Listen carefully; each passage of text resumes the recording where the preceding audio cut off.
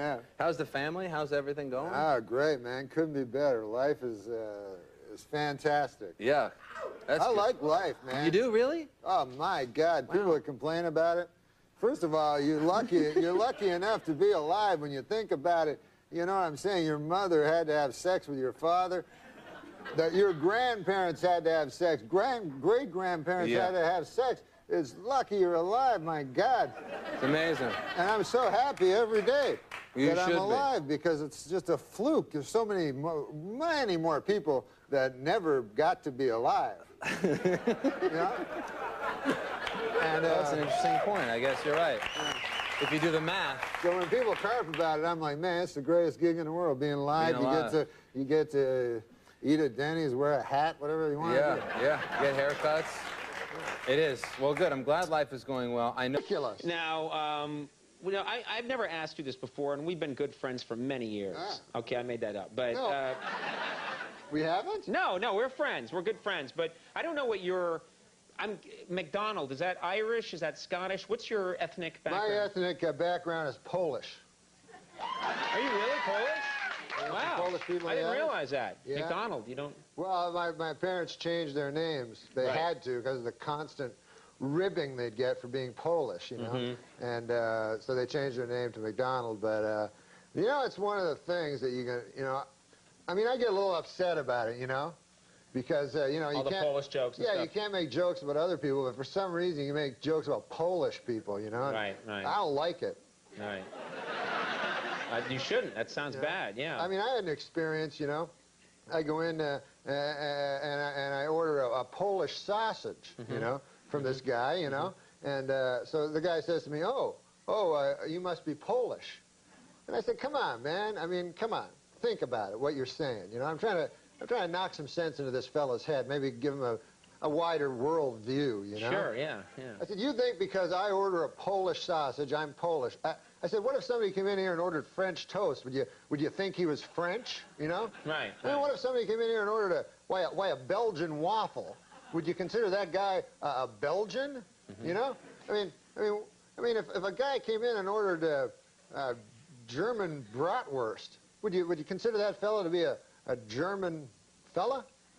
Right. I said, what if a guy came in and ordered German potato salad? I suppose you'd think he was German too. Yeah? Yeah. You know, what if a guy... Wow, you talked to this guy for a while. I'm telling you, man. With racist, you have to get through You have to really get it into their head. Right. I said, if a guy came in and he ordered a Cuban hamburger, are you going to assume he's a Cuban? Right. I said, I think it is absolutely ridiculous that just because I come in here, I order a Polish sausage, why would you jump to the fact that I'm Polish? Right. And the guy says to me, well, first of all, it's a hardware store.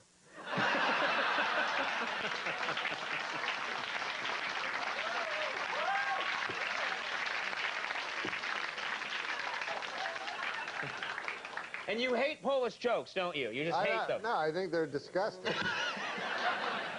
Let me ask you quickly. We haven't talked to you in so long. I want to ask you about your family. My great family. I love them all. How's your... we used to talk in the old days. You and I used to spin some yarns about Uncle Hector. How's Uncle Hector? Oh, Uncle Hector. Uncle Hector... He's Polish too, I'm guessing. No, he wasn't Polish. Oh, okay. No, he was from my cousin's side of the family. And he was...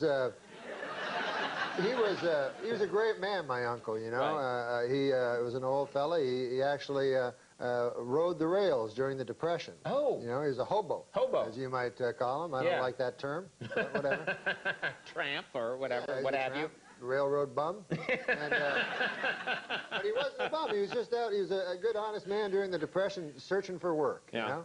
And, you know, he had no money, so he'd travel the country trying to find work, and he actually rode the rails, Uncle Hector. And he told me, it was an interesting story, he'd go through, this was in Canada, and there's a town called Kitchener in Canada, and the railroad cops were tough, boy. They were tougher than the real cops, you know. They had a law of their own, the railroad cops.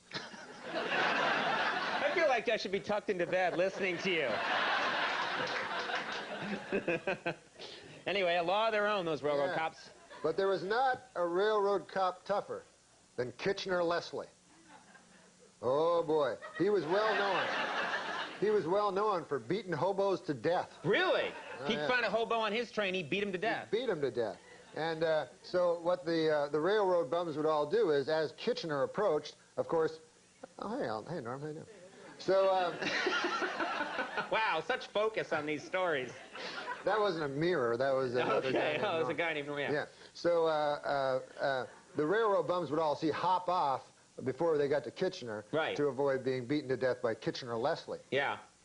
Anyways, my Uncle Hector, a good man, you know, and he walked into a mine one day. This is a story for that I think the young people could learn from. Don't go mine hopping, kids. During the height of the Depression, where there was absolutely no work, my Uncle Hector walked into I won't say the name of the mining company. It was McIntyre Mine, and he walked in. He had his lunchbox with him and his work boots, and he said, "Sir," he said, "I want a job." And they said, "We have no jobs." He said, "Well, 500 people work here at McIntyre Mine." He goes, "I don't think there are 500 men here better than I." He says, "As a matter of fact, I don't think there are 200 men better than I." He says, I think you'd be strapped to find 100 men better than I." And by golly, he got the job. What do you think of that? That's a great story. Now, I'm sensing there's more. Now back to Kitchener Leslie. Yeah. The most dreaded. No. Uncle Hector. Uncle Hector. What? No, I'm sorry, I'm trying to help you out. No, Uncle Hector. Dad, where's this story going? Uncle Hector worked in a mine, and it's a hellish job, the mine, as you well know. You know, darkness, you know. It's dank. It's dank. Yeah. It's coaly. It's a lot of. What? Well, you're in a coal mine. It's not coaly. It's coal-ridden. It's coal-infested. It's not coaly. It's coal-infested. So he worked in the mine, and by God, he worked hard. And after a week of working hard, he said to the shift manager, he said, He said, "By golly, I'd like to have a lady. I work hard, and where would I find a lady here in town?" Well, they said to Uncle Hector, they says, we have sex with animals here. By God, says Uncle Hector, I'm not going to do that. Why, I'm a normal fella. Well, then be to your own devices then. So, be to your own devices? Yeah. Wow. Uncle Hector continued working in the mine. He worked hard, and he worked long, and he worked for a low wage. But he was a man. And Uncle Hector, after a couple of weeks passed, he started to get a little itch, you know, as you and I say. Right. You know? Right. When we're thinking about the ladies, the ladies, know? Yeah. But he kept it under control. He went again. He said, "Are you sure there's no ladies here?" "No, we have sex with animals." Ah, my God. 6 months passed, and Uncle Hector couldn't take it any longer. He told me. Right. He said, "By God, I just had to. I'm just a man. I'm weak, you know. I'm not a saint, you know. And I was born in sin, I suppose, and I couldn't resist. I just needed it." So he said he walked by a pasture, and there was a pig. Oh, God. Yeah. That's terrible. Yeah, it's terrible. And so Uncle Hector said, well, he said, I walked up and I began having sex with a pig. And he said, all of a sudden, he saw all the miners like around him, you know, looking at him. They go, "Uncle Hector, what the hell are you doing over there?" And Uncle Hector's like indignant. He's like, "What? Well, you're the guys that told me that you have sex with animals." They're like, "Uncle Hector, you damn fool. That's Kitchener Leslie's girlfriend."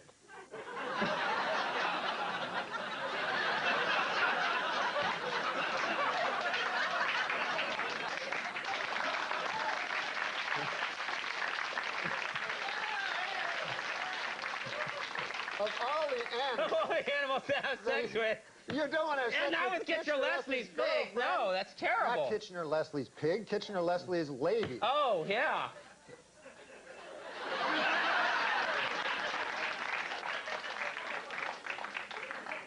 You tell quite a yarn, man. Well, I had shorter ones, but... There's no other guest tonight. That pretty much. I have one other funny anecdote, and it's very short. I don't think we can. Here he is, the always entertaining Norm Macdonald, ladies and gentlemen.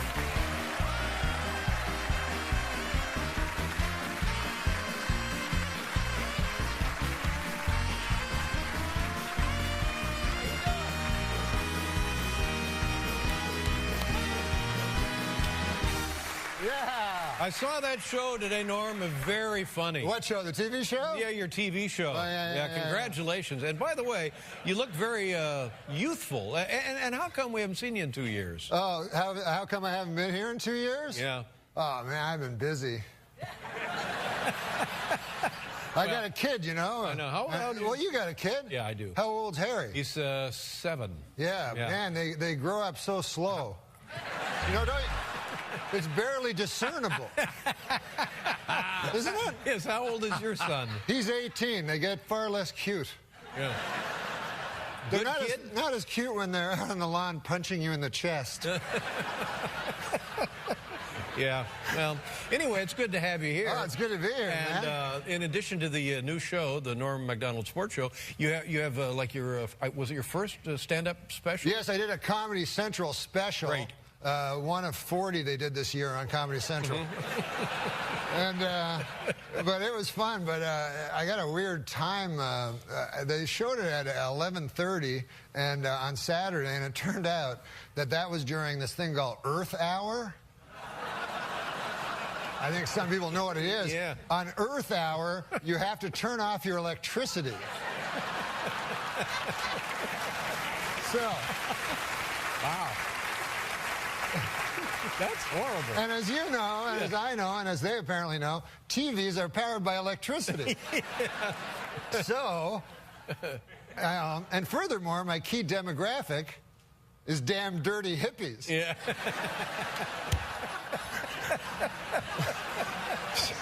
Oh, man. Well, you know, what are you going to do? Took one on the chin there. Yeah. Now, listen, I'm very surprised and impressed about this, that you've built kind of like a Twitter following. Yes, well, I'm an internet sensation. Whoa. Now, I didn't take you for a guy that would know about that kind of stuff. I know all about that stuff, Really? man. When did you start Twitter? 2 weeks ago. Really?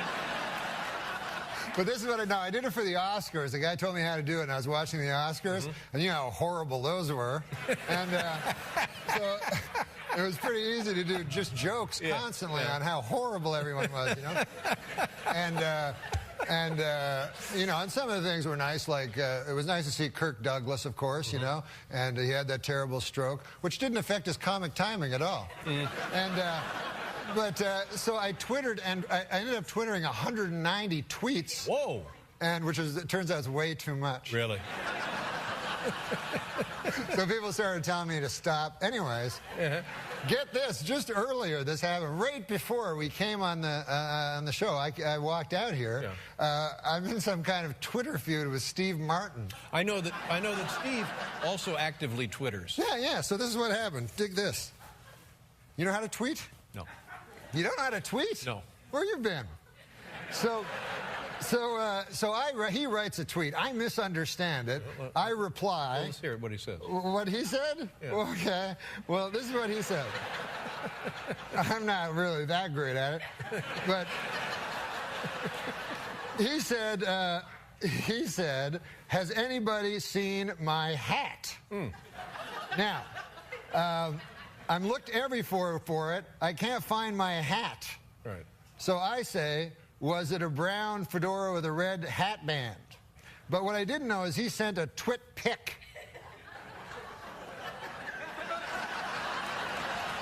Stop right there. Let me just say, if this is an example of Twitter communication, it's invaluable.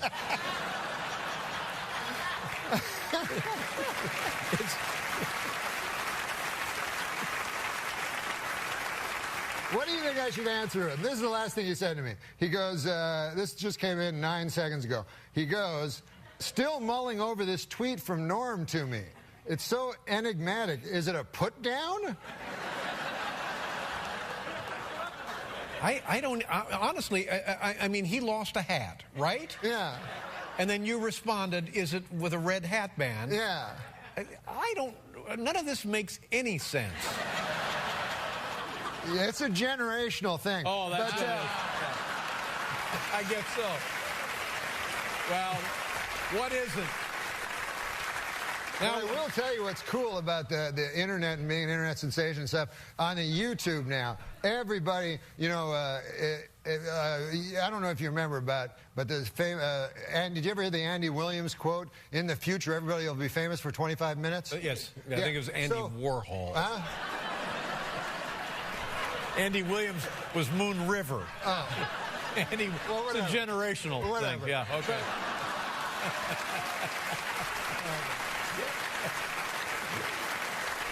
But here's the thing. Like, for instance, have you ever heard of Harrison Schmitt? No. Okay. He walked on the moon. I didn't know that. Right. An astronaut. Right. A guy who walked on the moon. There's very few people that have been in the position to go, hey, where's the moon? There it is. Right. Well, you're right. That's a good point. Right. Now, so 12 people have landed on the moon. Neil Armstrong, Buzz Aldrin. Who else? Right. So this Harrison Schmitt fellow must be going, what the hell do I have to do to get famous? Yeah. Right? Meanwhile, the Kardashians, we know Khloe, we know... It's awful. Yeah, Lois. Lois Kardashian. All of them. We'll be right back with Norm Macdonald, everybody.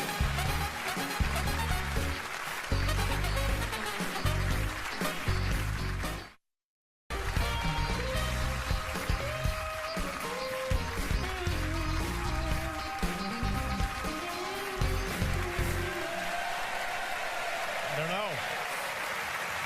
You can tweet Steve Martin. Can you tweet him right now? I can tweet him, yeah. Or just tell him that I said hi. Oh, okay. Yeah. And that you're on the show and we're talking about him. And okay, awesome. I said hi. Awesome. And add this. I'm sorry about the hat.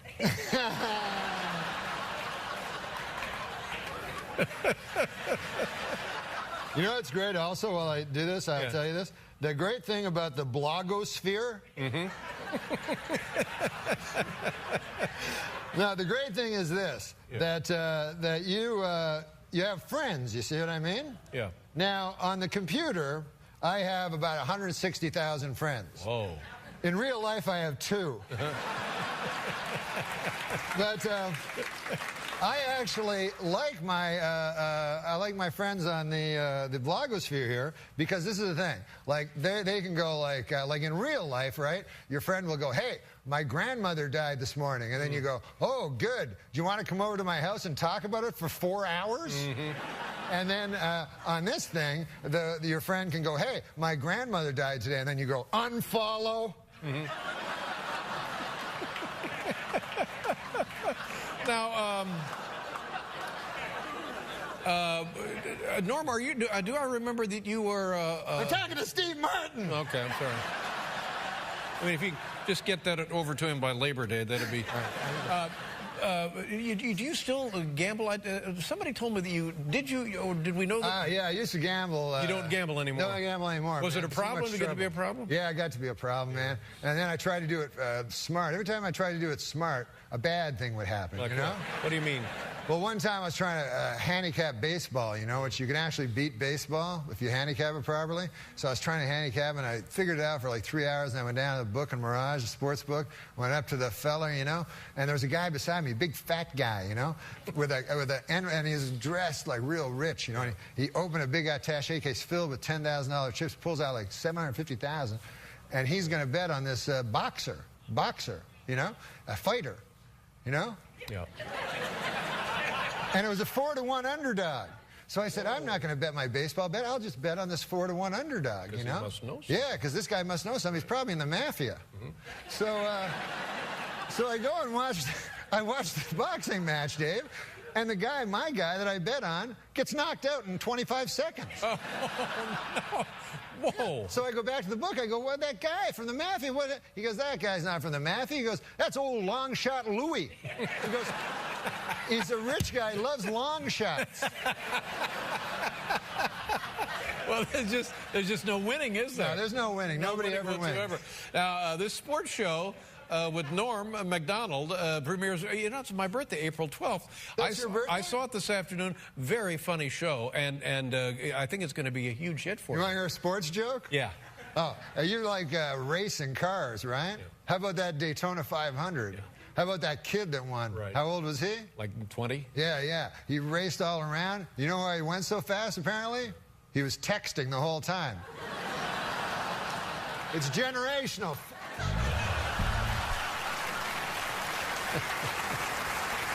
The show premieres April 12th on Comedy Central. Sports show with Norm Macdonald. Great pleasure to see you. It was great to see you, man. Don't wait 2 years to come back. Welcome back to C.C. Sabathia, ladies and gentlemen. I live at 56 between 8th and Broadway.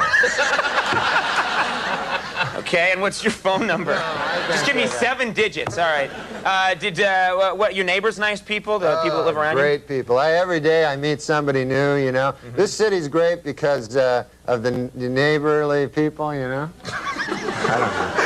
But I did meet one neighbor. Interesting story. You know, that this guy just moved in. You know, next door to me. So I'm always one to meet the neighbors. You like to chat with the neighbors, Yeah, because, you know, so I went over to the guy, knocked on the door next door to where I live, and I say to the guy, I said, hey, I'm your new neighbor, you know, and I said, good to see you, you know, nice to run into you, you know, welcome to the neighborhood, you know. And so the guy, I said, what do you do for a living there, sir, you know, if you don't mind me asking?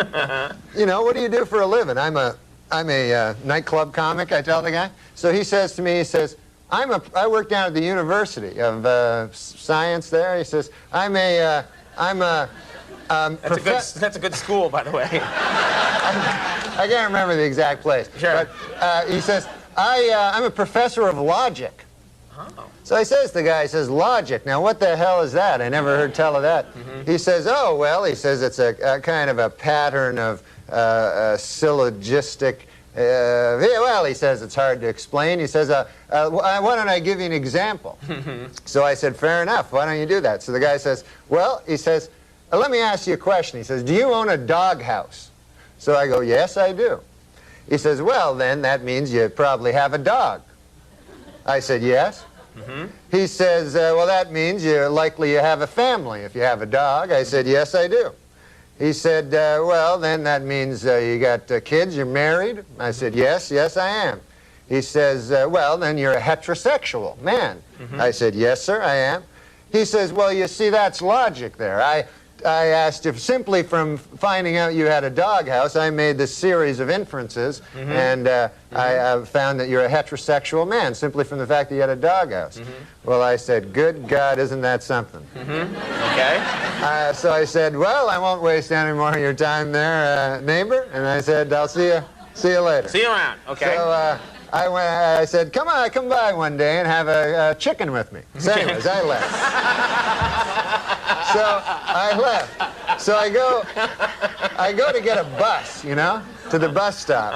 And I walk down to the bus stop, and I'm still thinking about this thing that happened to me, you know. And I'm standing at the bus, and no bus coming at all, you know, and 5 or 6 of us standing around, and one guy lights up a cigarette there, and he goes, as soon as you light up a cigarette, the bus comes. And he smokes the whole damn cigarette, no bus comes. Right. So I said to the guy, well, that theory really worked, huh?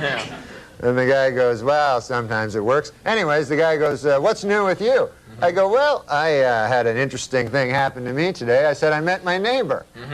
And he goes, oh, yeah? I go, he had a hell of an interesting job. I said, he's a professor of logic down at the University of Science. And so the guy says, is that so? He says, professor of logic. He goes, what the hell is that, logic? I said, well, it's a series of something or other. Right. I said, I can't remember exactly, but I said, I'll give you an example if you want to hear an example. So the guy goes, all right, fair enough. So I said, let me ask you this. I said, let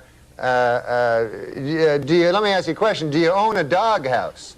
And the guy goes, no, I don't own a doghouse. So the guy says, oh, yeah, you're one of them gays.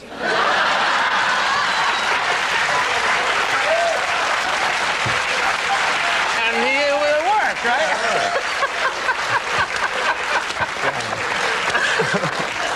What great stuff you can learn at that was nice. University of Science there. And then the guy, get this. Get this. There's more? This gay guy invites me to have a chicken at his place.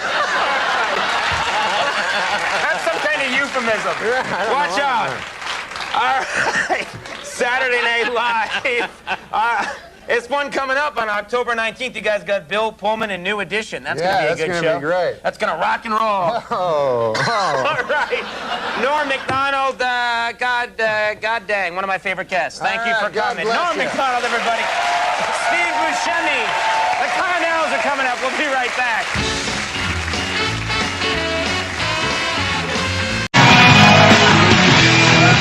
Welcome back to the program. My guest tonight, a very funny comedian and actor, is on Saturday Night Live for many years. His new show is Fox's A Minute with Stan Hooper. Hey, you don't just come in here uninvited. I knocked. Hey, Gary. What are you doing? I'm getting your bed ready. Well, we don't want roses on our bed. We don't live like this, Gary. Yes, you do. Gary, it's lovely, but that'll be all for tonight. Oh, okay, Mrs. H. Well, if you need me, I'll be in my quarters. Oh, where are your quarters? Why would we need him?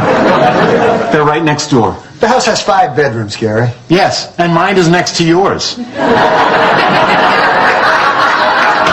Please welcome Norm Macdonald. Norm!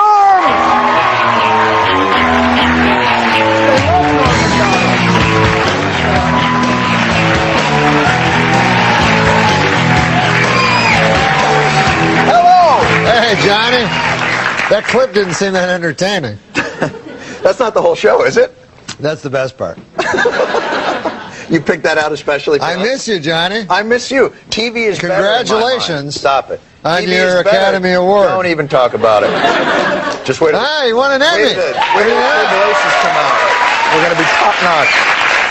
By the way, you are the first guest to sit in our new couch. Talk to me about... This is some couch, I'll tell you that, man. What do you think? I'd it.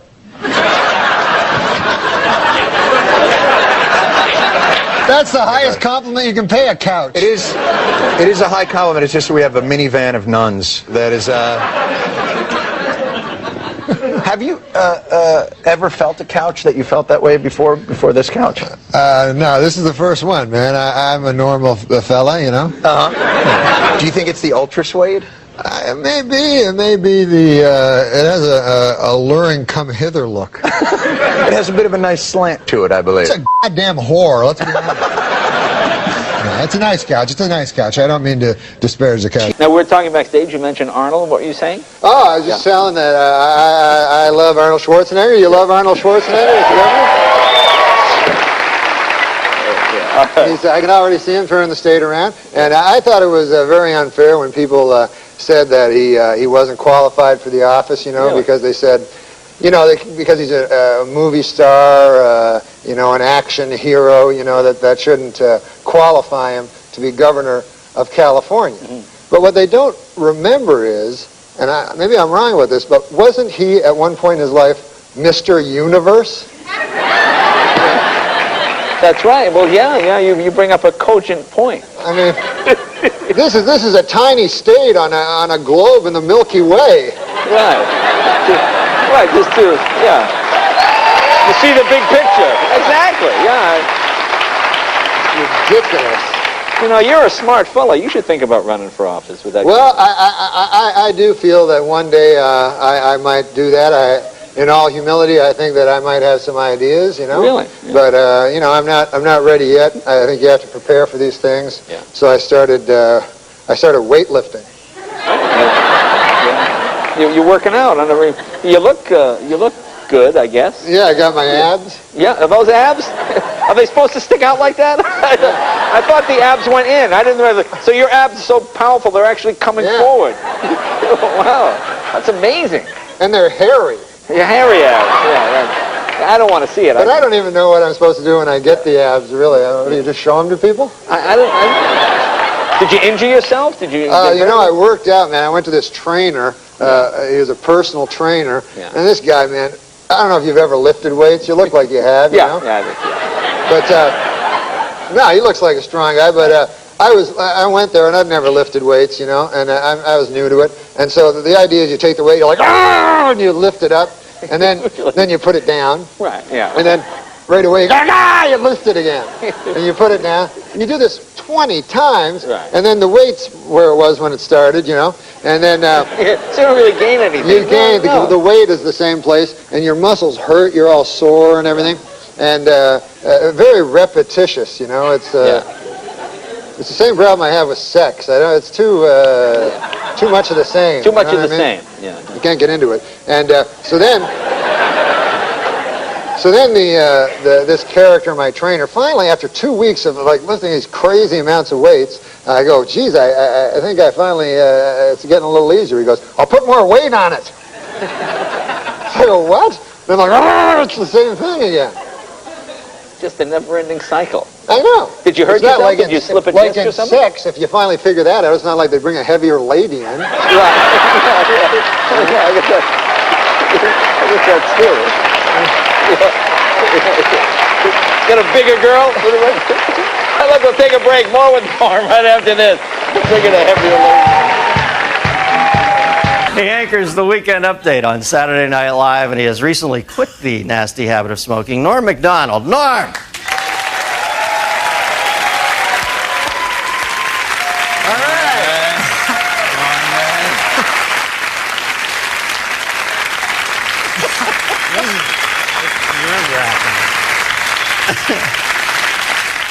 Now, you're a young iconoclast, Norm. You know, the kids, they get you. What? I was going to wear a suit, and I don't need to. I like this whole D.B. Cooper look for you, man. This is... Now, is he the guy that jumped out of the plane? No. He's married to Alice Cooper. Now, the thing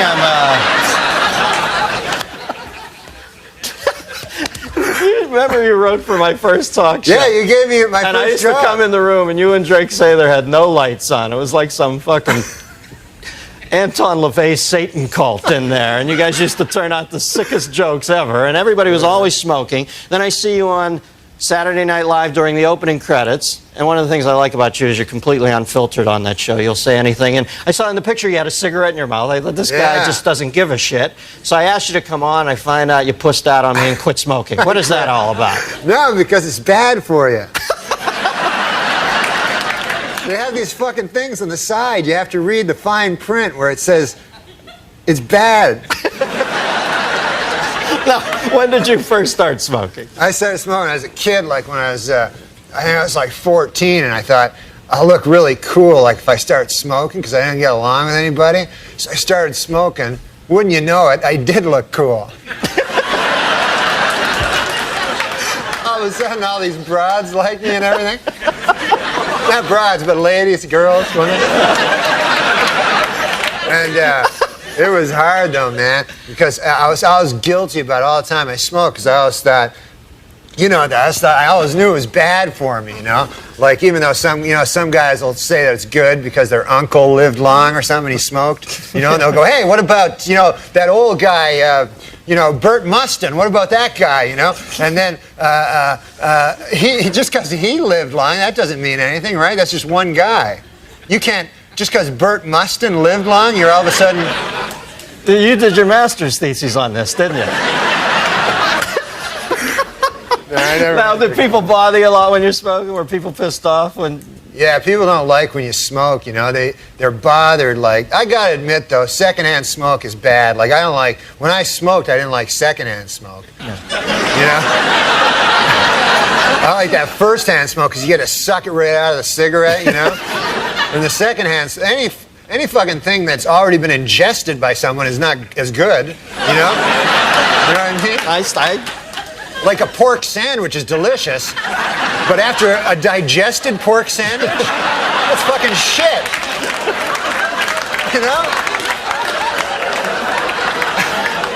You can't fight that logic, Norman.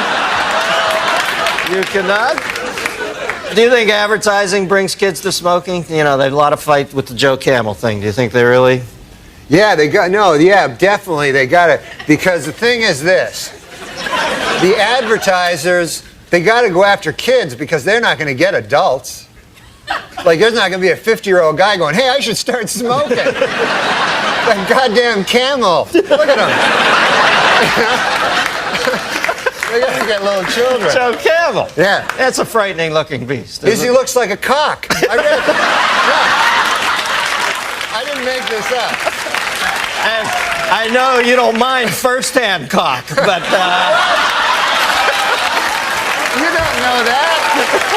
Don't say that. this stuff happens, man. Because a buddy of mine worked on Saturday Night Live, and he said he was a fag once as a joke. And then he said everybody comes up to him saying, "Are you a fag?" Gay man, I mean. Show about smoking. They thought you meant the British word for cigarette. All right. Exactly. Can I bum a fag? That's what they say in England. Where else? All right. The thing about Joe Camel looking like a cock, Dennis. I lost my train of thought. Thanks for bringing me back. This is what I've noticed. He doesn't even look like a fucking camel. He looks so much like a cock. Because you know how it's usually subliminal? Yeah. Where you have to find the cock, right? This character, you have to find the goddamn camel.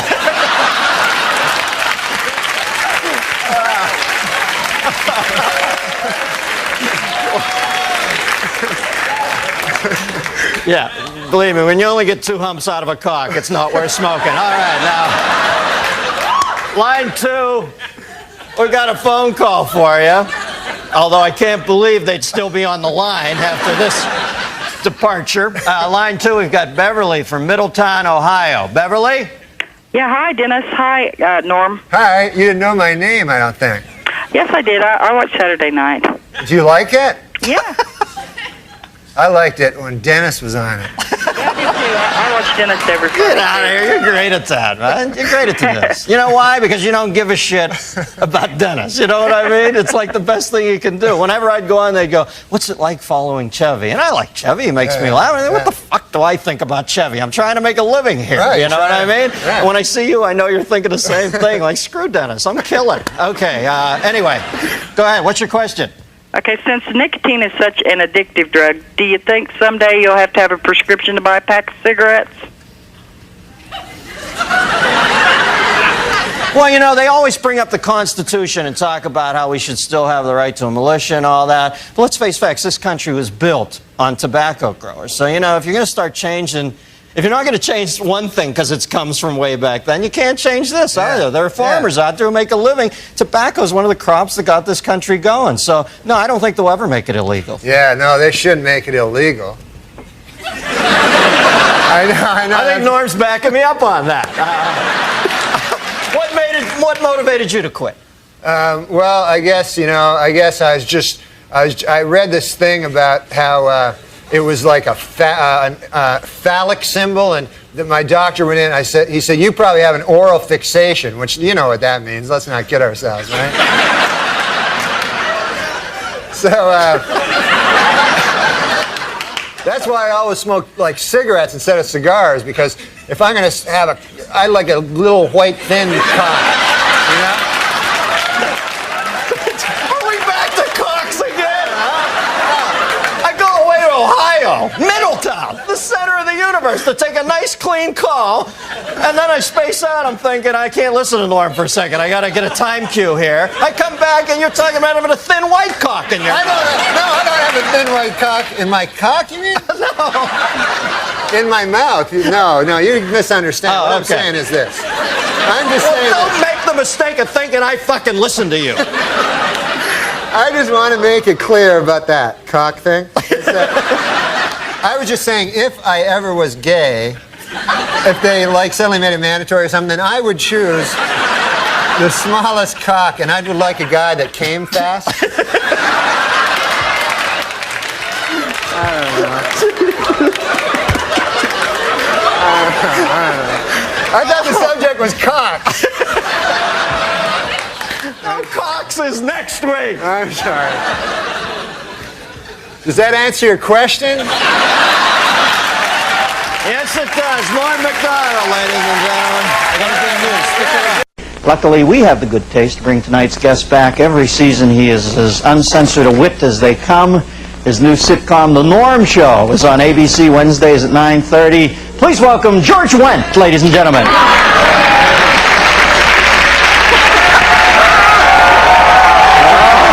thought they were getting... Georgie Wendt!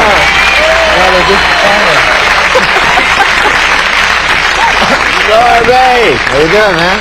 How are you? I'm all right. How's it going? Year in, year out, my favorite guest. All right, you're a good man. Because you have no inner barometer of how far to go. Well, no, because it's HBO. I like to be dirty, you know, and it's fun. You know what you are? You're like a profane child. That's how I think of you, because you always say, I like to be dirty. Then you go up on this Pynchon-esque cock rant for like 3 minutes. Yeah, cocks are ugly, and Joe Campbell's a cock, and you're always shuffling your feet. What are you nervous about? You're a star, for Christ's sake. How's that sitcom world? Is that hell, or do you like that over there? It's not a lot of fun, but, you know, it's good to do.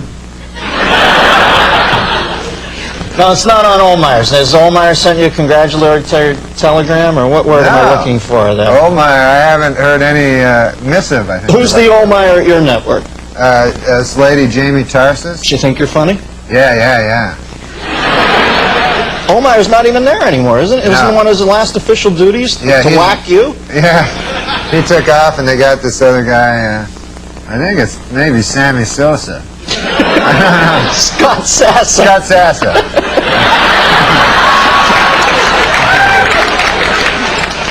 All right, now I want to do a Rorschach thing. What flashes into your mind when I say bad taste? What do you find bad taste? Well, there was this performance art guy, I remember in New York, that his whole big thing was he'd take a picture of our Lord and Savior Jesus Christ of Nazareth, and then... Oh, that's Jesus Christ. Yeah. And then his whole act is he'd piss on it with his cock. Wow, you know, at least he showed respect. He could have pissed with his, what, arm? You're right. So I thought that was really and horribly bad. That's over the line, as far as... Yeah, because Jesus Christ, you know, he died for the guy's sin, and then the guy pisses on his picture. And it was a picture of Jesus dying for his sins. Like he was on the cross going, oh, I'm dying for the guy's sins. And then this guy's like pissing all over it. But, you know, when Judgment Day comes, he's going to have to face Jesus Christ of Almighty of Nazareth, you know. And Jesus is going to say, hey, asshole, what's with the peeing on my picture? Yeah. That negates every other good thing he ever did, you know. Yeah. He's like, you don't piss on my picture. Yeah. You don't want to come up to the gates of heaven, God's leaning there with a nunchuck strapped around his neck, you know. How do you go, I'll have some performance art for you while the fucking devil shoves some coal up your ass.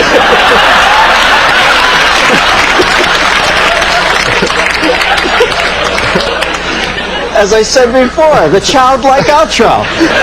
But effective. How do you define bad taste? Is it like beauty? Is it in the eye of the beholder, or what? Yeah, it kind of is. You know, it depends on what people... Some people, like, get all upset over certain words, like...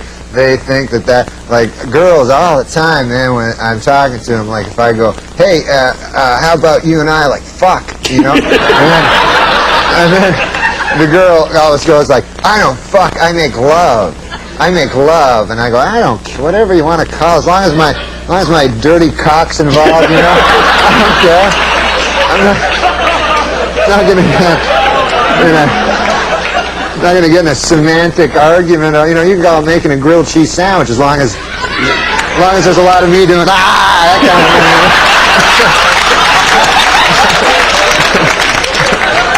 thing. Now, what's the earliest into hitting on a woman that you've ever said, I want to fuck you? Like you give it a couple minutes, right? I try to get into it pretty quick. So that trump card down. No, if you're in the game. I don't, because I don't like. I don't ever ask them to. Would you like to have dinner? I don't really like having dinner with them, or having a drink with them, or anything like that. No. You know. So that's your sort of exchange with women is. Yeah, I say, hey, how about you and me fuck? And then they go, no. And then they go, how about we have dinner? And I go, I don't like dinner. You don't like fucking.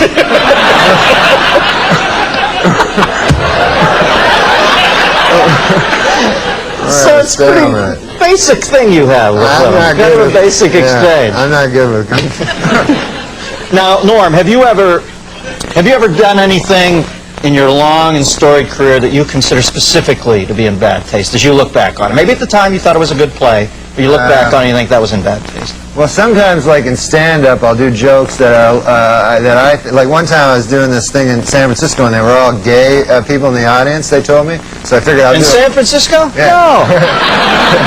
So I figured I'd do stuff about gay people so that they could relate to it. Yeah, it's warm up.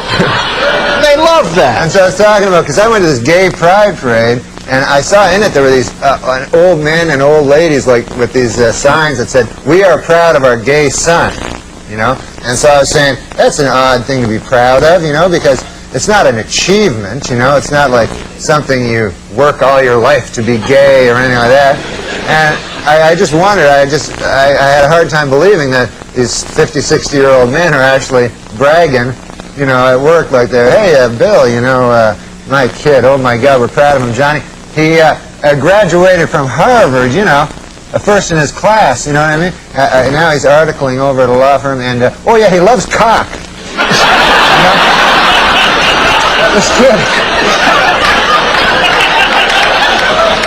he can't get enough cock in his mouth, his ass, his kid's always cock. I got a picture of the boy here sucking another man's cock. I want to show it to you. What do you do with your son? I play with him. You do. How old is he now? How old is this young man? He's 15 years old. 15 years You're old. still playing with him. Right. You know, it's a funny thing. Yeah. When he was a very young boy, you know, when he was like 3, 4, or something like that, I would play games with him. You know, like we'd play basketball or something. Sure. And I'd let him win. Right. You know. And now he can beat me at everything. And so he's like, "Hey, man, I always beat you at everything." I said, "No, fuck, I used to let you win." You go, "Fuck, he doesn't believe it." He always beat you. Yeah, so he just thinks I'm some retard that can't beat a fucking infant. Well, it's albeit a bad one, but nevertheless. Just sad. It was all happening in Canada, you know. Canada. You know, You can't talk about it because it happened in Canada? No, I'm saying, you know what happens in Canada stays in Canada. But seriously, what led to Hey, you you? want to hear a joke from my act? Yes. I do. He must have done something really bad. No, it's about that whatever happened in Vegas stays in Vegas. Go ahead. Yeah, I want to hear that. That fucking whatever happens in Vegas stays in Vegas. Yeah, I heard that. I heard that. So actually, it doesn't really stay. Like you can't. It's not like you can kill a person and then leave Vegas and everything's cool. You know what I mean? So what I did was I looked at that phrase. What it actually means is basically you can go to Vegas, fuck a prostitute, and then she will not tell your wife. Right. That's exactly what they're saying. You're saying not like those gossipy small town whores. You're saying back to where you come from. I'm saying back at home, they're blabbermouths. You're saying, in other words, they're sitting in the beauty parlor going, "Oh, you're married to Hank Johnson? I fucking shit on his face last night." In other words, it's a small world. There are certain people who literally. What did Gilbert do? I read in the computer that Gilbert said something back at Affleck or something. Well, I don't. You know, Gilbert is not the type to apologize for anything he says, but I think it cost him a lot of money. The Affleck gig was easy. Once a year he goes in, acts like a duck, and he makes a ton of dough. And he doesn't even have to say anything but Affleck. Hey, you're right, Affleck.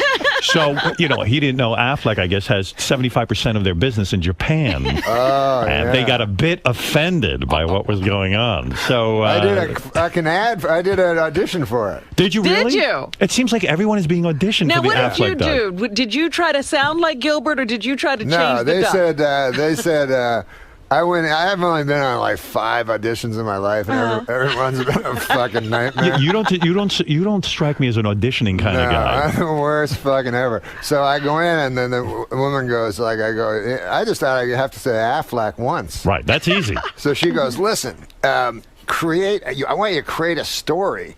Like, that's what I want you to do. Like, you just think of the duck, be quizzical and funny, and then sarcastic, and then serious, and then sexy." And she goes, "Just create a story. Have fun." They all say, "Fucking have fun with it." No, this is my work. There's no fun here. So then, like 3 seconds in, I'm like, I want to get the fuck out of here. I ain't gonna be the fucking duck. So she left, and then there's just me and a guy with a hat. So I said, listen, man, I'll just say Affleck and get the fuck out of here, because I only got so many fucking moments in my life. Right. You got a life to live. Yeah. So have you ever been in that situation? You've never have been, because you have complete freedom. But it's me, a guy with a hat. He's telling me how to say Affleck. I'm saying Affleck.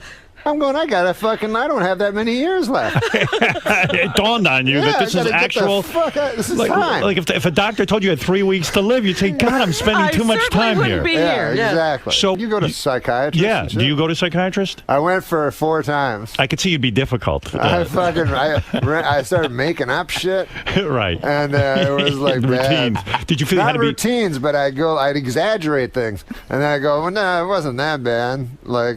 So it was hard for you to take yourself seriously in therapy. The first time I went was here in New York, man. I went to a fucking apartment. It was in an apartment. Is this during Saturday Night Live years? Yeah. Okay. And I was fucking addicted to gambling and shit, so that's why I went. But anyways, I go to this.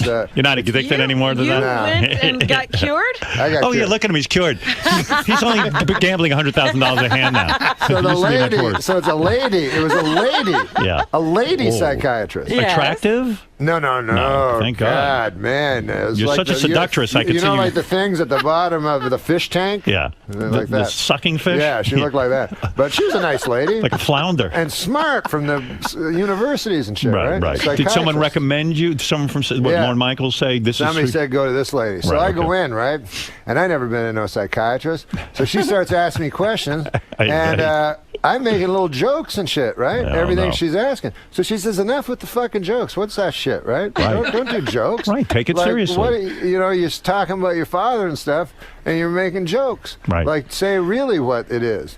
So I go, I never did that in my life, right? So I'm like, all right. So then I'm talking. So then cut to fucking 25 minutes later, tears streaming down my eyes. I'm fucking like a fucking little fag baby, right? I don't know if babies are fags. I don't know. But I'm crying and shit, right? And then she's like, okay, time's up. Beat it. Yeah. So I'm like, whoa. I go, no, please. I go, I'll pay you more. Just I have to stay here, right? And she's like, there's another lady. Get out, So I'm like, ah. So then I walk out in the cold New York, with the hot dog vendors. They don't give a fuck about you. Tears. And I go through Central Park shaking. And here's a story about Rodney, man. He was fucking guy.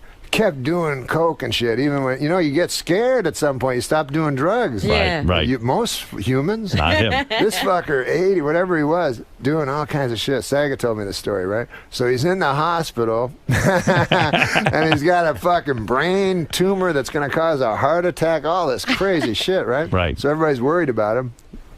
Just leaves the hospital 2 days later, right? Walks out on his own. Yeah, so he's in the comedy store with 2 hookers, and he's waiting for Ron Jeremy to show up. Oh my goodness! So this is 2 days later. Yeah. So Saget told me he walked in, he was like completely shocked. He said, "Rodney, how you doing, man? Well, what's going on?" He goes, "How are you doing?" And Rodney goes, "How am I doing?" He goes, "I'm sitting here with 2 whores waiting for a guy who can suck his own dick. How you doing?"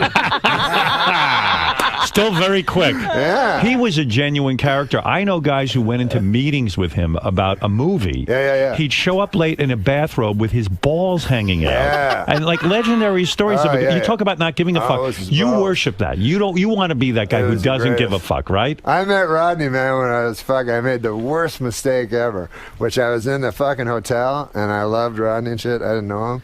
And I was coming down in the casino. I was coming down the fucking elevator, and Rodney was in the elevator. I'm like, oh my God, it's Rodney. I gotta say something to him. So anyways, I'd worked on some stupid fucking thing with this director who said he worked with Rodney. Yeah. So I used that as a thing, right? So I go, hey, Rodney. I go, we have a common friend. He goes, who's that? I go, Paul Johnson. He goes, that cocksucker. He goes, that fucker's no friend. And there's a full elevator. That fucker's no friend of mine. You tell him he can suck my dick. I'm like, oh, I'm not his friend. I'm not his friend. And you hear these stories that Rodney was sort of a bitter guy because he made it late in life and all that. But yet he was a sweet guy because he helped everybody. I mean, he did something for me that I'll never forget. Like I appeared on the Tonight Show with Jay Leno back when I would work with that scumbag. Yeah.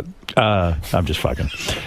He's a great guy. Anyway, I went on the Tonight Show, and Rodney called me at my house. Now, I didn't know Rodney, and he just says, "Hey, Howard, I just want to tell you, when I used to do shows, no one ever called me. No one ever said I did good.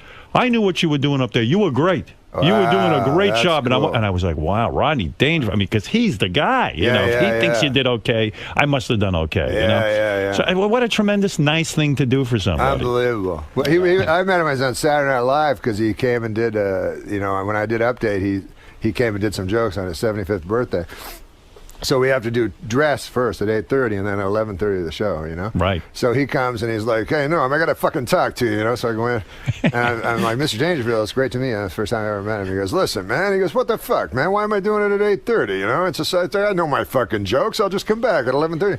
I go, "I don't know how it works, Rodney. You got to do it." He goes, "God damn." He goes, "Let me tell you something, kid." This was his advice to me. Kid. He goes, "Let me tell you something, kid." He goes, "This fucking TV shit, He goes, "This waiting around all the fucking time. It's a bunch of all shit. It's shit." He goes, "It's the same with fucking movies, You're in the movie, and then you're in the fucking trailer all the time. That's all you're doing is fucking jerking off in the trailer, He goes, "It's all shit, kid." He goes, "Remember this and remember it. Remember it forever. Stand up, man. That's all there is. Stand up." And he meant it. Then there's a fucking 5-minute pause. He's looking me right in the eyes. He goes, "Stand up, shit." He forgot.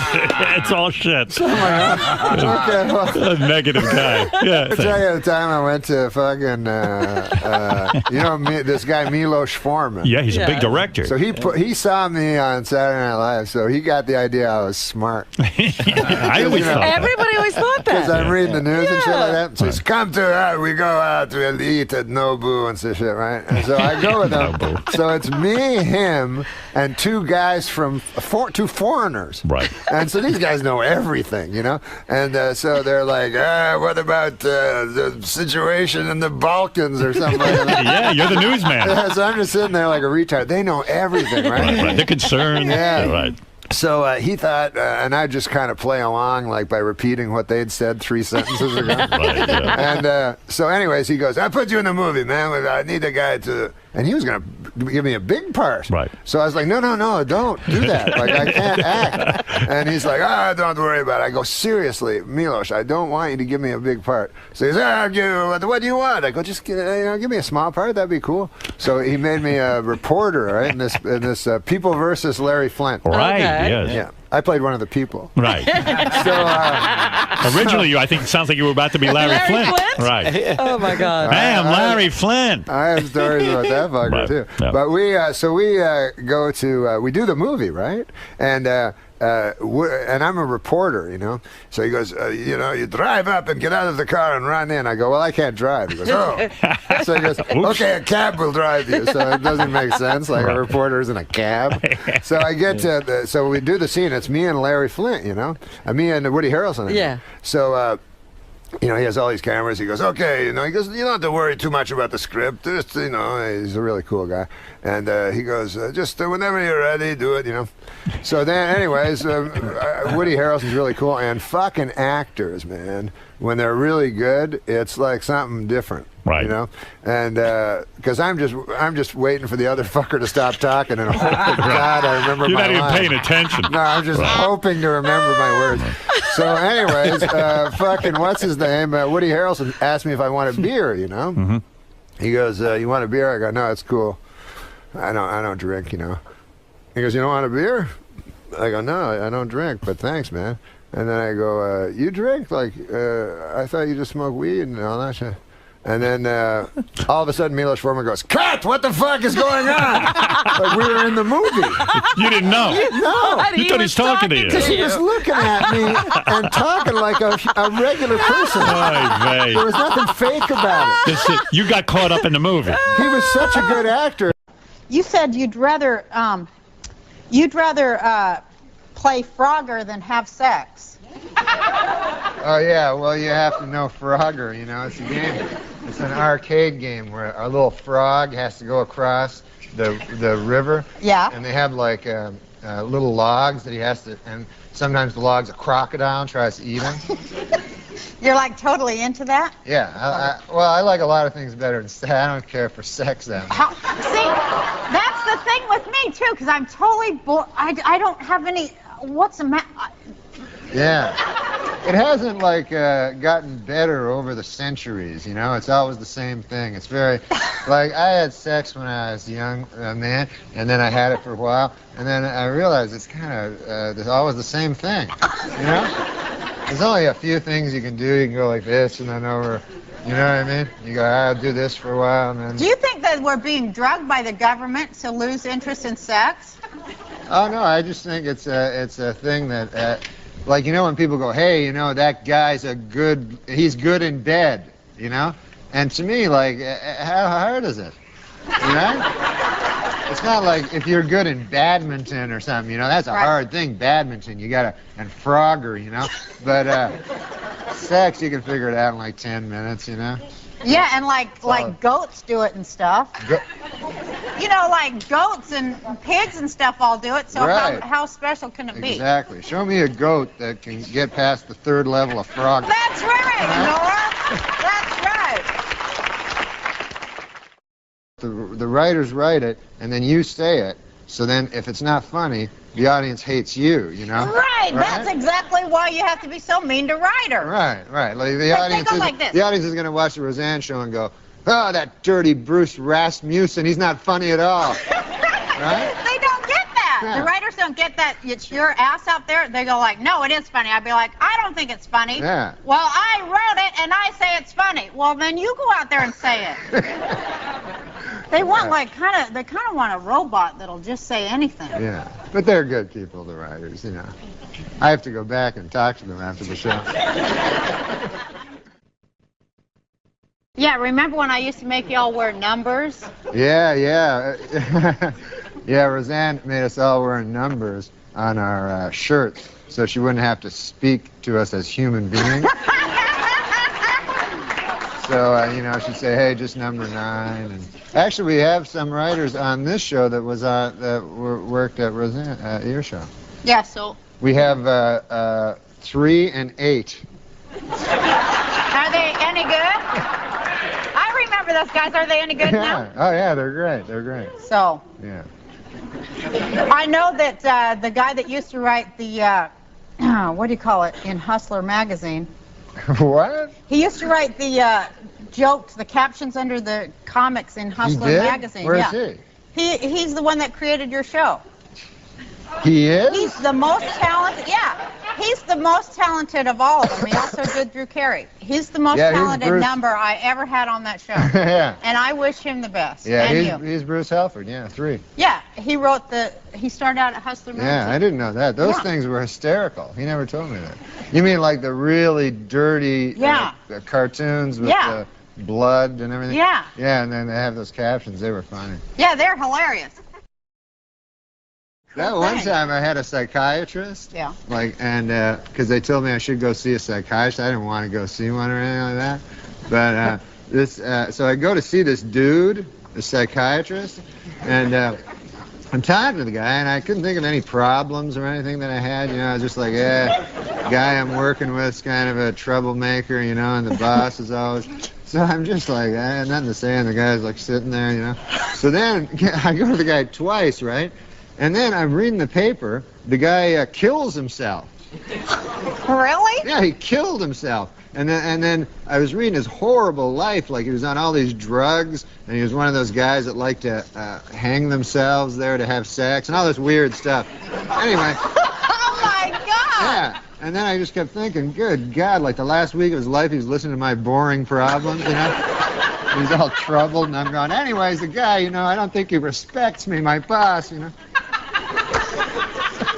That's kind of, did like that, how deeply did that frighten you? When you read it in the paper that he killed himself. Yeah, I don't like hearing about guys killing themselves. That's really scary, isn't it? Yeah. Especially a psychiatrist, you figure they got it all going on in their head, right? Yeah. And then, like, when you find out they're crazier than you. Yeah. I don't like that. Because I don't like those psychiatrists, too. I'm always afraid, like, that, you know, they get you under their spell there. Yeah, and then, they do. And then you don't have anybody else. You only trust the guy. Yeah. And then, of course, first thing he does has sex with you. That's right. Yeah, the first, it's like a cult. It's a horrifying cult, I think. Same with hypnotists. Like, I always think if a hypnotist is going to hypnotize you, Yeah. he should say right before, I promise I will not have sex with you, you know, while you're under, because, you know, I want to give up smoking, but at the same time. I brought some pizza. Oh, boy. Oh, I love this pizza. Yeah, it's pizza. Dairy pizza. Oh, my God, look it. It's kosher pizza. It's so good, too. Because you're Jewish. That's right. I just want to be able to eat pepperoni that's made out of veal or something. I love that. You'll go to hell. What, if I eat pepperoni with pork? Yeah, because you're Jewish. Will that make me go to hell? Yeah, isn't that the whole idea? Go to hell? You know, I'm Christian. I can eat any kind of pizza and not go to hell.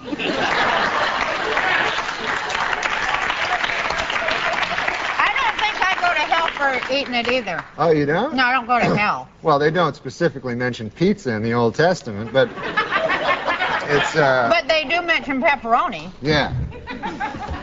This pizza But here. it doesn't say you'll go to hell. It just says, you know, you never know where, you know. You might want to avoid this piece. Actually has hooves on it. You want to eat that? And I said, listen, man, because I kept hearing these things about how old people always have sex. Yeah. So I said to my grandmother, grandfather, you still have sex with my grandmother? He was like, good Lord, no.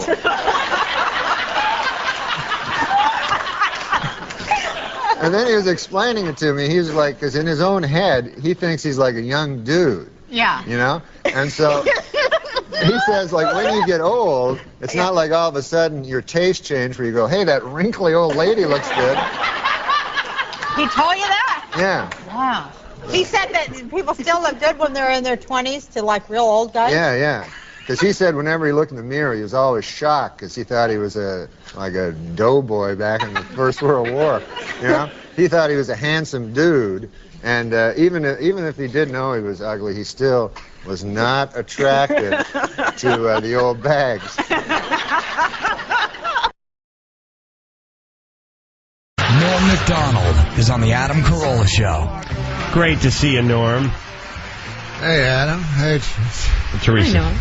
How you doing? Norm's going to be at the Bray Improv tomorrow. That is Thursday through Sunday. 2 shows on Friday and Saturday. Feels like a tall order for Norm Macdonald. Yeah, it's gonna be fun, man. It's gonna be a donkey ride to heaven.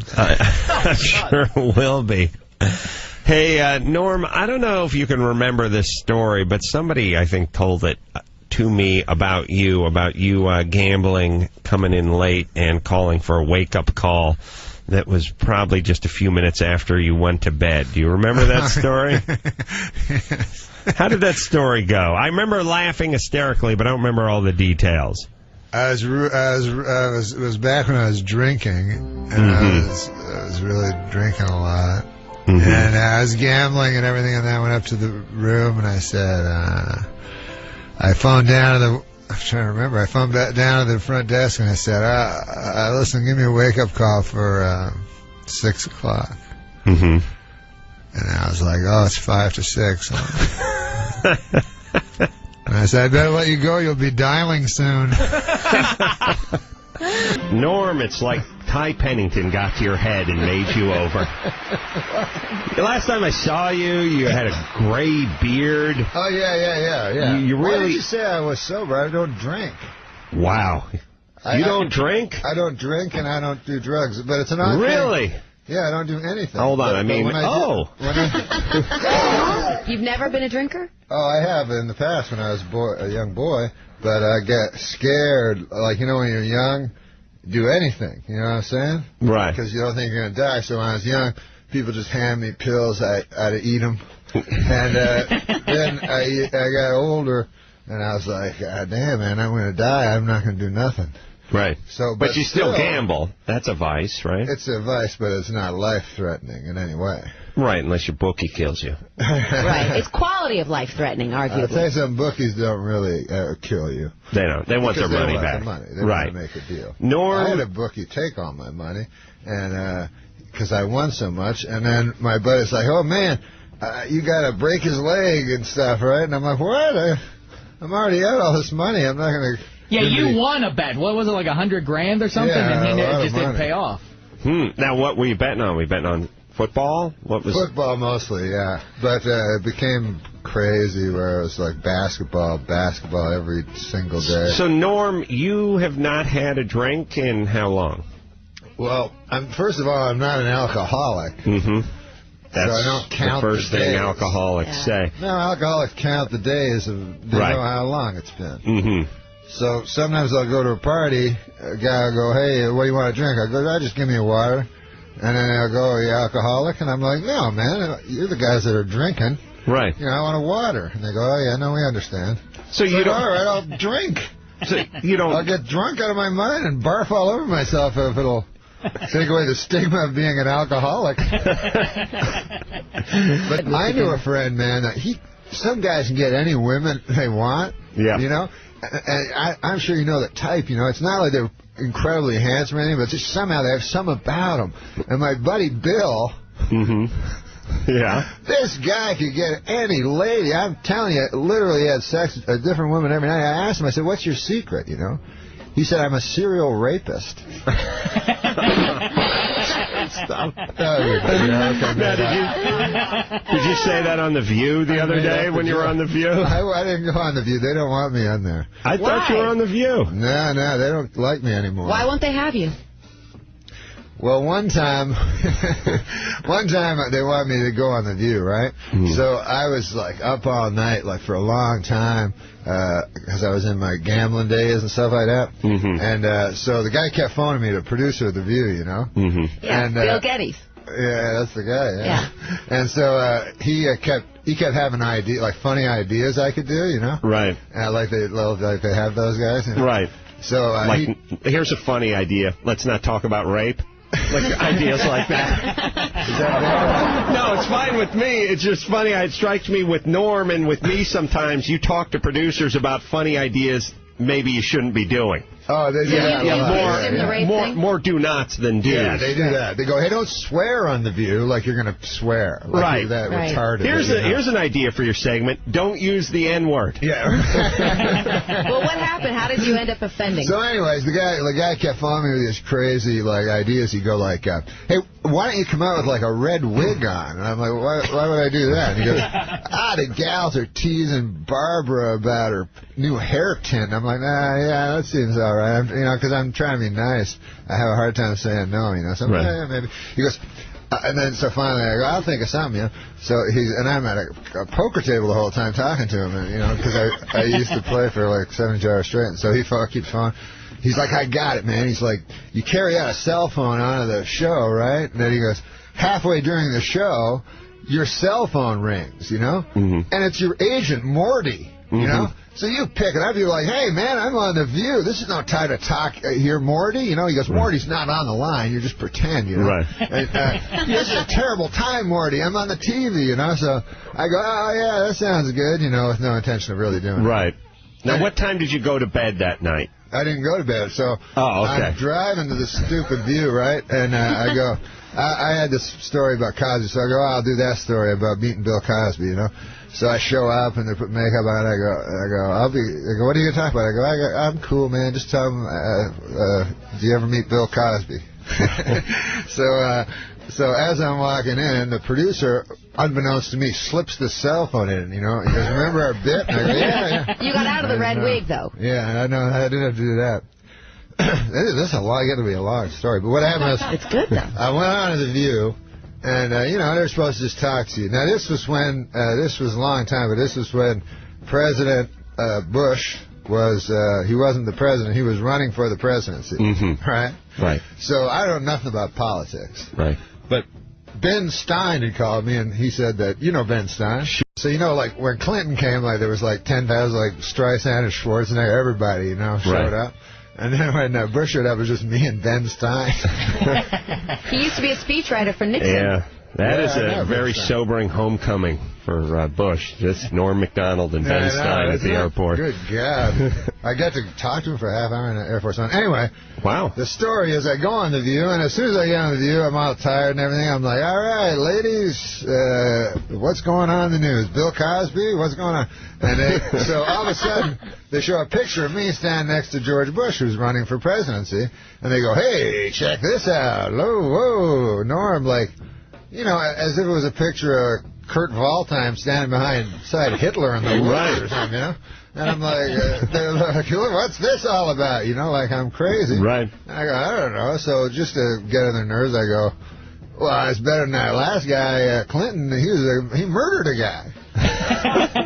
And so then Barbara Walters like went all crazy, and she's like, what did you say, young man, you know?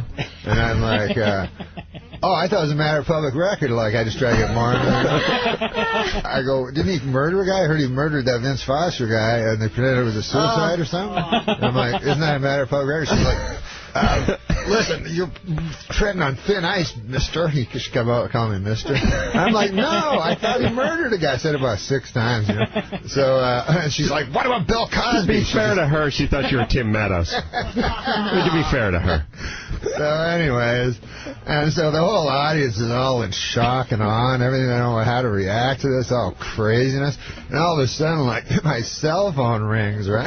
You got the bit, yeah. The bit. Morty's on the phone. I'd forgotten about it. It was coming from the speakers. I didn't know what it was like that. And so then it occurred to me, and I pull out the cell phone. I'm like, hey, Morty, hey, this is a terrible time to call, right?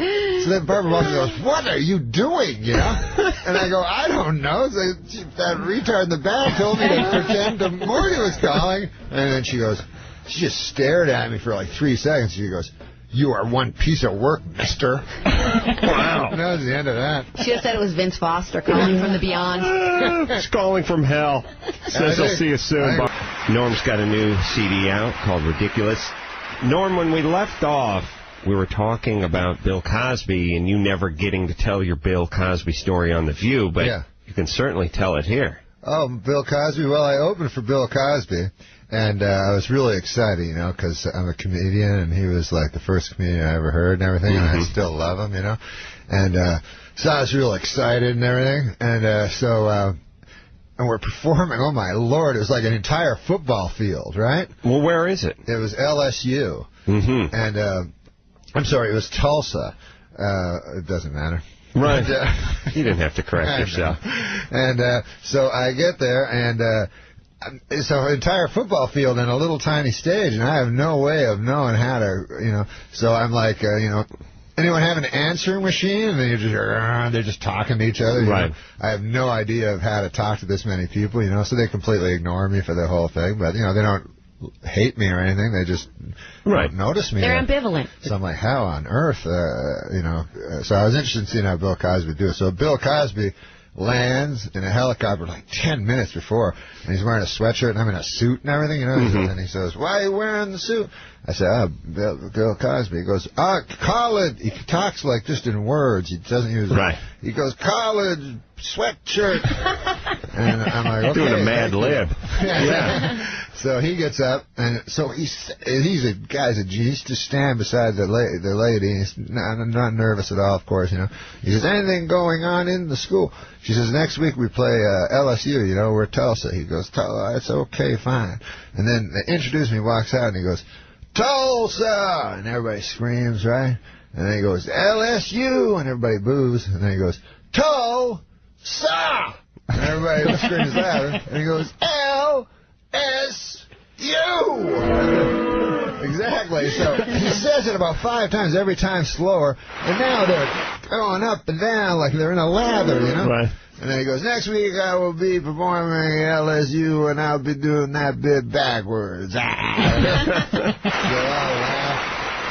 That is amazing. But anyways, afterwards, so I talked to him, and I go, oh, man, you're the best. You know, I listened to you as a kid and everything with my dad, like, was racist. But he loved you know. And I it's the ultimate compliment. It is. It tempered, like, his racism and stuff. Yeah, it's like telling a cow that your mom's vegan, but was willing to eat just you. Cow. Yes. That's how much she loves you. Yeah, if you want to compare an African-American to a cow.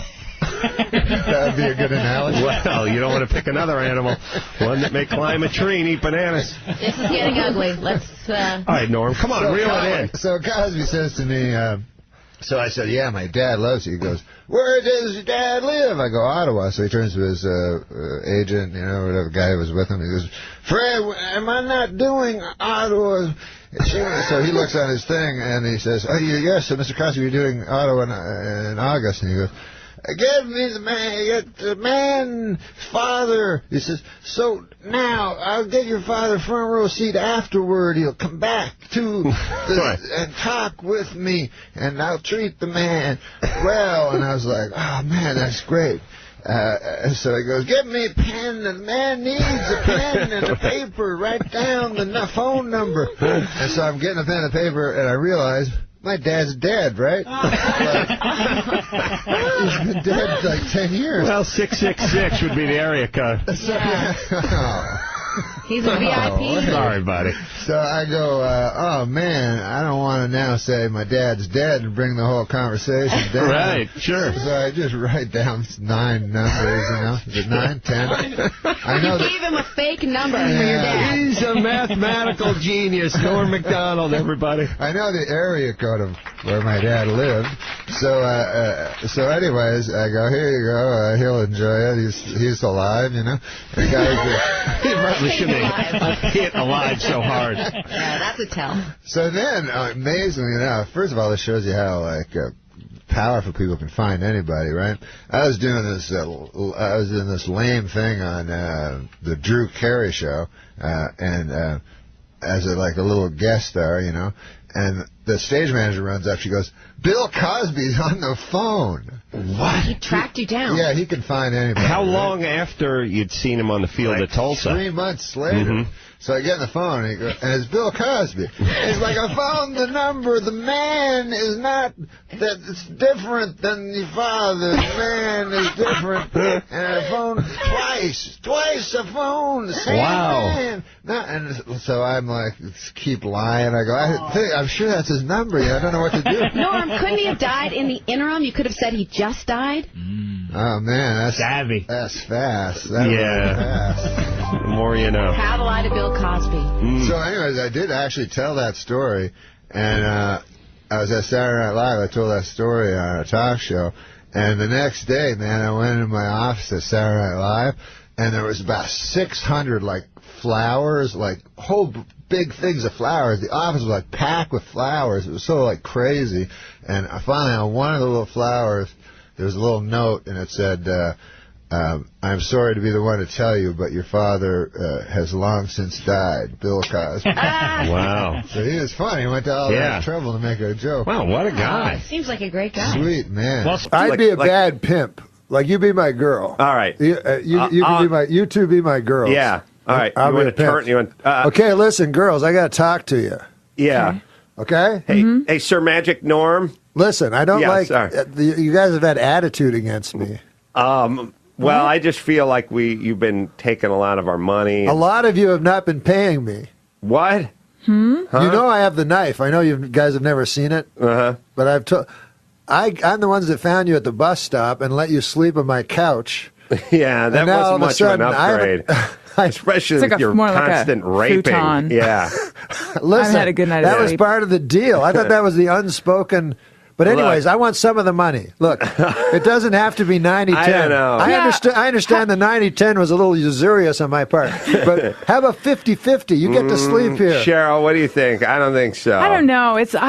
I really have a knife. The cost of living for prostitutes I'm going starting up. to think you guys don't believe I have the knife. I haven't seen your knife. But you've heard stories. Well, only from you. That I cut that girl? That's a true story. I wasn't making that up. I talked to Cindy. Oh, you know you met Cindy? Yeah, she said she's you never. She's a liar. She said you never cut her. She's a liar. She got in a car accident. That's where the scar came from. Yeah, she said you talked about the knife all the time, but she get never a knife. saw the knife. I could buy That's a what knife. she said you said to her. Yeah, I could buy a knife easy. I know people. Oh, well, now you got to buy a knife? I know people. Hold on. You said you had a knife.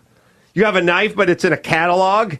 I know people that could get me a knife illegally. Well, that couldn't even be traced. I'd stab you. But it's like me saying I have a swimming pool, but it's at someone else's condo. What, you used to be afraid of me. I'm not. Well, you don't even have a knife. You just said you could buy a knife. You used to be so afraid of me when I threatened you. You said you'd beat me with a car antenna, but you don't even have a car. You drive a Geo Metro. That's not a pimp car. You want to go to a bad guy? I thought you were badass. I've never hurt you. But listen, I've protected you from everybody. Stepfather beat me, and I've protected you. Haven't I protected you? Except for the two times. Except for the 2 times. All right. And those guys were big. All right, but you promised to beat me, and that's why I was attracted to you, because of the history I have with my stepfather. I know. And the physical abuse. I get uncomfortable, but I push you. Yeah, I don't treat you nice. You pulling lint off my sweater's not a push. I said the other night that your lasagna was undercooked. Yeah, I know, but so I gave you, and then that's because I gave you a middle piece. When I gave you an end piece, you said it was delectable. And that thing you do where you lick your finger to wipe the stains off our faces, we don't like that. Yeah, we don't like the smudge thing. I've become too close. Look, we didn't get into this not to be beaten or threatened or to keep 90% of our booty. How often do I mention the knife? All right, and you reminding us to use condoms and to say thank you. Mm-hmm. And you telling us we don't have to do what we don't want to do? Yeah. It's not helping our business. Yeah. Well, you don't have to do any of this stuff. Listen, unless the guy's big, I'll protect you guys. If I can take the guy. Remember when you invited us I'm to not going to stay stab a with guy. your knife? I'm not going to stab. No, I'm not going to stab a guy. Well, you invited us to stay at your. Sometimes he's just doing weird stuff, but it's not that weird. But let me say this: you working out of your mom's house is awkward for both of us, okay? Yeah. And sure, she's a delight, and she makes a great and rum nobody's pudding, mentioned anything, right? This is a complete secret. Well, your mom, I mean, look, let's first off, you wearing Dockers and flip-flops is no outfit for a pimp. We're going to have to get you, made over. You drive a Geo Metro. You keep threatening your pimp hand, but you never laid a hand on either one of us. You're not verbally abusive. You're not physically abusive. I laid, by the way, the first 2 nights I spent on your mom's sofa. I slept with no underpants on, presenting. I wasn't raped once. You came by 2 times. You offered me milk when you went to the kitchen, and then another time you offered me postum. I don't even know what that is. You're just a bad pimp. Thank you. The bad pimp. And scene. You know, Zuckerberg says he's only eating his own meat that he kills now. Have you read that? With his bare hands. Yeah. Zuckerberg? The kid's a monster. He tries to do one thing to alter his modern lifestyle every year. And this year he says he's only going to eat meat that he's actually killed. And I was wondering, what are you adhering to lately? I'm a vegetarian, a strict vegetarian. No, have you done that? Well, I eat chicken. Well, it's not all that. That's not vegetarian. I'm not. I said I'm not strict. I eat chicken and steaks beef, pork. I ate raw game. Did you ever eat? It's not dead yet. No, you're over and you there. eat it, and as you're eating it, their death throes are making you hungrier. There's nothing. That's better than a soybean. Yeah, you're right. Which sounds better, that or soybean? Listen, some of the best meals I've had is that Mongolian thing over at Dahmer's on Wednesday night. Literally, we ate a Mongolian. Did I tell you I ate a live fish in real life? No. Yeah, I was at a sushi restaurant, and the guy's Japanese. Mm-hmm. And so I go, I eat just sashimi, raw fish. Mm-hmm. I don't eat with rice or anything like that. Yeah. Like trying to impress him. So he goes, eat raw, you eat live fish? I go, yeah. Even though I don't. And he goes, never think he's going to call you on yeah, and I go, plus it sounds kind of cool. Mm-hmm. And he goes, I get you live fish. I go, thanks, man. Like I was an inside guy, and then he brought out a fish and hit it and knocked it out and put it on a stick. It was live. And that clears out a sushi bar.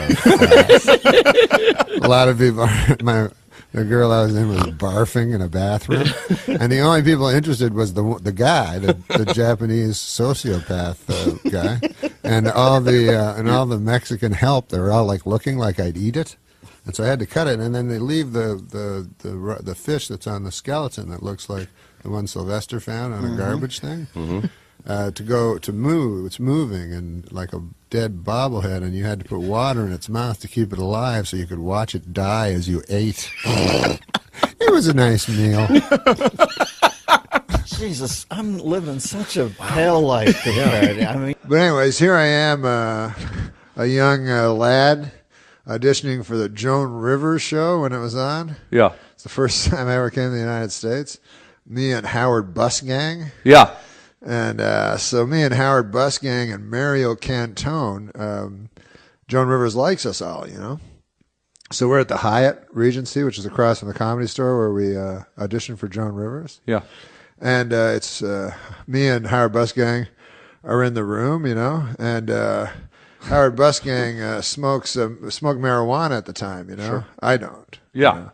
But he smoked marijuana, and I was watching. Yeah. And so I said, Howard, man, it's weird. You're just smoking marijuana all by yourself. Why don't you invite old Mario Cantone over, right? So he phones Mario Cantone's room. Mario Cantone goes, yeah, I'll come over. So he comes over like a minute later, all red-faced with his lover, right? Yeah, okay. Who's also red-faced. They're drenched in sweat. Okay, yeah. They've just been fornicating. Yeah, they've been fornicating. Yeah. And so they're like, yeah, we'll take some. So they take a quick, smoke this joint so that they'll enhance their orgasm later, right? Right, sure, okay. Then they give it back to poor Howard Busgang.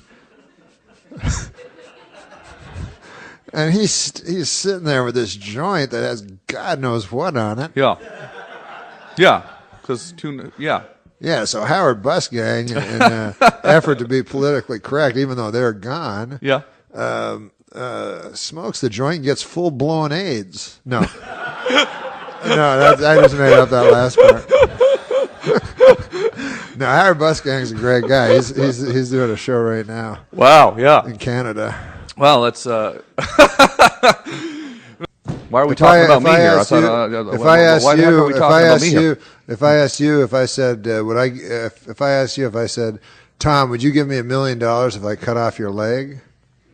What would you say? Wait, say that again. If I offered you $1 million to cut off your leg, would you accept? If you offered me $1 million to cut off your right leg? No, I would not accept that. If I offered you $1 million to cut off your left leg, would you accept? No, but... What about if I offered you $1 million to cut off both of your arms? No, would you accept? You would not accept? No. So you're admitting to me that your arms and legs are worth more than $3 million. Then treat them like that. Treat them like that, for God's sakes. Treat them like that. I would get $1 million each for each limb? No. Oh, because I would take that. I'd take $3 million for 2 arms and a leg. I'd do that. I'd take $3 million for 2 arms and a leg, but not $1 million for 1 leg. No, I could use $3 million. I'd sit around and watch TV all day. Tap my fingers on my one good hand. I'd have the remote, right? Yeah. No, I don't. You lose your cock too. Yeah. What? How much for chopping the cock off? You never mentioned that. That was implied. I actually have questions here. I actually have some questions. Oh, you got some questions? Yeah. Let's. I said no questions. Really? No. This is what I saw after the trial. This is how stupid jurors are. After the OJ trial, I see this big fat woman that was on there. Because you tend to think of jurors as wise or something. I don't know why, but you tend to think of them as wise people, jurors. Right. But afterwards, they interviewed this one woman that was a juror, big fat woman. Doesn't have anything to do with anything. I guess. Her weight, but she was huge. Right. And so she was smart. She probably would have known to not eat so many cheeseburgers. Exactly. Right. So this fat pig. No. So they're interviewing her, and they're asking her about the blood evidence because Darden talked about the blood evidence for 6 straight days. Yeah. He introduced all this blood evidence that showed that, it was 1 trillion to 1 that it wasn't OJ, So they say, well, say this woman, they say, well, what about the blood evidence? Yeah. So she goes, everybody got blood. She goes, if it don't fit, you must acquit. Yep. She remembered the rhyme. Sure, the rhyming was what did it, I think. A guy was telling me that, Do you know the lawyer Jerry Spence? Are you familiar with that lawyer? He's from Colorado, and he wears a cowboy hat. Cowboy hats all the time. Fringe. He wears fringe. Yeah. Yeah. So apparently, in the closing arguments, you can say anything. Mm-hmm. You know, you're not bound by anything. So I know this guy worked at a law firm, and he said every time Jerry Spence would be the defense, you know, he'd always get everybody off. And this is what he'd do. He'd say, no matter what the facts of the case were, he'd say, he'd talk about the case, and he'd go, that's it, ladies and gentlemen. Oh, before I go, I'd like to tell you a story. And then the prosecution would go, objection! Then the judge would go, let him tell the fucking story. So then he'd tell the story, and this was the story. He would go, ladies and gentlemen of the jury, I'd like to tell you a story about a young boy, a precocious young boy, that went up to a very wise old man. And the boy held in his hand a bird. And he said to the wise old man, he said, you are the wisest man that I know. I have a bird in my hand, and I'm going to give you a puzzle. If you say A, you can say A or you can say B. If you say A, I will let the bird go, or I will crush the bird. If you say B, I will let the bird go, or I will crush the bird. What do you say, old man? A or B? And the old man thought about it, and the old man looked at the boy, and he said, son, the bird is in your hands. Ladies and gentlemen, the bird is in your hands. And he said, like 20 minutes later, they come back, innocent! Sort of like a multi-purpose closing comment. Yeah, it worked for everything. Works every time. Yeah. That's good. And so then the woman formula. that drowned her 14 children should get off because of the bird story. Yeah.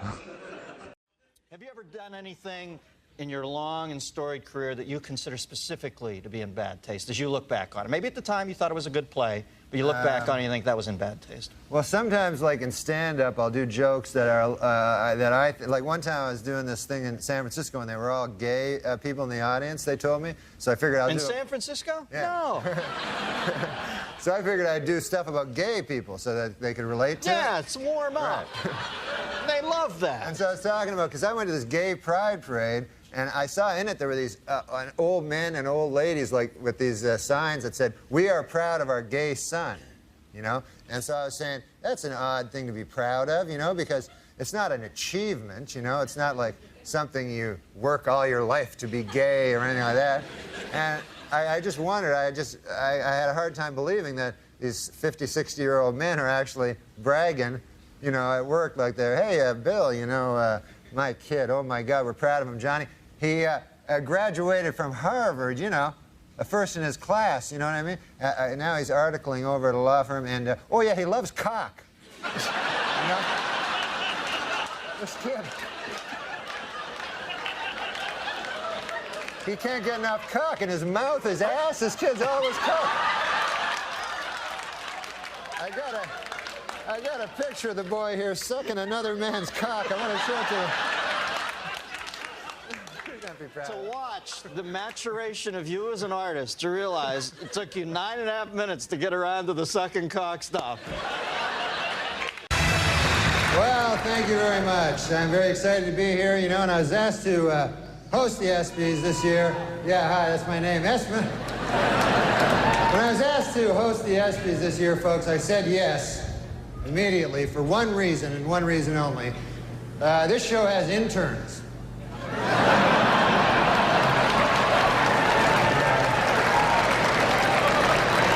I'll be having little improper relations backstage a little later. But man, it's great to be here at the 6th annual ESPY Awards. Hard to believe, huh, that the ESPYs are 6 years old. Although Anthony Mason swears they're 18. So.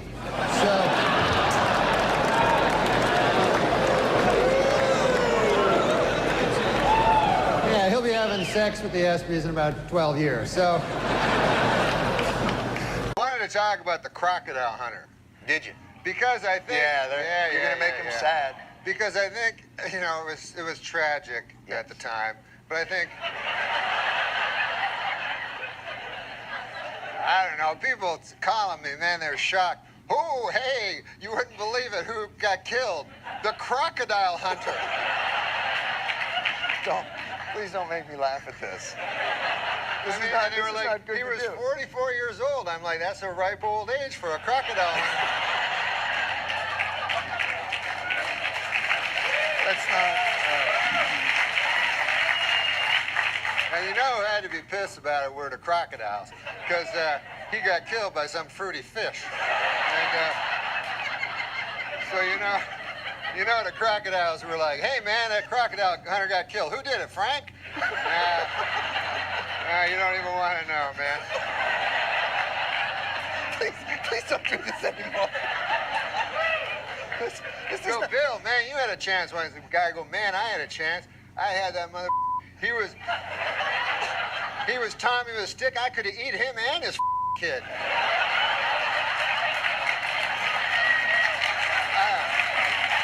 I don't feel good about this. You remember I ever tell you that story, Bill? Yeah, only 1,000 times. That's for the kids.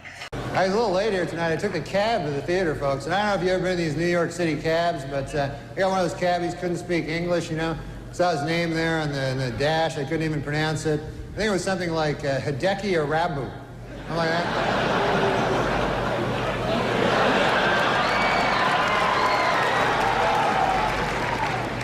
Arabu's been having some trouble, man. They fired his translator. Steinbrenner fired his translator. And people see that as cruel, you know, but I don't know, you know. I mean, if you're not doing well in Yankee Stadium, you know, do you really need a translator? Do you want that, you know? You know? Hey, what'd they say? They say you suck. You should go back to Japan, you dirty foreigner. Okay, I got it. I'm trying to pitch over here. It's great to be here on ESPN. I love sports, man. Man, you can see sports on ESPN you don't see on other networks. You know, like kickboxing. That's my favorite sport. Kickboxing is great. When you think about it, it combines the style and grace of boxing with kicking. This seems kind of immature. Two 23-year-old women in China this week have set a record, living 12 days in a room with 888 deadly snakes. They now hold a coveted place, in the Guinness Book of World Retard. Just backstage, a lot of celebrities back there, man. I was talking to Jerry Jones, you know, the Cowboys owner, and he's disappointed, obviously. Yeah. Well, he's a good guy, though, man. He's talking about rebuilding the team, you know. And he told me, he says, we have to get back to what made us a championship team. Strippers and crack.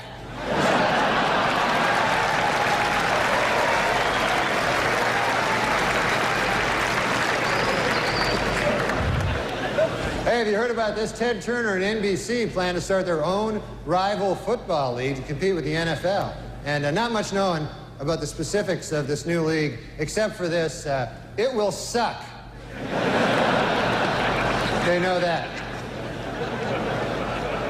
So they might have trouble, you know, getting advertisers when we know it will suck.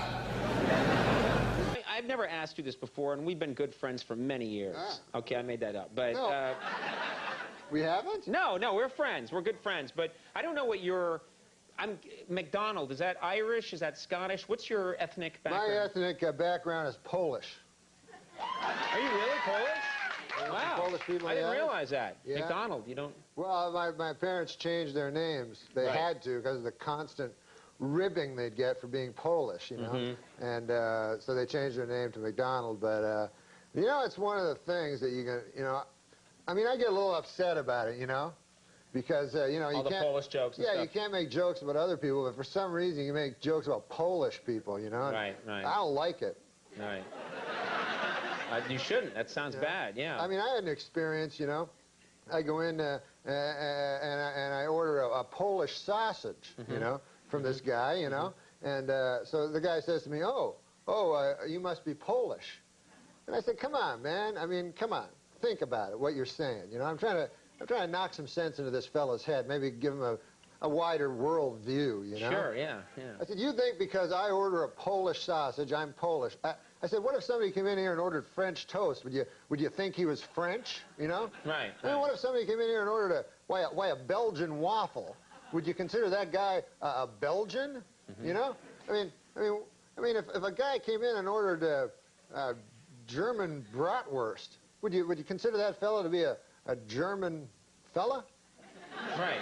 I said, what if a guy came in and ordered German potato salad? I suppose you'd think he was German too. Yeah? Yeah, yeah. You know, what if a guy... Wow, you talked to this guy for a while. I'm telling you, man. With racists, you have to get through to them. You have to really get it into their head. Right. I said, if a guy came in and he ordered a Cuban hamburger, are you going to assume he's a Cuban? Right. I said, I think it is absolutely ridiculous that just because I come in here, I order a Polish sausage, why would you jump to the fact that I'm Polish? Right. And the guy says to me, well, first of all, it's a hardware store.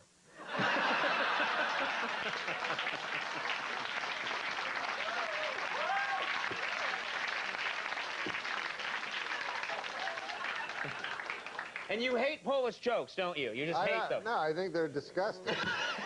And of course, congratulations to the Denver Broncos for winning the Super Bowl. How about that?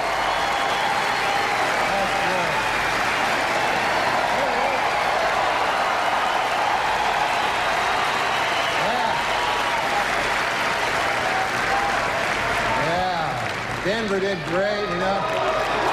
There he is. I love the Denver fans, you know, because for one thing, they don't wear food on their heads. That's nice.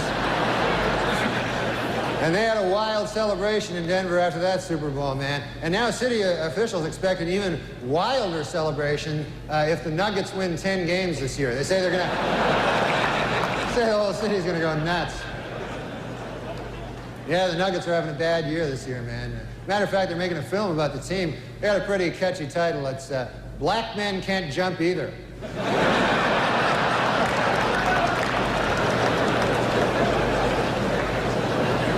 Well, NBA All-Star Weekend over. That was exciting, man. The East beat the West. Jeff Hornacek won the three-point shootout. Houston's Clyde Drexler and Cynthia Cooper won that exciting two-ball thing.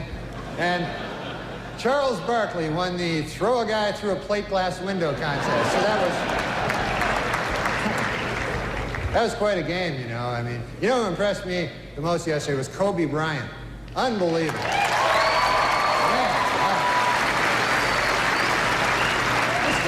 This guy's amazing. 19 years old, the youngest starter ever in the All-Star game, and he played so well that today he was named spokesman for NBC's new public service campaign called Screw It, Who Needs College?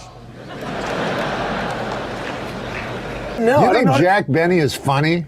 I don't even know. No, I don't really know any of his shit. You've seen him, though. Like, when you... I saw him on Byron Allen. No, Comics Unleashed? Here's the thing Byron Allen has. A show called The Entertainers. And what he does so he'll go to junkets. Right. And then he has huge guests. So it'll be like, at the beginning, it'll be his voice. The Entertainers. Tonight, Harrison Ford, Adam Sandler, Morgan Freeman. It's the biggest stars ever. And he just interviews them in the junkets, but he makes it sound as if, and then this is his gambit. This is what he does to people. So let's say he's talking to Harrison Ford, right? He'll go, now the last time I talked to you, you were talking about working out. And so then Harrison Ford goes, like he's never talked to him before or anything, but he figures a black guy, it's going to sound bad. He says, I know, who the fuck are you? So he goes, yes, I'm he's just making up like... This looks like he's best friends with all these viewers. I'd hate to go and see him one night and go, boy, he reminds me of young Byron Allen. He's brilliant, Byron Allen. He had that Comics Unleashed. Mm-hmm. You ever do that?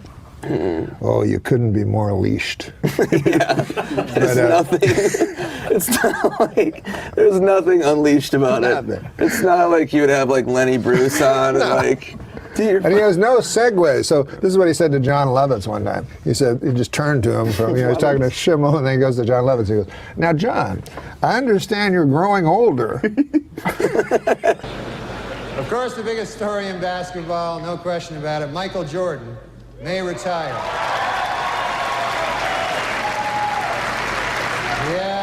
Michael Jordan may retire after this season, and it's terrible news for Bull fans, you know, but it is terrific news for golf hustlers.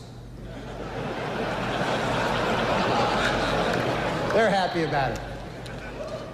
But Jordan is very serious, though, about leaving. In fact, he's already called the Hall of Fame to make sure that his plaque bears his basketball nickname, Air Jordan, and not his baseball nickname, Senior Crappy.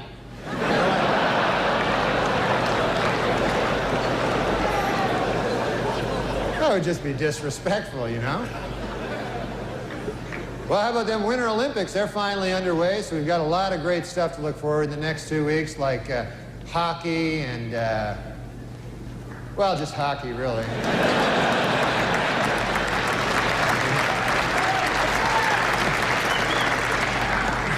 I was watching last night, I saw speed skating, and my goodness, you know, could the outfits they wear be any tighter? Holy Lord. There was an East German woman, I swear, you could see the outline of her entire penis. It was...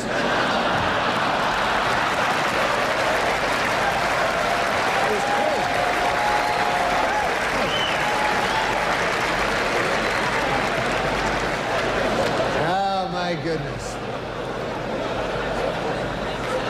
Well, the magazine POV came out this week with a list of the best and worst jobs to have in the next century. Their 3 best were, in this order, multimedia software designer, management consultant, and interactive advertising executive. While their worst, for the 3rd year in a row, crack whore.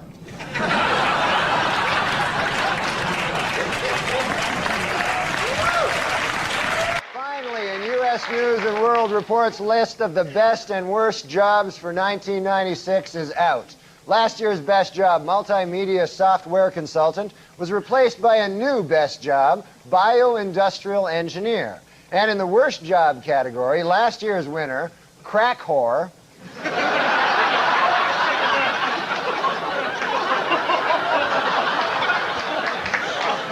has lost its spot. The new worst job is assistant crack whore. Well, there's all kinds of sports celebrities in the audience tonight. I see Tiger Woods right there. Tiger Woods, how about that, huh?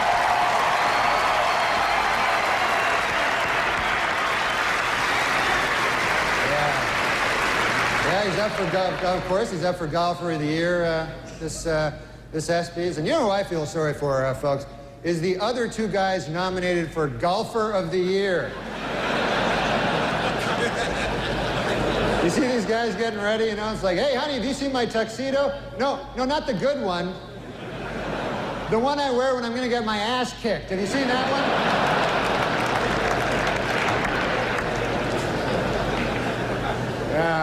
Boomer Esiason is with us. Boomer. How you doing, buddy?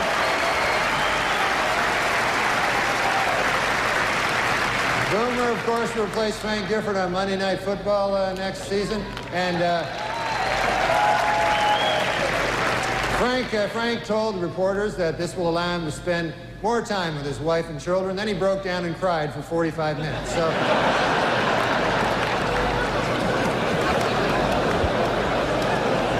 And there's Charles Woodson. How about that? What a season he had.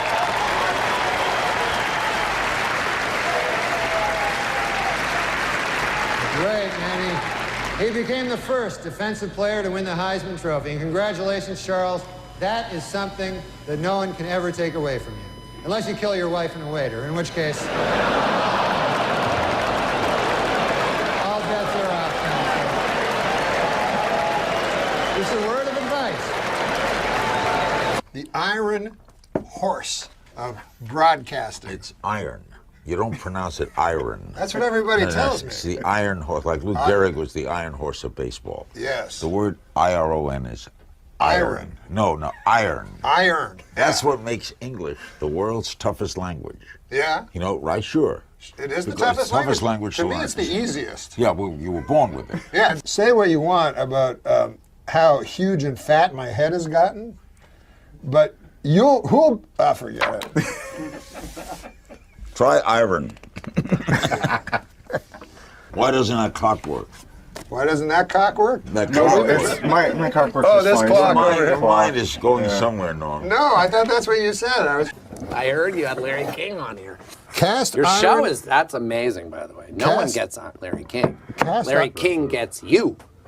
I know you're new to this. I'm going to teach you something. One of the first things in hosting an interview show is to listen. What's that now? The answer given by the guest. My whole motto, my whole broadcasting career, that's why I don't like a lot of guys on the air now, is that I never learned anything when I was talking.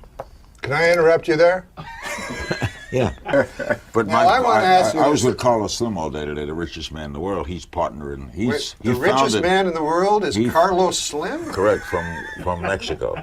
You never heard of him? Of course not. I'm not a connected guy. Oh, that's right. I just heard you. You don't watch the news. So Carlos Big Slim, is a terrific guy. and this guy is working with you on Aura TV. He financed it. He financed it. The richest man in the world. $76 billion. We should get together with this Carlos Slim. Seems like a good guy. I just had a meeting with some lady, said she had a lot of money, Fat Nancy.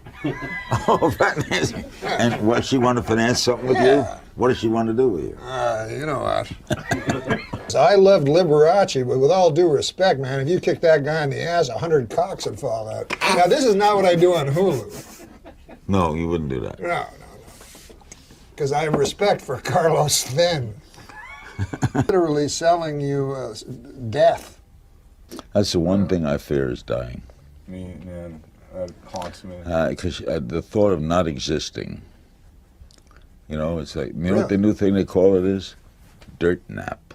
Good God, Larry. That's what they call it, a dirt nap. You would not say that on Hulu. No, I wouldn't say that, but I'd say it here. That's what I heard Larry King say to a guy once. The guy had lost his child. Oh, no. And Larry King goes, Paul Newman told me, you never get over it. It's like some unfeeling psychotic. So then people go, well, who do you want? Well, there's that one comedian. She's a comedian, and she's also a lady. Yeah. And then it gets... It's more common now. Huh? A lot more. It's common now. SNL is very... They rule. They rule the SNL. Look, who is bigger than Tina Fey? She's strong. Too big to fail. Finally, according to the U.S. News and World Report, 1997 Career Guide, the best job in the United States for the second year in a row is Interactive Business System Analyst. However, last year's worst job, Assistant Crack Whore, has been replaced by a new worst job, Crack Whore Trainee. Hello, everybody. Here with Norm Macdonald, chewing the fat. Where do you live here, of course, in the city, because you're doing the show. I live in New York City. Yeah. This isn't a police interrogation. Are you sure? Where about? Where in the city do you live, approximately, not specifically? But... I live at 56 between 8th and Broadway. Okay, and what's your phone number? Just give me 7 digits. All right. What, your neighbors nice people? The people that live around Great people. Every day I meet somebody new, you know. This city's great because of the neighborly people, you know. I don't know. But I did meet one neighbor, interesting story, you know, that this guy, he just moved in, you know, next door to me. So I'm always one to meet the neighbors. You like to chat with the neighbors, yeah, because, you know, so I went over to the guy, I knocked on the door next door to where I live, and I say to the guy, I said, hey, I'm your new neighbor, you know, and I said, good to see you, you know, nice to run into you, you know, welcome to the neighborhood, you know. And so the guy, I said, what do you do for a living there, sir, you know, if you don't mind me asking?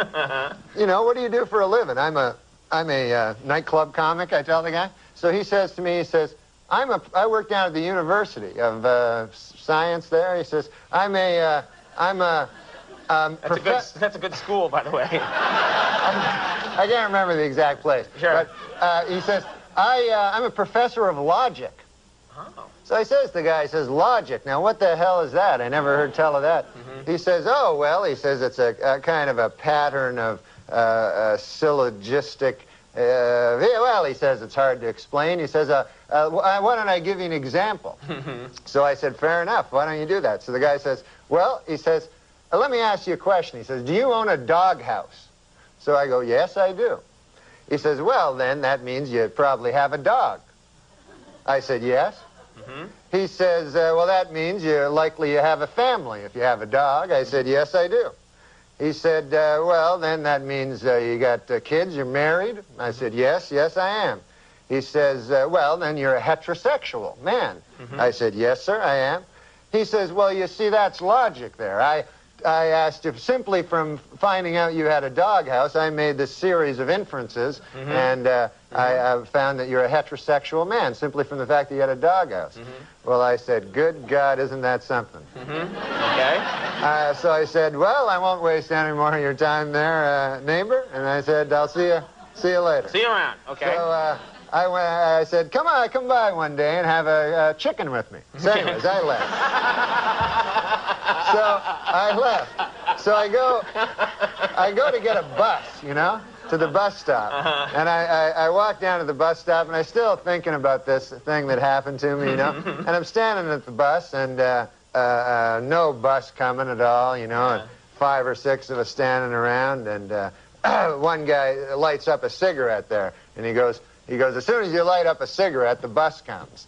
And he smokes the whole damn cigarette, no bus comes. Right. So I said to the guy, well, that theory really worked, huh? And the guy goes, well, sometimes it works. Anyways, the guy goes, what's new with you? I go, well, I had an interesting thing happen to me today. I said, I met my neighbor. And he goes, oh, yeah? I go, he had a hell of an interesting job. I said, he's a professor of logic down at the University of Science. And so the guy says, is that so? He says, professor of logic. He goes, what the hell is that, logic? I said, well, it's a series of Scylla something or other. Right. I said, I can't remember exactly, but I said, I'll give you an example if you want to hear an example. So the guy goes, all right, fair enough. So I said, let me ask you this. I said, let me ask you a question. Do you own a doghouse? And the guy goes, no, I don't own a doghouse. So the guy says, oh, yeah, you're one of them gays.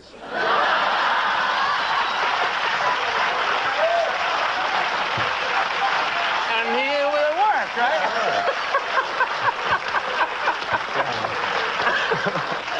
What great stuff you can learn at that University of Science there. And then the guy, and then get this. Get this. There's more? This gay guy invites me to have a chicken at his place. That's some kind of euphemism. Watch out. The new people. Hey, guess what? There's a young girl that's middling attractive that swears a lot. Let's get her. What? Is that the new fucking thing? Yeah. Sarah Silverman, hysterical. Right. Who's funnier than her? Nobody. No, except dudes. But, Nobody. And we're going to read jokes. We read jokes. I thought you were going to talk about this thing. We're going to talk about the man. What about the man great? Is that like a genital cleanser? No! No, my God. What is the man great, you ask? Okay. Huh? Fine, I didn't, but... You didn't ask. It is 100% made in America. Cast iron grilling grates. Iron. You don't pronounce it iron. That's what everybody tells me. It's the iron horse. Like Lou Gehrig was the iron horse of baseball. Yes. The word I-R-O-N is iron. No, iron. Cast iron. Iron? Cast iron grilling grates that are are you kidding when you say iron? You know what? Don't be like fucking Larry King. That motherfucker, I say iron and he's up my asshole for fucking 4 days. It should be iron. That's what makes English the world's toughest language. Yeah? You know, right? Sure. It is the Because toughest language To me, learn. it's the easiest. Man great. Great. Have you heard of the man great? Yes, I have. You have? Yeah. Where'd you hear about it? On Adam Carolla's podcast. Wow. Yeah. How about that? Do you have a father? Man great is the perfect gift for this Father's Day. Is he alive? Yeah. Yeah. 100% made in America. If he was dead, it would have been a really bad moment in the commercial. Your dad's alive? No. Fuck. God damn it. I'm sorry about your dad. That's fine. Your father's dead. But you have children. You are a father. Yes, and I'm not dead. Yes. Maybe you'll give me one. And I'll give you one. Is your mom still alive? My mom? Yeah. No, she's dead. Jesus Christ, is any of your relatives fucking alive? It's man great. They are revolutionizing the way people grill. What, Adam Egan? It's true. You haven't heard of the revolution? You can put chicken on this or steak. That's not that unique. It has heavy duty grilling grates. Why are you laughing? You think the grilling grates are flimsy? These are very heavy. Yes, no, but that's part of the charm. It weighs a lot of pounds. Is that heavy? Yeah. Listen, man, what was that fucking Vegas story? Shit. Jesus Christ. Sorry. What is in that? Again. It's revolutionizing the way people grill. Jesus. What? I thought it was like a, all right. You want to hear what it has? Yeah. It has heavy-duty grilling grates. Listen. No more dry meat. What do you think of that? Ed, you want your meat juicy. Oh, come on now. Don't make it sound like a fucking fat, plumpy, delicious cock. No more flare-ups. You know, in your barbecues, all those big flare-ups. It was named one of 2012's best grilling accessories. There's more fucking facts about the man grate than about Nick. Why are you laughing? You're making a mockery out of the man grate.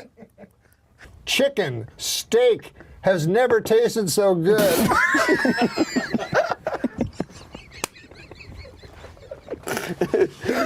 Hey, how about this? Each Norm Macdonald show order comes with a heavy-duty grilling brush. Jesus. You don't want to put that on your not dry meat. Look at that. Those things are dirty. No. That's from the iron. Are you sure? Yes. Well, it's not from my cock. What? I just went to the bathroom. You say cock so much. I'm coming in your butt. Oh my God. Well, listen, man. Hey, your mouth is my toilet. Again. This commercial is like a mini-series. Are you a jingoist? 100% made in America. 100% cast iron. Mangrate.com. Thank you, Andy. That's yours. You just threw your own going away present with contempt to the floor. That was our only sponsor. Oh, yeah, and you lost. Yeah, now we found out we lost Mangrate as a sponsor. And then earlier today, I think we were told legally we can't say we lost them as a sponsor even. Yeah, I think we were still waiting to find out if we were allowed to say that. But anyways, that was who cares? Schwartzen. We lost them. That was Nick Schwartzen that fucked it all up. Some gold-plated chains would make a nice retirement gift for a very, very good slave. Well, Are you serious? Well, this was written. Are you serious? This was written years Did ago. you just write that? I didn't write it. Did you just say that? No, I read it, yes. You read that? It was an old. This Lindsay Lohan can't swim a stroke, but she sure knows every dive in town. That one I liked. That was my favorite. I'm keeping this. That is a favorite. Las Vegas is now home to a 550-foot-tall Ferris wheel. Also drawing thousands to Las Vegas, whores. That's you. That's your voice all the way right there. It's the old, the Norm Macdonald lean in, whores. No. Ladies and gentlemen, Norm Macdonald.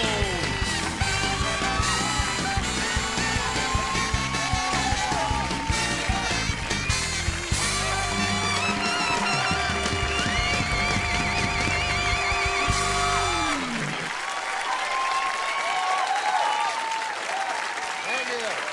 Thank you.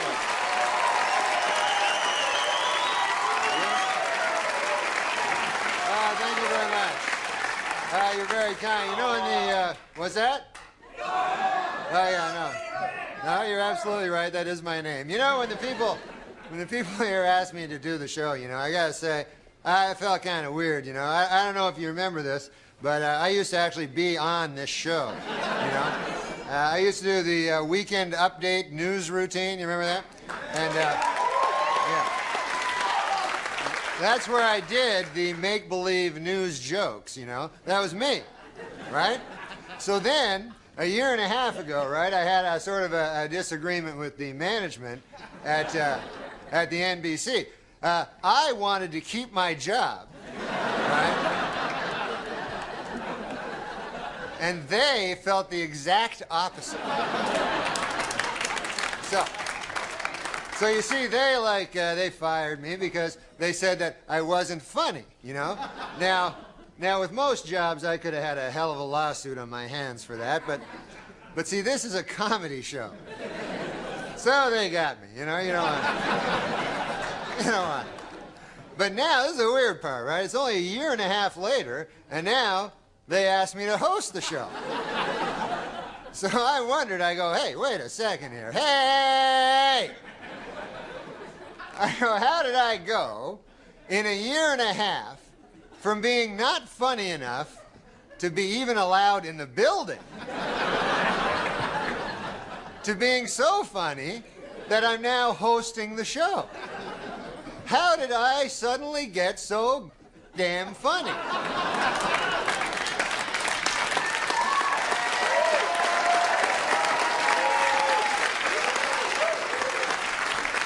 It was inexplicable to me, because a year and a half, let's face it, is not enough time for a dude to learn how to be funny. Then it occurred to me, I haven't gotten funnier. The show has gotten really bad.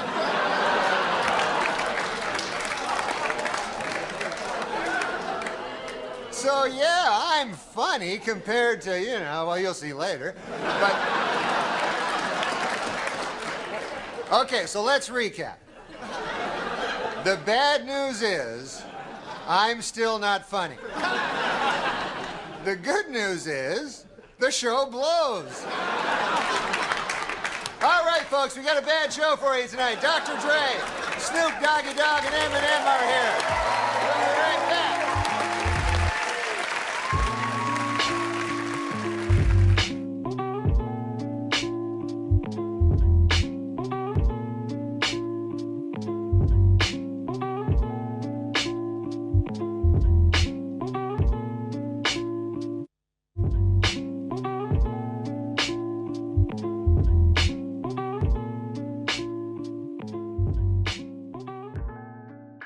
Yeah? It's a great one. This is the section where we do jokes. Do you want to read one? Just read it into that camera for the folks. Well, don't No, read out loud. You have to read it out Yeah, loud. No, he didn't. Oh, here, you read one. All right. No. You don't like that No, one? I mean, I like it. It just. Do you understand that we're on the air? Yeah. Oh, right.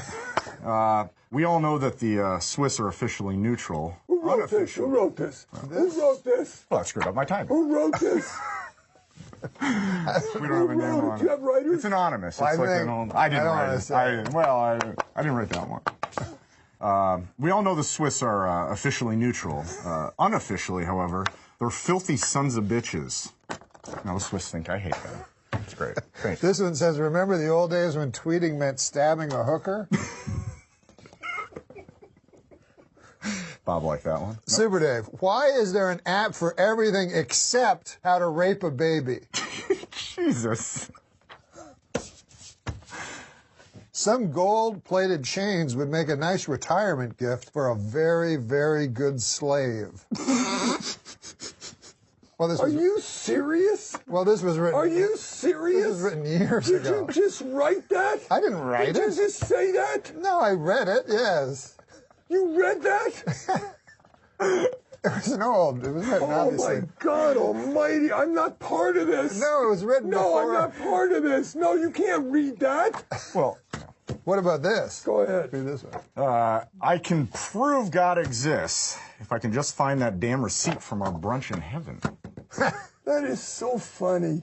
That is so fucking funny. Oh, this one's actually topical. We could nip March Madness in the bud if we watch for the warning signs of brooding antisocial February fever. Who is writing this? You're doing this. This is your life. You're putting your life on. You dress like horseshit tonight. No, that was Adam Egan. That was Adam Egan's I told you to bring a wardrobe. Some kind of a hose coat. But that was Adam Egan's You've got a thing with a hood. But that was Adam Egan's But then you're reading these. This is you. Well, this Lindsay Lohan can't swim a stroke, but she sure knows every dive in town. That one I liked. That was my favorite. I'm keeping this. That is a favorite? Did you write this? I didn't write that one. No, Read that one. Call me an old softy, but I'd prefer it if you called me a distinguished gentleman with a flagging erection. Oh. I don't like that one. I'll read that one. Hey, why are you going to make me read all this? Alfred the Great may well be the greatest monarch in the history. Can you do me a favor? Can you find out what the traffic is like on the Santa Monica going to the desert? Do you know the Harlem Shake? Yeah, I've seen it on every single commercial. You've seen it. Then you'll appreciate this joke. I remember back when the Harlem Shake was just a black fella holding me upside down off a fire escape trying to collect his money. Can you find out what the quickest way is to the Santa Monica Freeway, please? And don't call me again. I don't care about anything. You don't call me again. There's no last-minute fill-in. There's nothing. Okay? Thank God we're only reaching 50 people. Wait, that's all I can tell you. Sure, junkyard dogs are mean, but the meanest dogs are generally found guarding concentration camps. And it says here, there's a note. Early versions of the Jim Croce's 1973 smash hit "Big Bad Leroy Brown." Do you remember that song? Tell the people about that. No, do you know what you just said? It included. Do you have any idea what you just read? This says. No, did you have any idea what you just read? That it was an junkyard dogs. anti-Semitic joke about the concentration camp. No. Oh, Not anti-Semitic at all. No, it's Semitic? No. Well, you know, I know what the problem is. Did you write it? I didn't write that. Who wrote it? They used the meanest dogs. I don't know who wrote it, but I think the problem is that some people might not know what the concentration camps are. So concentration camps were found in Poland. Oh my God! What? Almighty. Oh my Christ! Concentration almighty. camps. Please get my nurse. I swear to God, get her in here right now and I'm wheel trying me to away. explain to the folks. Did you have too much salt? You know what? This is your first show, and these are the. Well, I don't want to bring up the systemic, extermination attempt against the Jewry of Europe, but this says on this piece of paper that Bad Leroy Brown initially included the line "meaner than a concentration camp dog," but Croce decided it was unpleasant to the ear. And it was also offensive to Jews, gypsies, and homosexuals. Little did it matter, Croce would be dead within the year. You know what I'm going to do tomorrow? I'm going to watch the fucking View. The View? That's what I'm going to do. How dare you? How dare you? That's where I'm going to get my humor from. You told me you didn't like The View. But I'm watching it tomorrow. You told me you didn't like it. I never told you that. Oh, you like it? I told you they're my favorite of all time. Oh. And Barbara Walters is never leaving. She's 83 and she had chicken pox. Can you believe that? Yeah. Wouldn't you love to see her chicken pox? No. No? At 83 at night in a negligee coming out of the bathroom? Wouldn't you get shingles then? No. If you get chicken pox, you can get shingles. Yeah. But she hasn't gotten them yet. Yeah. What a group that is. Oh, my God. Yeah. I heard she got cut. How about Kathy Lee and Latoya Hoya, whatever her name is? Oh, what is her name? Ooh, and they drink every day on the show. Yeah, proudly. They actually went off drinking for a few months, and then they had a big... here, read this. That's what I'm going to do right after this. You'll like this one, Super Dave. Deep Throat. Hey, can I tell you something? This is a bad segment. Oh, yeah, it is. You know it is. You know it is. When you come to Goodnight, he says, "Goodnight, I really enjoyed doing this show. I had a great time, and I'll see you next week." That's a good idea. These jokes that's not a bad so, idea. They're not even, they're so beyond insulting the awful that it's not a segment. Can we start this segment over without the joke? No, it's live. Yeah, it is live. We're live on podcast? This is live. Holy cow. Listen to this joke. Because I just wanted to say, this is right up his alley. Yeah, this is just in the... He might not remember this guy, though. No, you'll probably remember. Deep Throat porn legend Harry Reeves. Yeah, he died, but how are they going to close that is? casket? I mean, probably because of his erection, I would think. How are they going to close that casket? That isn't very good, is it? I didn't write that one. Plus, a man died. Yeah, a guy died. How are they going to do it? He was a real pioneer. I mean, when I was on Saturday Night Live, they used to do jokes about guys died, like the the crossword guy died, and he's going to be buried 4 down, 3 across. And I was like, that seems like the guy died. You know? He died. His family might You gotta be watching. wait a little bit before you do that. Yeah. Harry Reams just died. He has no family, Harry Reams. How can he have family? He's very. What, are his mother and father proud of him, do you think? He's got. He was in show business. Yeah. He put his cock on the sidewalk of Hollywood. Look at this. Look at this hole. That's Harry. What does that say? Last joke. All right, so, oh, yeah, here. That's the last joke. Alfred the Great may well. That's the one you wouldn't do. I tried to read it. Did you read these before he did them? You're the producer of the show. All right, do you have one more joke? I didn't read any of these. They're his. Wait, I didn't write, I read the ones you told me to, but I didn't write any of these. I did not write any of these jokes. Yeah, here you go. This is the last one we didn't read. No, but let you read it. I'll let you read it. I already did it. Alfred the Great. Make Super Dave laugh. Super Dave, I just wanted to tell you, Alfred the Great may well be the greatest monarch in the history of England. The worst, Richard the Goat Fucker. I don't think he's going to laugh. It's like watching. I think he's close. Hold on. I think he's close. It's like watching that golf ball on the edge. I don't understand. I don't understand any of these. I don't even understand it there. How you could take a segment to end your first show when these ratings are so important. And I mean, people at home, that guy who wanted to know how to become a comic. Who, JP? No, the guy who wanted to Oh, from the writer. Yeah, right. How can you And we're going to do some jokes. You like jokes? Yeah, sure. All right. We're just going to do them here. This Easter Sunday, here, you want to read this one time? Yeah. This seems like more of a your kind of joke. You can do it in the camera if you want, whatever you want to do. This Easter Sunday, Snoop Dogg gets to say, Christ is risen. You want to do a joke? Sure. This is going into the camera.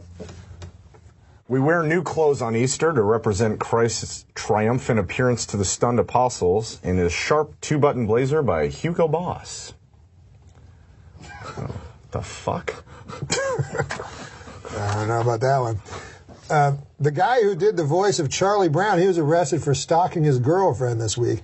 He also said the next time Lucy grabs away the football, he's going to cut that bitch. You guys read one? Yeah. President Obama continues to shamelessly wage class warfare. Today he announced a steep new tax on shiny top hats. All right, here you go. Oh, you read that one. No, go on. Let's look at the camera, man. Some folks say, what this country needs is a good 5-cent cigar. I'm guessing they're opposing Obamacare. Give me the shitty fucking show. Okay. I'm gonna butcher them anyway. You might as well. I don't know if this counts as an NCAA Cinderella story, but one of the Marquette players said he had help making his uniform from a bunch of singing mice and birds.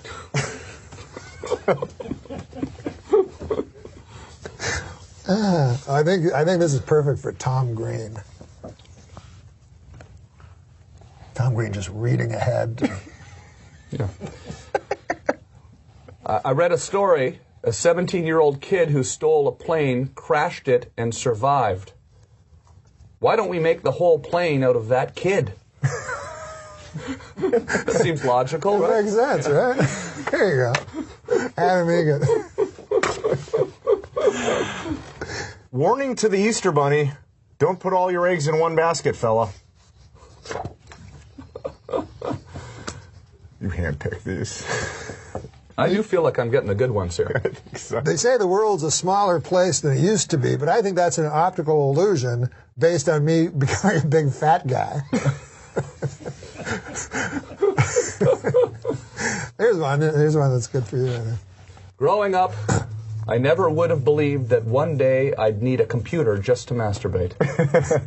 It is strange when you think about it. Unbelievable. Right? Remember, you used to need nothing. Like the Sears catalog. Sears catalog, maybe. National Geographic. Exactly. A van in the woods. Yeah. And sometimes you go, why am I looking at the bra section of Sears catalog? I'm not in the market for a bra. But, you know. Here you go. Try a joke. I'm sure my parents wondered why those were always piled up in my room, the brassiere section. Yes. rolled up into balls under the bed. Soggy balls of paper. Soggy balls of newsprint. Hey, speaking of balls, John Hamm has a big dick. That's it. Oh, no, wait. John Hamm has a big dick. I could have told you that, but I don't suck and tell.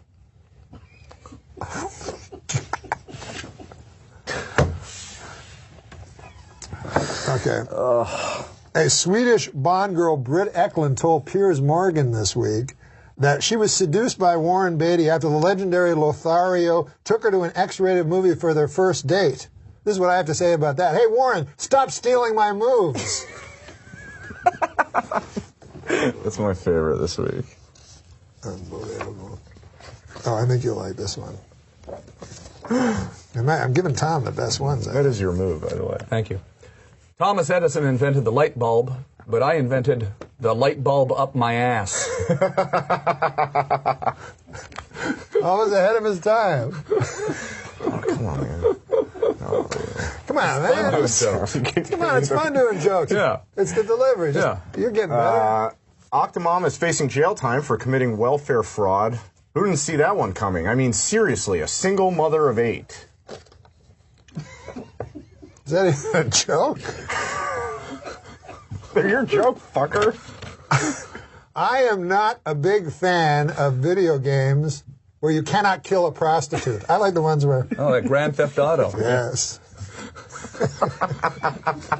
That was the hook for that game. That's really what people got excited about. Yeah, throw the girl over the... Inevitably, somebody would always say, you know, the great thing is you can drive down this alley and you can kill a prostitute. That was the thing people talked about most at that game. That's why that game took off. I agree. Isn't that strange? Yeah. What a... We are a messed up Oh, this is perfect society. for you.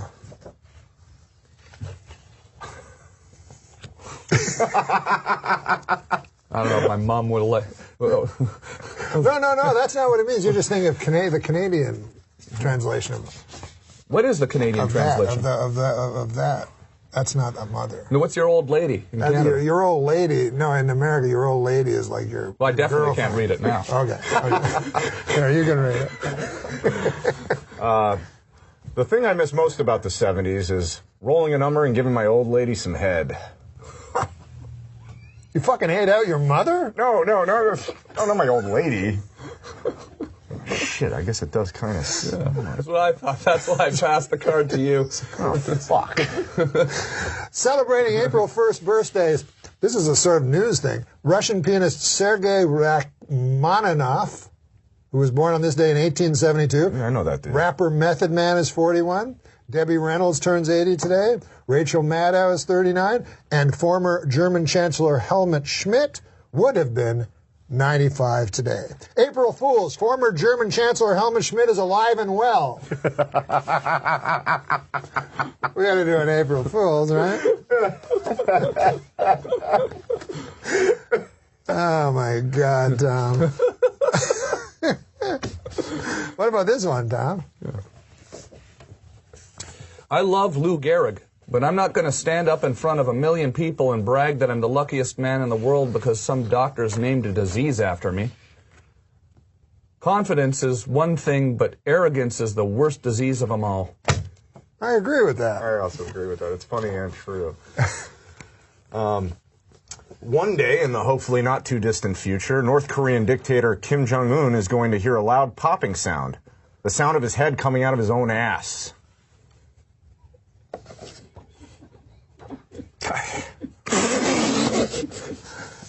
A Miami, Florida pimp is in custody after forcing a 13-year-old prostitute to have his name tattooed on her eyelids when she threatened to run away from him. Roman Thomas III faces charges of human trafficking, false imprisonment, lewd and lascivious exhibition, and delivery of a controlled substance to a child. You know, I know the scriptures say, judge not lest ye be judged, but, you know, I'm just going to come out and say it. This Roman Thomas III guy, this guy's a real jerk.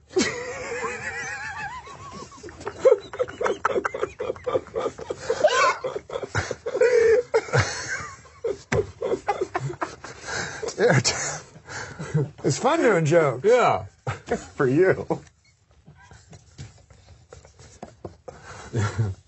I used to think revenge was a dish best served cold, but then I realized it meant getting back at somebody.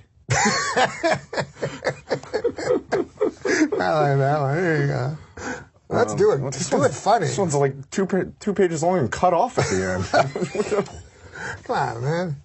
Do your best. Give it your best. It's not even complete. Give it your best shot, man. Troubled starlet Lindsay Lohan had a cameo on Anger Management last week and managed to shock the cast and crew by showing up on time and even early. Later in the week, the Mean Girls actress was looking decidedly chipper as she posed on the red carpet at a clothing store launch in Sao Paulo, Brazil. Perhaps Lindsay is getting a jump start on her upcoming mandatory 90-day rehab, or maybe bartenders are just asking her to land someplace else, knowing the way liquor... cuts off. Fuck are you talking about? Okay. Cuts off? Really? I'm trying to help him out. I forgot how the end went. Hey. It cut off. Hey, the most important part. You should tell the guy to put it on the fucking card. Hey, news media, leave Kim Kardashian alone, will you? She's pregnant. Of course she's gonna gain weight. And if anyone knows about rapid weight gain, it's me. You know, I went to see the doctor about it, and he told me to open my mouth and say, oink. I thought that was a little out of line, Tom. Here's a historical one for Tom Green. I think enough time has passed since 1947 where I can safely admit it. I wish I was the guy who finally wiped that annoying smirk off the Black Dahlia's face. Oh, here's the rest of that joke.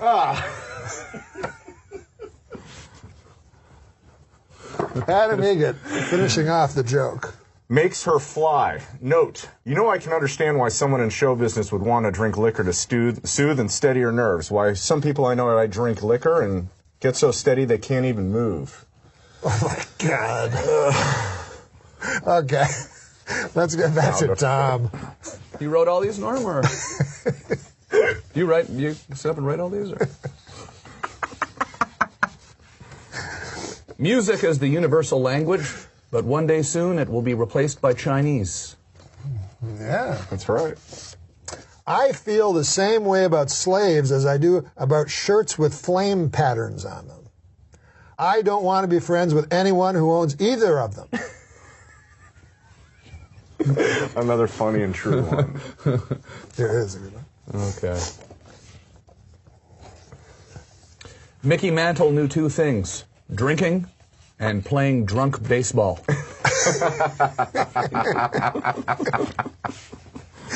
This is the one that you said you specifically liked. Why doesn't Applebee's call their appetizers appletizers? And why doesn't that waitress I met at TGI Fridays ever call me back? He said he liked it. I kind of did like that one. This administration is cutting back drastically on military spending, but doesn't think our defense capabilities will be compromised? How so? I'll tell you how so. Groupons. Remember Groupons? Yeah, absolutely. Remember Groupons. Here's one you'll like. I think you'll like it. A worldwide scientific study confirms a long-held suspicion. No one anywhere likes drum circles. That is some wild stuff. That was pretty good. Really good. That is wild. That was a pretty good impression. Oh, here you go. I realize now I should have been reading them all with that voice. Fucking asshole. Adam Egan with a joke. Justin Bieber's monkey has been quarantined, which reminds us how far we've come since headlines about Pearl Harbor and D-Day. You literally handed me every joke I hated. That was more of a comment. Yeah. Really. In the coffee shop line today, I hear the guy behind me say, I like to start by biting the ears off, and I had to pray, please, God, let him be talking about a chocolate Easter bunny. Okay. Well, this one you said you loved too, so you can't say you didn't say you loved these jokes. This one I did. I think you should do this one. No. You loved it. I'm gonna butcher it. This is a. No, this come one on, man. You love these jokes. You do these. I'm going to give you the three last jokes. No, I'm not doing three. Come on, man. All right. Earlier this week, Aaron Jackson of Topeka, Kansas, painted his house the colors of the Gay Pride rainbow flag in direct protest of the Westboro Baptist Church. When that didn't seem to work, Jackson fucked 3 of his best buds on his front lawn. Homophobic. Yeah. Well, I think it shows earlier he solidarity. was racist, and now he's homophobic. Well, I think it shows solidarity. All right, this next one. What are you afraid of? Almost like it's a test. Like if you laugh, then you're an asshole or something like that. Right, exactly. If you laugh at him? Yeah, at that joke, at that particular joke. It's like a test. You're testing me. It's always a test with this fucker. But what's the next one? This next one here, it says, Chipotle has canceled its planned sponsorship of the Utah Boy Scout event due to the BSA's ban on gay leaders and scouts. Ironic how an all-male anti-gay organization would want to put hot, thick loads of beef and sour cream in their mouth. Okay. We get the idea. You hate gay guys. Let's just do the last one. Jesus Christ. This one, it's former Tennessee Titans cheerleader Elizabeth Lee Garner, 42, is accused of pulling a 12-year-old boy's pants off and offering him oral sex. The boy refused her advances not because he was 12, but because he was a die-hard Colts fan. This is what I have to work with, you know? I mean, we're going to get in trouble for this kind of stuff. Yeah, I mean, you know. I thought they were... I mean, you know what I mean? Gay people, this is the... It's funny, when I see, like, on TV, a guy, I just go, how out of touch are you? Not him, but him too. But, I mean, you know what I mean? Like some governor go, I'm against gays. You go, what? Like, just pretend you're not against them. Like, don't you understand? Yeah, what do you think about this whole controversy with Jim Carrey and his cold, dead hand Charlton Heston video that he did for Funny or Die and his railing against Fox News and the national gun debate? No, we don't have to talk about that. Well, I mean, I think that Jim Carrey, I don't know, I think he's the funniest guy ever. Yeah. Jim Carrey. But well, I don't really know the story, but I know they came after him real hard. Yeah, they're coming after him hard right now, and it's weird watching them go after Jim Carrey because it's like, sort of seems like what he said sort of makes some certain amount of sense, right? Yeah. Well, kind of. I don't know. I didn't see the video. Right, he's just railing on Fox News right now, and Greg Gutfeld went online today and was railing back at Jim Carrey, and there's this whole war between Greg Gutfeld and Jim Carrey, and it's just... See, Tom knows all the internet upsetting to me. news. It's upsetting to me. I should know. You know, these things can spiral, though, these little video moments, these clips. I should have... You know, it's on the internet now. Everything you say here is on the internet, on a Tom's permanent absolutely record. right. I really should have... I should have considered that before choosing some of these jokes. Gay people are just like me and you. I know. How many times do I have to tell you that? Well, you tell me that all day, how I'm just like all the gay people. Gay people are the same as everybody. No, you mean you always tell me specifically how I think you're just calling me gay. It's one of the... It's not an insult. He thinks it's an insult. No, I didn't mean it. Why would being gay be an insult? Yeah. I love gay people. Yeah, I know. We don't have much time left, so it's time for jokes. Here you go, Fred. You can read a joke. I become this guy. This way, but don't read ahead. Nothing's going to be bad. Okay. But I'm saying we had Tom Green last week, so he said, because this is also an audio podcast on iTunes, and we said, here, Tom, read a joke, and then he read it. I listened to both your podcasts. Oh, you have? And you've been very nice, but I'm not the first person. I'm the first guy that you're not in awe with. That's not a pioneer. He was getting a lot of praise. I did tell you how much I enjoyed your stand-up. He's a good guy, real good guy. I really appreciate it. But this is you know, you get jokes. You get to read jokes, so you don't have to prepare. Okay, so don't read ahead. Don't read ahead. Just read right out. Former porn star Jenna Jameson was arrested this weekend after allegedly assaulting someone. This may be the most damaging thing that happened to her image since her 16-year career in pornography. 16, not 6. Why did the moron throw the clock out the window? Why? Because it reminded him of Richard Clock, the man convicted of knife raping his wife. Good God almighty. You know, Jesus. It used to be all right. I'm sorry, I didn't know that one was coming. Veterinarians in Colorado have reported that marijuana use is on the rise amongst dogs. They say you'll know if your dog is too high if it starts making a really tall sandwich. They like sweets better What's when that they're mean? high. Yes, I don't know. My doctor told me I should start juicing, you know? You mean... But the problem is, I don't think he meant ham juicing. Yeah, I squeezed a ham and I got some juice out of it. Oh, I thought you... All right. I thought you were going to, you know. Stupid. Really? Well, I'm fast. I'm so fat when I get my shoe shined, I have to take the boot black's word for it. You haven't seen your penis in 3 weeks. I'm keeping it clean. Jesus Christ. Well, is that what fat people say? My penis? I'm trying to not. What about this? Porn actor Ron Jeremy is back at work after having open heart surgery. I think this is interesting. The name of his next feature is going to be called "I'm going to have to sit down for most of this." This is a good one for Fred. But don't read ahead. Okay, I saw the punchline though. Oh, you did? Okay, I'll read it. Dance like no one is watching, sing like no one is listening, love like you've never been hurt, and fuck like a goddamn retard. I saw the word retard. There you go. How many Polish guys does it take to screw in a light bulb? The question cannot be answered because Polish people are so fucking stupid that no matter how many of them are available, none of them would ever be able to complete that simple task. This is a meta joke. Have you aware of these meta jokes? How many comedians does it take to screw in a light bulb? How many? 2. One to do it, and the other guy to go, how long's he been up there? I like that. On stage. Yeah, because I was going, how long? Like, how long? Oh, that's a good one. That's a good one. My brother-in-law is so stupid. My sister's brother? Right. Sister's husband. Sister's husband, rather? My sister's brother would be my brother. Okay, whatever. My brother-in-law, but I was saying it's my sister's brother and not my... What else would it be? I don't know, but I know your brother's very smart. He does, like, journalism. Yeah. But this is my brother-in-law. Okay, This is my brother-in-law. So stupid, right? He came up with a bucket list. You know what a bucket list? Oh, sure. You know what his first thing on the bucket list was? Committing suicide. They're retarded? Huh? That's just stupid. Have you heard about the four NFL players that are coming out of the closet? No. It's about time, I think. I think it's high time. You know what I mean? Mm-hmm. Because isn't it strange that there's nobody come out of the closet in an entire sport of football where there's 2,000 players? And you know there's gay people playing football. Because in the locker room, they'll be saying, you're looking at me naked. Yeah. Yeah. So there's a great deal of speculation on who the 4 openly gay, the 4 NFL football players that are going to be openly gay are. And nobody knows. That's whatever. My guess is it's those 4 that are all sucking each other's cocks. I laughed for the joke. I knew it's going to be a sucking cock joke.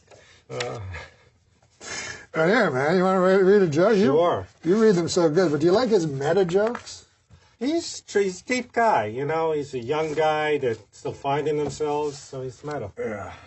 Mark Jacobs is making sure he takes full advantage of his well-deserved vacation with gay porn star boyfriend Harry Lewis. The couple was seen showing off their chiseled physiques in skimpy swim shorts as they kissed, held hands, and frolicked in the ocean together on Ipanema Beach on Sunday in Rio de Janeiro, Brazil. Mark, 49, wore a tiny black swimsuit, while Harry, 25, donned heart-patterned shorts that left little to the imagination. Both men sported incredible muscular physiques as they shared a lingering kiss on the sand before taking a dip together in the ocean. The pair clearly couldn't keep their hands off each other, holding hands and kissing as they enjoyed their day in the sun. At one point, the affection even appeared to get too much for Mark, as he seemed to gently be pushing his lover away when he tried to kiss his neck. But there were no hard feelings, as Mark, clearly impressed by his boyfriend's impeccable body, snapped photos of the hunk as he stood in a series of different poses. Harry is clearly smitten with his famous boyfriend, tweeting a series of messages and pictures of Mark in quick succession on Sunday. In one tweet, which shows Mark in a pool, Harry wrote, "Hot, beautiful, and just too sexy for one single pic. I love my baby." In another tweet, he wrote, "Sunny and hot, with my baby next to me even hotter." So this raises 2 questions. First, does Entertainment Weekly have a must-not list? And we'll be in it next week. Are you one of those self-sabotaging? This is the post-punk comedy. Now, this might be too... He's not one of those sabotaging guys that's afraid of success. No. No, this is a new type of comedy that may be a little advanced for the likes of you and me, to tell you the truth. I try to take I think that's what it is. But I think this will get a big Took a laugh. chance. Oh, I forgot I need these. Because of droughts all over Europe, scientists are predicting a global shortage of olive oil. Soon the world will know how Popeye felt after the death of his wife. Olive oil. Remember how fucking skinny and ugly she is, and they'd always want to fuck her? And how Big Ethel would chase Jughead. Oh, let's not get into Jughead. I'm sorry. I went too far. One last joke, Daniel thinks. Okay, unless it doesn't work. How about this? It takes forever to get a pilot's license. Think about this. It takes forever, not forever, but it takes years of training to get a pilot's license. But it only takes a couple of minutes to steal a pilot's jacket and hat. And then do some, terrorist act, I guess. Yeah, I guess I was not living because I was thinking it was going to be a terrorist. You were worried about a terrorist act. I was a little nervous. Did you see Olympus Has Fallen? No. Wow. It's very intense. Is it like Star 69, or was that movie with the... It's very unrealistic to me. First of all, the president's white, which I don't think will ever happen again. Right. And then Morgan Freeman becomes the president because they want to make it somewhat realistic. Right.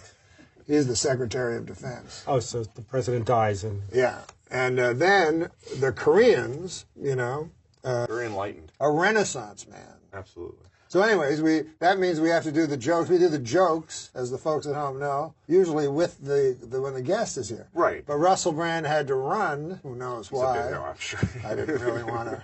Didn't want to ask. Yeah, I don't want to. Straight out ask Yeah. because I had my suspicions. Oh yeah. Why a guy Threesome like with that. some the Sports Illustrated swimsuit models on a mountaintop somewhere. Yes, exactly. So anyways, what we decided to do instead. This week, there's a couple of, jokes are jokes, but we're kind of becoming a comedy team. Right? So this time we're going to do jokes Sure, let's go where with we both do, it's not a joke as much as a routine. Right. I'll read some news here, and you can. Yeah. All right. So, troubled starlet Lindsay Lohan isn't letting a little thing like rehab stop her from living it up at Coachella Music Festival in Indio, California on Friday night. Yes. Now, Adam, you were there. Am I correct? I was watching the Masters, of course, but I probably wouldn't have gone anyway. I'm not much for that acid rock. Yeah. Well, the copper-haired starlet looked ready to party in her midriff-bearing short crop white striped top and sexy black ankle boots. She added a gray jumper around her waist and had a heavier black jacket slung over her forearms in case she got a little cold later. Oh, well, it's good to see the tight clothes don't stop her circulation. Seems the tighter the outfit, the more she circulates. Anyway, I don't know if you heard about this, but the UFC suspended fighter Matt Mitrione last week after he called the fighter who underwent male-to-female gender assignment surgery a lying, sick, sociopathic, disgusting freak. Yeah. You know who the real freak here is, right? The person with a closed mind. Yes. I say a mind works like a parachute when it's open. That's when it works best. Anyway, one more. Let's do one more. Let's do one more. Pop star Justin Bieber has caused outrage after leaving a tasteless comment in the guest book at the Anne Frank House in Amsterdam. Justin Bieber went to the Anne Frank House where she was, okay? Yeah, over in Amsterdam. You can leave little comments in the book there. And anyway, the 19-year-old singer visited the famous home where Jewish wartime diarist Frank and her family hid from Nazi persecution for 2 years during the Holocaust. After spending an hour touring the home on Saturday, Bieber wrote a message in the guest book. Now listen to this. He wrote, "Truly inspiring to be able to come here. Anne was a great girl. Hopefully, she would have been a believer." Yeah. Now, see, I knew about this story, and I know a lot of folks on the social media are upset with his hypothetical statement and his atrocious grammar, and they wish that Justin Bieber would be the one to die of typhus at the notorious Bergen-Belsen death camp. What do you think, folks? Tell us next week on Norm Macdonald Live. Good night, everybody. Thanks, Adam. Good night, Norm. What Dr. Doug is. Hey, this is where we do the jokes. Nice. So we just hand out jokes. This way you don't even think of anything funny, you just read it. Exactly. This will be a great one for you. Nice. You can just read it in the camera. Where should you read it? Which one? That one? I think there's nothing cooler than being a lone wolf, except at wolf picnics when you don't have a partner for the wolf wheelbarrow races. There you go.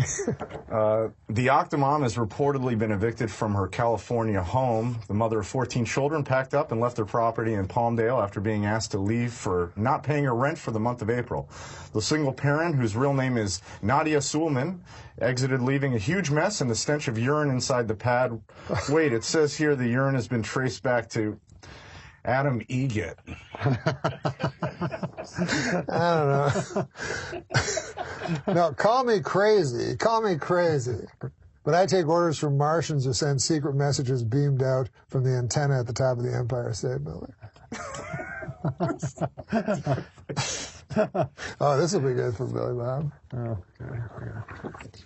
A Georgia high school is planning to merge their formerly all-black and all-white proms into a single event. The theme of this June's dance, an evening of unbridled race war. That's pretty good. Hey, can you do a little song or something? A Florida man was arrested for stealing a truck filled with $75,000 worth of Campbell's soup. I, for one, hope this guy goes away for good.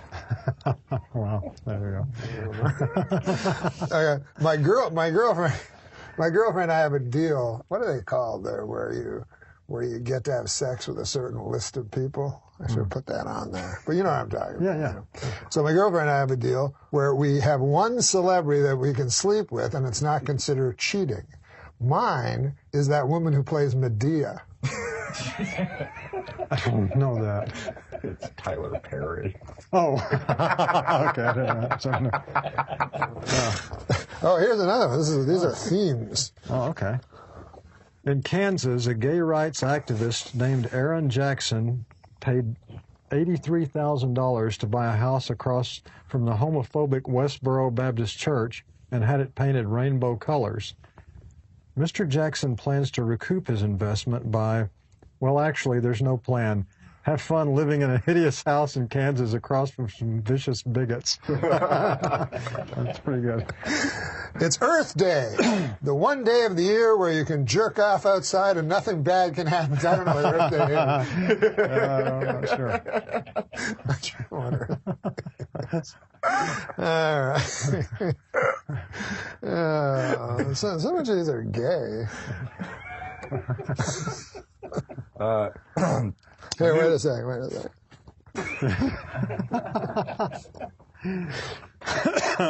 A new study shows that most men can identify a gay man by his face alone. It's the face that's buried in another man's asshole. All right, Billy Bob Thornton's been our guest. Thanks a lot, Billy Bob. You're the best. So nice to meet you. Peace. We'll see you next week. Like Josh Billings. Who's Josh Billings? You don't know Josh Billings? No. But I make fun of things. I make fun of myself. And when did you start? Would you ever do a joke like this?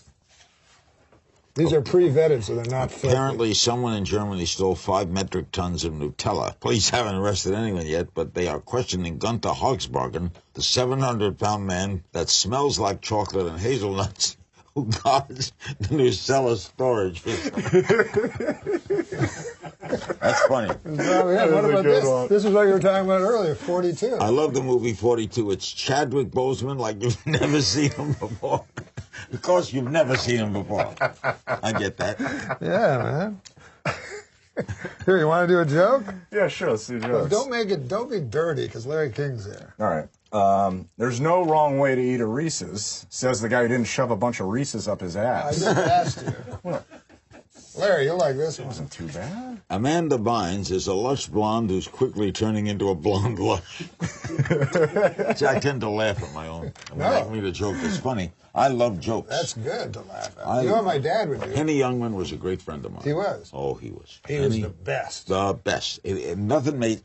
Take my wife, please, right? Yeah, but nothing would lead into things. You know, he'd get up and just... A stream of consciousness. Woody Allen's favorite comedian was Henny Youngman. In other words, he'd tell you a joke like this and he'd go like this and go like this. You know what I mean? You go from this. I go to the doctor, and the doctor said to me, "You look great. You're going to live till you're 60." I said, "I am 60. What did I tell you?" Yeah, that's funny. That's funny. What do you think of this? Hey, how about this? Take my wife, please. You think of that joke, 3-word setup, 1-word punchline, 4-word joke. 4-word joke. Impressive. I'll get better than that. I thought about that. If you're looking for your porn star name, have you ever heard of this, where people make up porn star names? They take their childhood pet's name, and then they combine it with the street name. So anyways, mine would be Dick Fuckington. I lived on Fuckington Crescent. But none of this would be on the Hulu show we're doing, Larry. No. Oh, how about this? College freshman Scott Damerow, Larry, set a new world record by using his head to bust 142 eggs, and he now officially holds a place in the Guinness Book of Fucking Retards.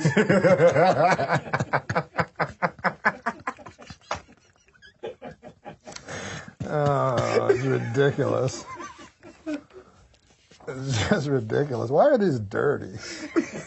This is a great one for you, Larry. I got a funny joke. It's newsy. If you were a Russian prostitute on a date with serial killer Andrei Chikatilo, a.k.a. the Rostov Ripper, and he couldn't achieve an erection, that was not your lucky day. No. All right, this guy's going to go to prison. Yeah. And he's really scared. He's worried. He's scared. He's got to go to prison. A friend says, go talk to that guy. Just got out of San Quentin. He says, you just got out of San Quentin? I'm scared to death. The guy, come. Oh, it's a piece of cake. I want to ask you something. Monday, you like music? Monday's music day at San Quentin. All popular new music is played for you, and major composers come and talk to you. They'll talk to all the convicts. You're going to love Monday. Tuesday, you like food? Tuesday's food day at San Quentin. Chefs come and cook meals all day long. Famous chef Wolfgang Puck comes and talks to the prisoners about how to cook. Wow. You're going to love Tuesday. Wednesday is exercise day. All the new physical equipment comes in, and the major physical guys in America come in and teach you. You're going to love Wednesday. Now, Thursday, are you gay? You're not going to like Thursday. That's a funny joke. That's a great joke. You tell a joke now to Larry. Maybe he'll use it in his act. All right, so there's two gay guys talking. No, it doesn't have to be gay guys again, does it? No, it's really not that bad. On It's the not. day that It's the not bar, the insulting. Celtics? No. There's two gay guys. They're playing hide and seek, and No, one- we're not going to do that. No, we're not going to do that joke. We're not going to do that joke. But I think this is a great joke for Larry King. Because it's news. Irishman walked out of a bar. Could happen. Yeah. Okay. The Al-Qaeda online magazine Inspire has a recipe for a homemade bomb. They also have a recipe for a pretty darn good peach cobbler. So they're not all bad, you know? I crack up when I see a funny joke and I hear it. You know, I'll tell you this, Larry. Say what you want about how huge and fat my head has gotten, but forget it. Try iron. You know, my clothes, Larry, make me look slimmer, but they did not fool that flight of stairs that collapsed under my astonishing new girth. Who writes these? I'm fat now. Where did they come from? Have you ever been fat? It doesn't seem like you. Fat. You were? When I had my heart attack. I weighed 195. When you had your heart attack, Yeah. you weighed 195. Now you. You want to read a joke? Yeah, man. Who wrote these jokes? We can't say. I'd like to do something about a film or something. Oh, good. How do you know that fast? How do you know that fast? glanced and saw. I'm a good cheater. Now you want me to start? you can change that joke because I think it should be changed a little. You know what I'm saying? Where's the camera? Where is your camera? Fast and Furious 6 opens next week. The cast is getting a little older. It's less fast and furious and more like brisk and peeved. Here, Adam, do a joke. All right. A good name for a dog is Syndrome. That then when he tries to attack someone, you can yell "Down, Syndrome." Don't laugh. It's not. I mean, it's That's like it was a little insensitive, I guess. Guess so. I've never gotten a decent explanation as to how Popeye the Sailor Man lost his eye. Yeah, this seems like a good one. No, this doesn't seem like good. This one seems like, to me, a good Kevin Nealon joke. This reminds me of going through jokes for Weekend Update. Yeah, right. Before you get all the faxes sent in to you. In my opinion, if we're going to fight the war on terror, a good place to start would be our country's haunted houses. I feel that could be in your act almost. Any of these could be in my act, and they will be. You know, one time, this was when I was a kid. That joke reminds me of that. When I was a kid, I went to the haunted house at the state fair, and my dad did not want to pay the 50 cents to get in to the haunted house. And it was like this trailer with ghosts and stuff. My dad goes, that's no goddamn haunted house. So I'm like, sure it is. He goes, no, it's not. It's got wheels on it. It drives around. The ghosts will come right out. I was like, ruined it for me. Whatever. Whose turn it is? Whose turn is it? Yeah. Norm. Yours? I just read one. I like your jokes, though. You like my joke? ZZ Top saying that every girl's crazy about a sharp-dressed man, but you know what they're not crazy about? Gross long beards. It's funny and true. That one was written for yours. That was more your cadence right there. No. But you know what they're not crazy about? Gross long beards. How about this one? Movie star and award-winning director Ben Affleck has vowed to live for one day on $1.50, or as Adam Egget calls it, a raise. He did the joke and you were the punchline. Yeah, I'm broke. In England, a woman was arrested for throwing a birthday party for her 16-year-old son that included marijuana, alcohol, and strippers. Now she's got even bigger problems. What to do for his 17th birthday? Whatever. Oh, horses must love that they're the go-to animals when saying a guy has a huge cock. I bet giraffes have huge cocks, I'm sure of it. But let's face it, Kevin, no one's ever going to say, that guy is hung like a giraffe, unless his cock is yellow and has brown spots on it. In which case, who cares how big his fucking cock is? He has weeks to live. Can you take these jokes and put them in your act? What? Can you take these and put these in your act? Sure, but I'm not going to. But here is I think this is a perfect Kevin Nealon joke. Tomorrow is National Secretary's Day. Which is true. Is that right? I plan on getting my secretary the same thing I always do, a big fat goosing.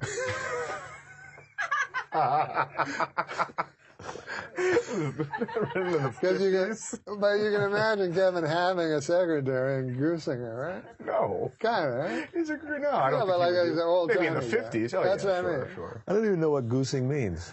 Oh, you know? Is a goose going, is like... I think it's like... Oh, you don't know what goosing means? Is it like grabbing them? Or? Yeah. No, like... Thumbing them? Yeah. Everything that they do to women's asses it didn't seem like it would make the girl like you, like pinching her ass. Yeah. Like, why would she like that? Remember the good old days back when MILF stood for mentally ill ladies I'd like to fuck? That's right. Do you have a writing staff? Oh, yeah. You do? We have Steve O'Donnell. Dude, these are really good. There's going to be a Broadway musical based on the movie Rocky. I don't know if you guys heard about this. In the Broadway musical version of the show, after Rocky climbs the steps of the art museum, he goes inside and spends 2 hours looking at paintings. Yeah, I know. God damn. Goes inside and looks at what? Paintings? He looks at paintings. I like that. That's a good one. You know what he always says? Long-windedness is the... Shortest way to your heart. What is it? The soul of wit. Oh, here's a good one. Yeah, well, the joke was a bit wordy. Do you have any other color jokes? I mean, he's just blue and yellow. Did you just say, do we have any other colored jokes? I knew you were going to say that. Fucking Jimmy the Greek over here. I don't want to... Jimmy the Greek. How about Jimmy the Greek gets kicked out for being a racist? Meanwhile, they call him the Greek. TV. Tim Tebow's time in New York wasn't a total loss. He had a monument built to him in Central Park, a bench. This, to me, is the quintessential Kevin Nealon joke. To me. Oh, I like to see what you think is my quintessentialness. Catherine Zeta-Jones has been diagnosed with bipolar disorder. Half the time she's Zeta, the other half she's Jones. We keep doing jokes. A new tabloid rumor, 205-pound Kim Kardashian. How much? 200. Is that an estimate, or did they really get her on a scale? Somebody got her on a scale. I don't know. Yeah, I'm not sure. She Good gained a lot of question. weight, for sure. But she might be getting paid to gain weight. This is amazing. By some weight loss program or reality show that will then get her to lose weight. Anyways. You think like The Biggest Loser? Somewhere in there, yeah. I have a similar deal. I have only I pay them. And by them, I mean Zankou chicken. And in exchange, they give me some Zankou chicken. But you know what? I was on Roseanne, right? And Roseanne, I was writing on the Roseanne show. So Roseanne, they came to one of these people. one of these Nutrisystem or whatever they call it. And they said, you got to lose weight and we'll give you all this money. So Roseanne did the thing for like 2 days. And then she's like, fuck this, I want to eat 2 days. So then she's like, I'm not giving the money back. And then they said, no, you got to give the money back. But then Roseanne said, I'm not giving the money back. And if I do give the money back, I'll tell everybody that I did your thing and it didn't work. So she got to keep the money. Oh, that's brilliant. I was on her talk show Smart once. cookie. Oh, Probably when you were writing on it. On the talk show? So I go, beat me up, Scotty. Just beat me up, Scotty, you motherfucker. This joke, I couldn't help looking at it when you tell me that story. Read that joke. This is so your style right here. What? The writers, whoever they are, they're writing. They know how to write for you. Just read that one. Cats and paraplegics have a lot in common. For starters, neither appreciates going into your pool. No, you didn't read it right.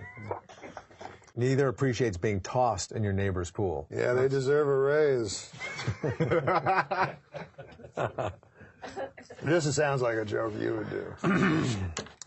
They say there's no people like show people, but now scientists have found show people are genetically linked to the Laplanders and the Finns.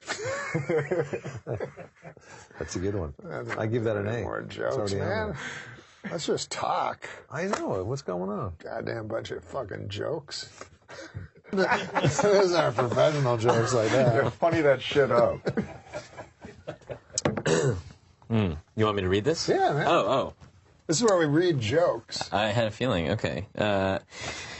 Despite all the advances in veterinary medicine and racing technology, the Kentucky Derby record set by Secretariat 40 years ago still stands. The reason? Still stands? Yeah. What is the reason? Today's horses are total pussies. Oh. What about this one? Ja Rule's taxes are just like his music. No one can remember the last time he released anything. No, that's not. That's just a sad observation. Yeah. But Well, listen to this. Catherine Zeta-Jones admitted she is bipolar. Half the time, she's deliriously happy, and the other time, she has to suck an old man's cock. That's dirty. Come on, man. Let's be. This is neither dirty nor clean. It's more like a. Okay. If tampons are called sanitary napkins, how unsanitary must regular napkins be? Can you see like George Carlin doing that or something? Yeah. Yeah. Hey, look at this one. Scientists have found a submerged mass of granite off the coast of South America that they're calling the Brazilian Atlantis. Damn it! I want to be called the Brazilian Atlantis. Once again, just a sad observation. Why would I even want to be called the Brazilian? Hey, what about this? Michigan man Curtis Peterson received a 15-year prison sentence. I don't want to do that. Oh, this is a kind of an odd one. As opposed to the straight ahead. I have more faith in you than in that. Really? Okay. Well. No, that makes sense. I mean... Crews in Ohio dismantled a tavern wall in search of Jimmy Hoffa's body, and sure enough, they found the inside of a tavern wall. Yeah. So, there was... I felt bad for you on that one. You have to put in the extra.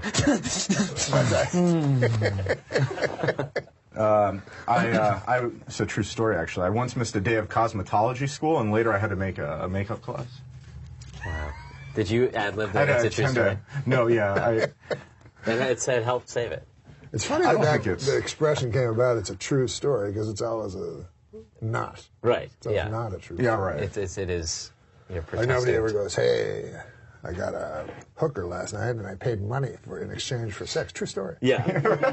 Hey, how about this? The Dalai Lama said that killing in the name of religion is unthinkable. Hey, thanks, Dalai Lama. I'm sure everybody will fucking listen to you. No one listens to the Dalai Lama. No one. He doesn't have a wide like the head of another church is going to listen to the Dalai Lama. Oh, whatever. Everybody's good. Oh, what about this one? You don't like this one, Simon. Yesterday was Bring Your Daughter to Work Day, which was awkward for Adam Egan. Do you know how hard it is to fuck a whore with her kid on the edge of the bed playing Nintendo? I mean, that is a hard job. I mean... Whatever. No, but seriously. No, yeah, it's fine. You set yourself up for it. You live that kind of fucking lifestyle, man. There you go. I like hotels. They make your bed, make your dinner, send housekeepers up to watch you masturbate. It's a dream. Come on, man. The parents of Honey Boo Boo are getting married this week. I don't know what any of that means, but it sounds fucking retarded. What? Oh, this is a kind of a cool one. I think this is kind of a cool joke.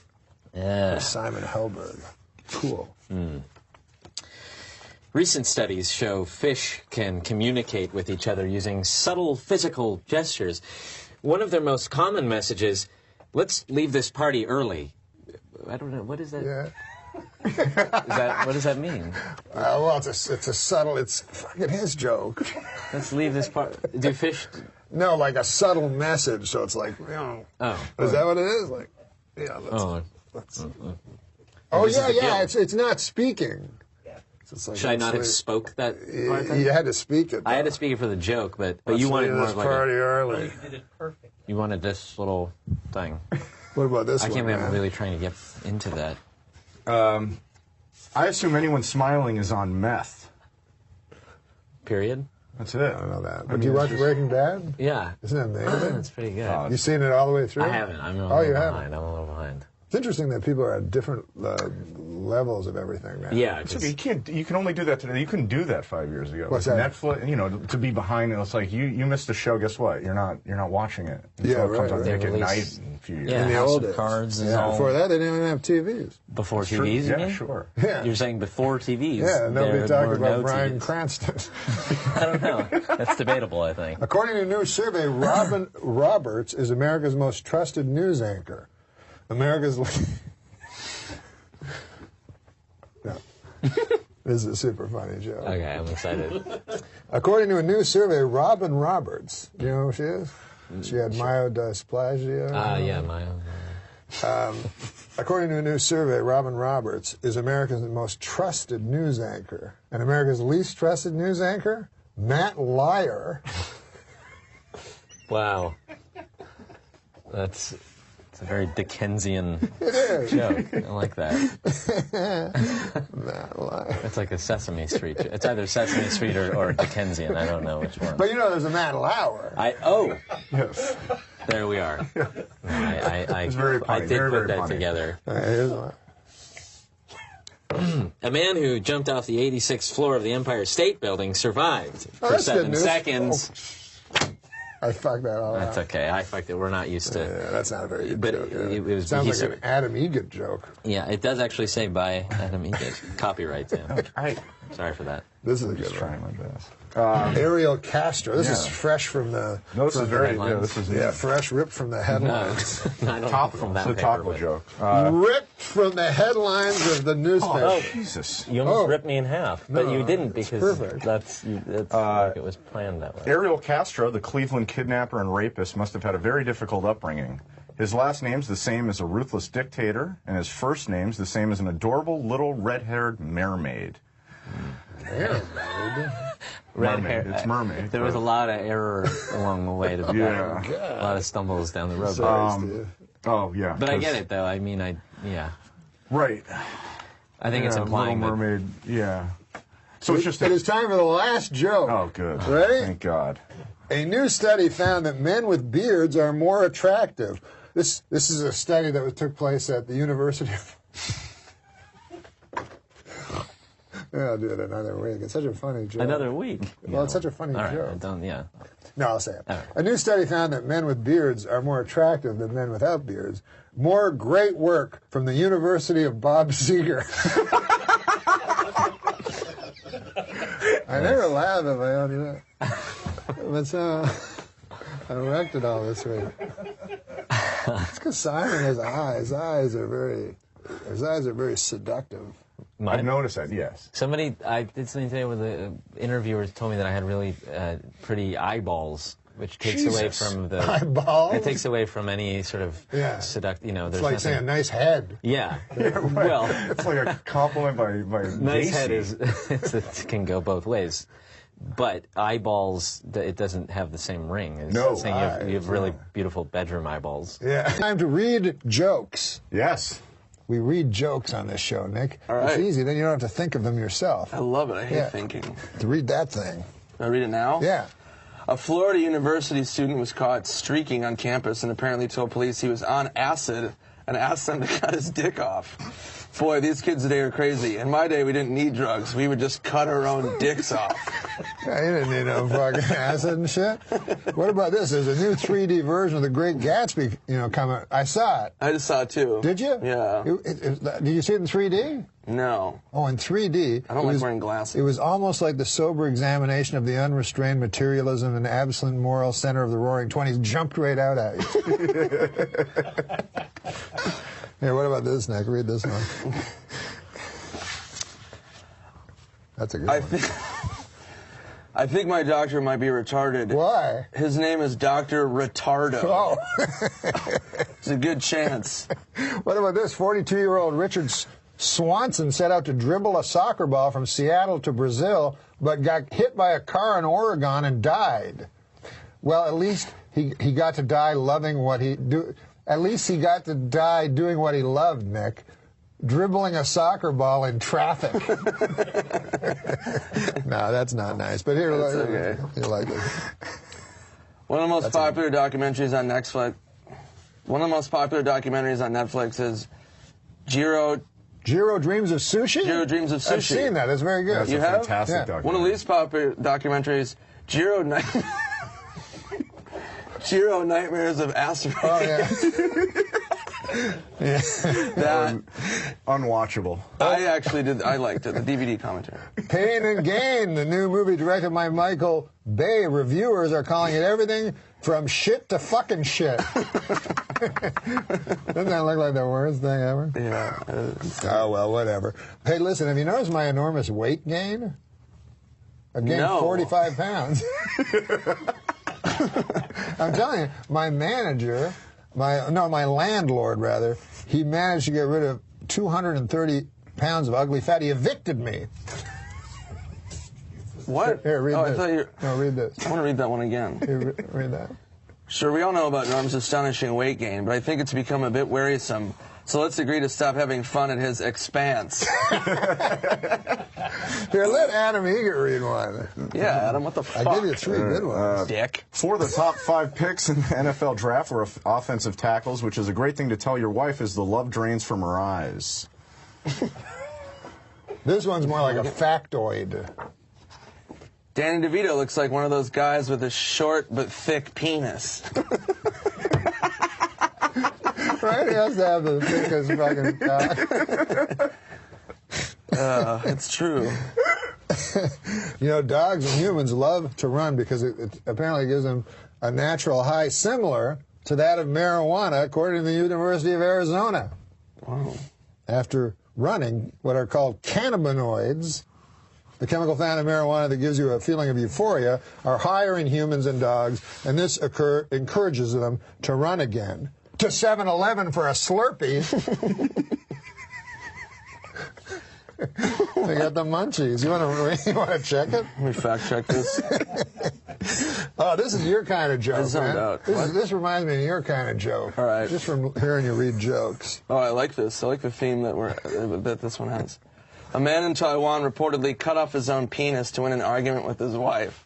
That reminds me of that episode of Everybody Loves Raymond, where Raymond forgot Deborah's birthday and he had to cut his own cock off. Oh my God! Are you gonna just read any one? You get to read them out of here. It's like Game of Thrones. The guy's getting his penis cut off. If you guys, Everybody. Is there? Yeah, this guy got his penis cut off. To turn into a vagina? Fashion into a vagina? I don't think they had medieval sexual. Oh, that's in the old days? Oh yeah. It's like medieval. But it'd be cool if they did experiment with genital altercations back then. Yeah. But what about, let's say you go to a doctor. Isn't it weird that you can go to a doctor and go, you know how I have a cock? Where are you going with this? It's not real. I shouldn't have a cock. I'm bored. Do you mind cutting it? Because I've always intuitively believed that. So the best is like when you want to go back after like 5 months. You're like, I had a cock and then you gave me a pussy. Which didn't work. The pussy was fun. Like, can I get my cock back? I still have it. The guy's like, you betcha. They're like, do I have it?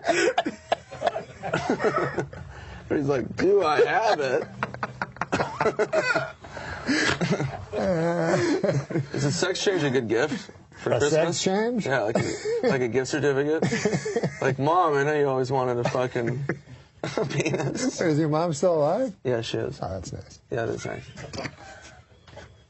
Do you have a joke? Tell the joke. Well, because it's a 50-50 chance it's not going to go well. No, it's a 50-50 chance that they're It's not going to alive. look like a penis. Yeah. It's going to look like a Star Wars thing. Yeah.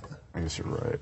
Read a joke. All right, You haven't read one joke. before we begin, I have a quick public service announcement. Would anybody, please fuck Martha Stewart?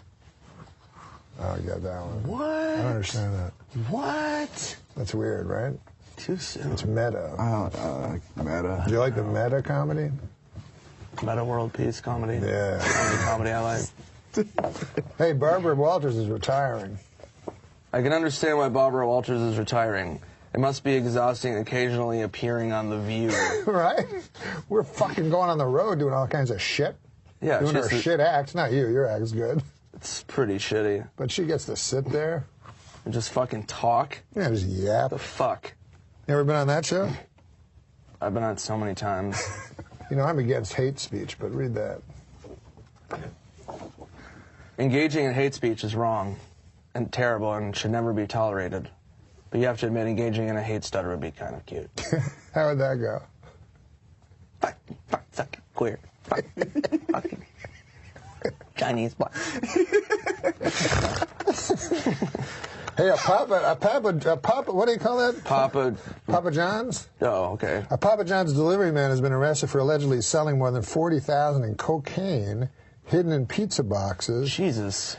To undercover police officers. This raises an important question. Where's all that pizza that was supposed to go in those boxes? Can I have them to eat? I'm a big fat guy. Oh, here's a good one. What would you do if you got a pizza box filled with cocaine? What would I do? Yeah. Would you be really mad about the pizza not being there? A pizza box full of cocaine. Isn't that what they said? Fuck, I forgot. Yeah, pizza boxes. And there's cocaine in them. What would you do? Nothing? Deliver it to Busey's? Fucking fire that train. Yeah, I don't know. Hey, Sesame Street introduced its very first Latino character, Armando. But it's not going great. Apparently on the first day, he got into a knife fight and stabbed the letter A. It's silly. That's silliness. Yeah, that's cute. They're all fine people. The FDA is investigating health risks posed by Wrigley's new caffeinated gum. Well, where the hell was the FDA when York peppermint patties were making people shiver and having involuntary orgasms? What would that? How would that go? Like eat one and then go. All right, Adam, you do that one. Eat it and have it. Eat it. Like eat it. Eat it. That's how you. Oh, that's how he comes. Jesus Christ! God, you need to take Mr. Furley's Burbank hotel class on coming on strangers' fucking tits and shitting on poor girls from Nebraska who are here to audition for fucking White Shadow. They're covered in a fucking brown cloud of fucking Furley nightmare mist. Jesus Christ. Adam. Hey. Eat my dog shit snowman! Oh, what's that mean? What's a dog shit snowman? I don't know, man. Is that a real thing? And I hope not. Furley could build it, if anybody could. Oh, my God. Hey, Time Magazine named the top 100 most influential people in the world, Nick. The top 100 include Justin Timberlake, Beyonce, Jimmy Kimmel. In your face, Yuli Moray, president of the Swiss Confederation. No one knows who that is except Steve O'Donnell. I like how you read them again. Like there's a side note. Let me get another one. You want another one? Here you go, man. Wait, refreshing. Okay, what's that one say? Nowadays, most teenagers don't watch their favorite shows on actual TV sets. Instead, they just blow each other. That's probably true. That Yeah. one's more of a comment, really. Yeah, that's a website. What are you whispering about? We gotta go? 20 seconds till we're off. 20 seconds, man, to read that joke. How many people have to die before we finally do something about dropping pianos? Nick Swartzen. Look for him in Grown Ups 2. Thanks, Nicky. That was awesome. Oh my God. So here now we tell jokes. Now you think you don't tell jokes, but wait Well, till I you... can read them. You can read them. Oh, I saw one in the bathroom. I went to use the bathroom. Oh, I and threw there were- some in the garbage. In the Don't tell garbage people that. You threw all the racist ones. And then one other one that was about The View, because it was... Did you go through the garbage and find the old joke? When there's a joke, it was in the garbage, and there was one. Yeah. I just went, it was I don't do clean. It View was sitting jokes. on top of paper Yeah. towel, so I pulled it out, I read it, and then there was another one. I'm like, oh, there's another one. And another one. There was like about 4 jokes. The one I remember was The View. Wait, I don't want to do View jokes, because if you start a battle with Joy Behar, you're not going to win. No, you'll win easily. But read this one.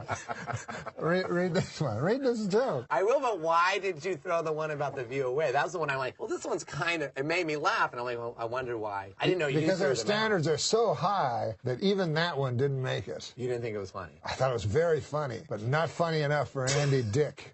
It's pretty funny. We're going Plus, to I save it know for next week for Big Fat Bruce Valanche. you're allowed to say that because you're fat. He's allowed to. No, I'm a fat guy like him.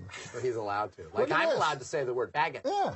You fucking faggot. Well, I mean, there's no need for that. Yeah. What was that? What'd that comment guy say to you? I can't say that. Come on, let's. Okay, let's read it. You don't want me, because you're not going to save it for Bruce because you threw it in the garbage. Do you want me to say the View one? I think I kind of No, remember. you see, Bruce Valanche, you can give him any Why joke. doesn't he want to? Bruce Valanche, you can give him any joke. He's so funny, that dude, that he will just make it funny. He's funny. But you probably are afraid of Joy Behar, aren't you? Who wouldn't be? She's a little bit of a firecracker. Terrifying. She's funny. Yeah. She reminds me of like your aunt that tells jokes at the fucking Thanksgiving. I'm going to table. go get that joke because Because the way they wrote it was pretty funny. Well, maybe you should tell a joke while Okay, folks, we'll tell a joke while Andy is gone. You tell one. Okay. The latest Adam Egan telling a joke. The latest Archie comic shows gay character Kevin kissing his boyfriend Devin. Another barrier will be broken next month when, in a dream sequence, Jughead will be fisting Betty Crocker. God damn, you're illiterate. It's a show fit. No. Oh, you're right. Will be shown. Yeah, they forgot to write the end there. Okay, now we'll see this joke. This made is me a laugh joke. again out loud. This just is reading this it to show. myself. This show is so high quality that we take jokes from the dustbins. Well, you said that this is very funny, but not funny enough. Not funny enough for Andy Dick, I felt. Well, I thought it was funny. Well, I am a fan of The View because Sherry Shepherd is a good friend of mine. Sure. And I've been on The View a lot, which is weird. Yeah. Because I'm on The View. Daphne Aguilera was on The View. Oh, really? Did Daphne Aguilera, he didn't rub your cock on like... Okay, come on. This is what we're trying to get away from. Sorry. And by the way, every time I'm on The View, Barbara Walters will not be on The View. Is that right? Yeah, she won't be on it with. And it has to be the pre-taped one. You know how they're live, except for she won't do it. And they always have to do the pre-taped one. Filthy old bag. Barbara Walters announced that she's retiring from The View. Well, actually, she announced it 5 years ago, but no one could hear her over those yammering bitches. See? Amazing that worked after that giant buildup. Hey, how about this one? They say pimping ain't easy, Andy. But what they won't tell you is much, much more difficult being a prostitute. Pimping is pretty easy. I don't know if you're a pimp, but... It's hard to believe that the entire cast of Saved by the Bell is now dead. It's hard to believe that.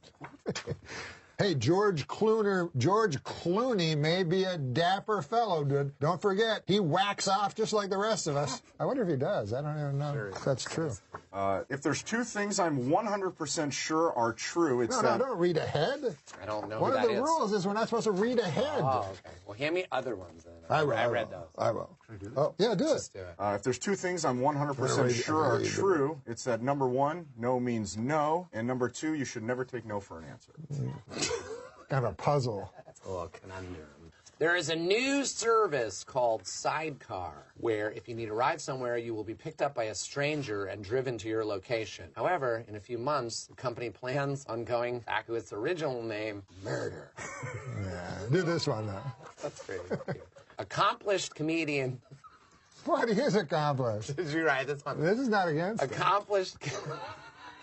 This is not against anybody. Accomplished. Okay.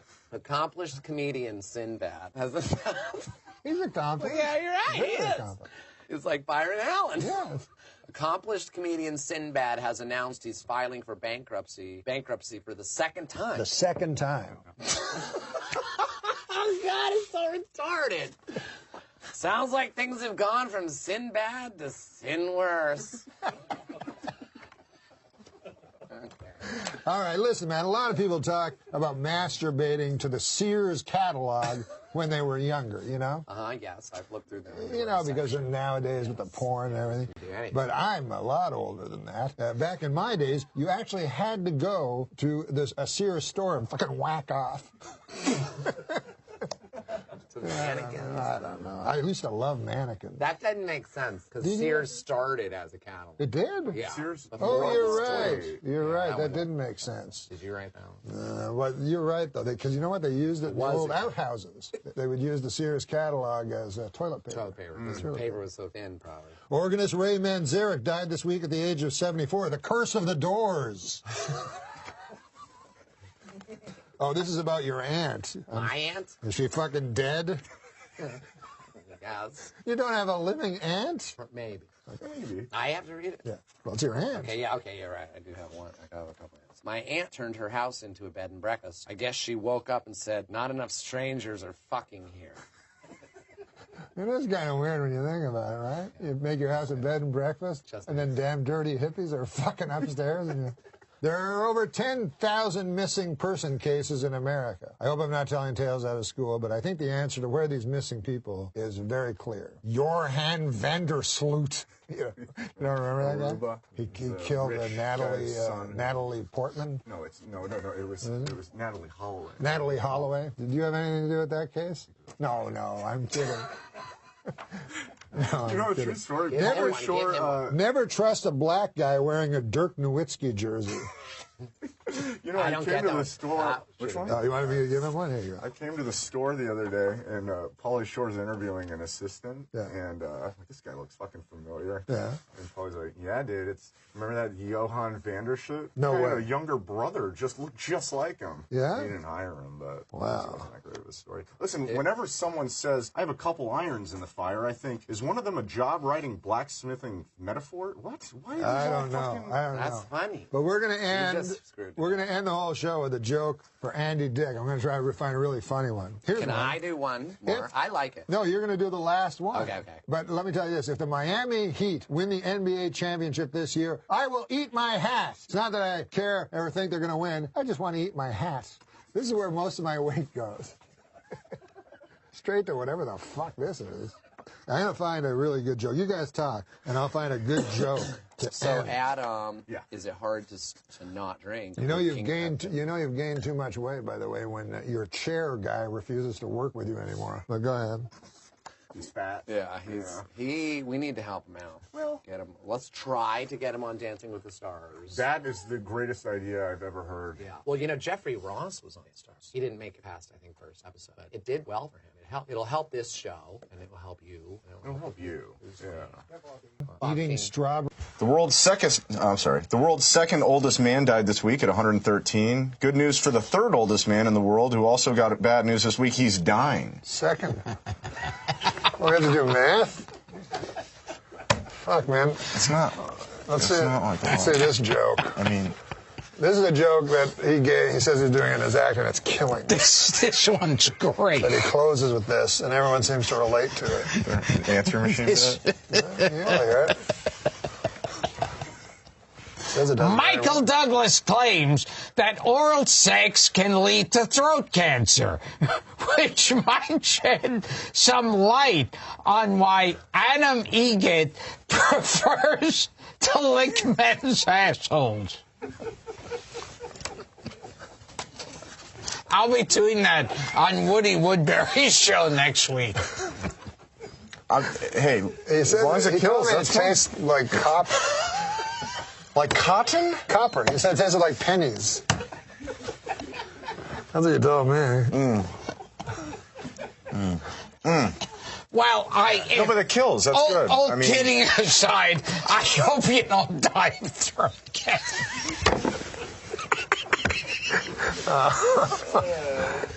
He's being sincere. Yeah, no, that was sweet. Because I know you lick a lot of men's assholes. And I just pray. Are you watching a slow burn? Sincerely. I sincerely pray that the last time you lick out a guy's asshole, you don't die of throat cancer. I appreciate that. And I think everyone agrees with me. If I was on Oprah, the audience would start clapping.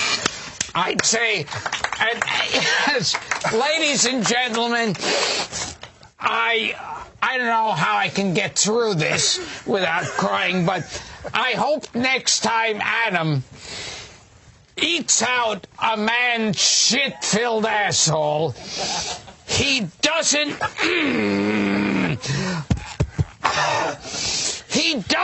die of throat cancer. What about, look under your seats, everyone. What's under their seats? Well, it's Adam Egan.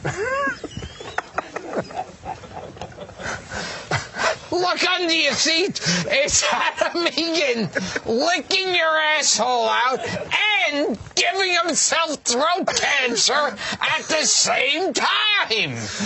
He's multi-talented. See, earlier he said you could do nothing. Right.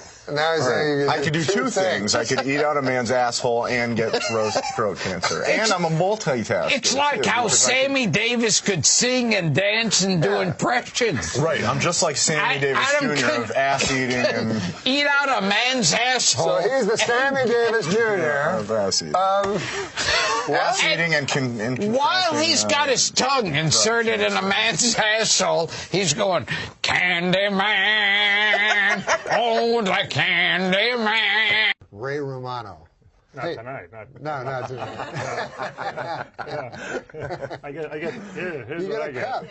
a cup. But hey, get this, we have jokes for you. We're the only show that provides the guests with jokes. Now, wait, when you say jokes for me, you read them. For me to... Yeah. Oh, you mean for me to tell? Yeah. Oh, okay. So you don't have to think about it. I like that. Now, let me see. There's less pressure telling them than having a fake react to them. Exactly. and you know, if it doesn't work, it's not your fault. You know what I mean? I'm saying it to you or no, it's the camera? Yeah. Should I read it first or just wing it? Scientists now say that trout can communicate with each other with subtle physical gestures. Just when you thought trout couldn't get any more... Well, I should read it first. I should read it first. Here, start again. Give it the case. Start again. Yeah, you're right. You're right. Oh, so this is like a monologue. Yeah. Okay. Scientists now say that trout can communicate with each other with certain physical gestures. Geez, just when you thought trout couldn't get more fascinating. Wow. He swallowed that whole... Well, that's incredible. I did.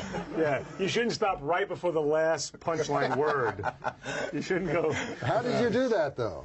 How did you memorize that so quickly? Oh, I don't know. Just good, huh? Here, pray. Adam. Whatever. Well, that name's a name. Jesus Christ.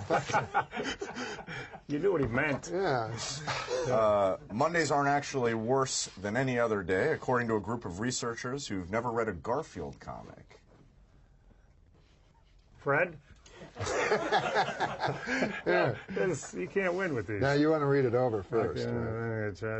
I'm actually, I don't want to mispronounce a word. Yeah, I'm stupid. Of course. The Jamestown College. How about this? I'll read it to myself. I'll say just enough so you can hear it. Archaeologists evacuating a trash pit at the Jamestown Colony site in Virginia have found direct evidence of human cannibalism.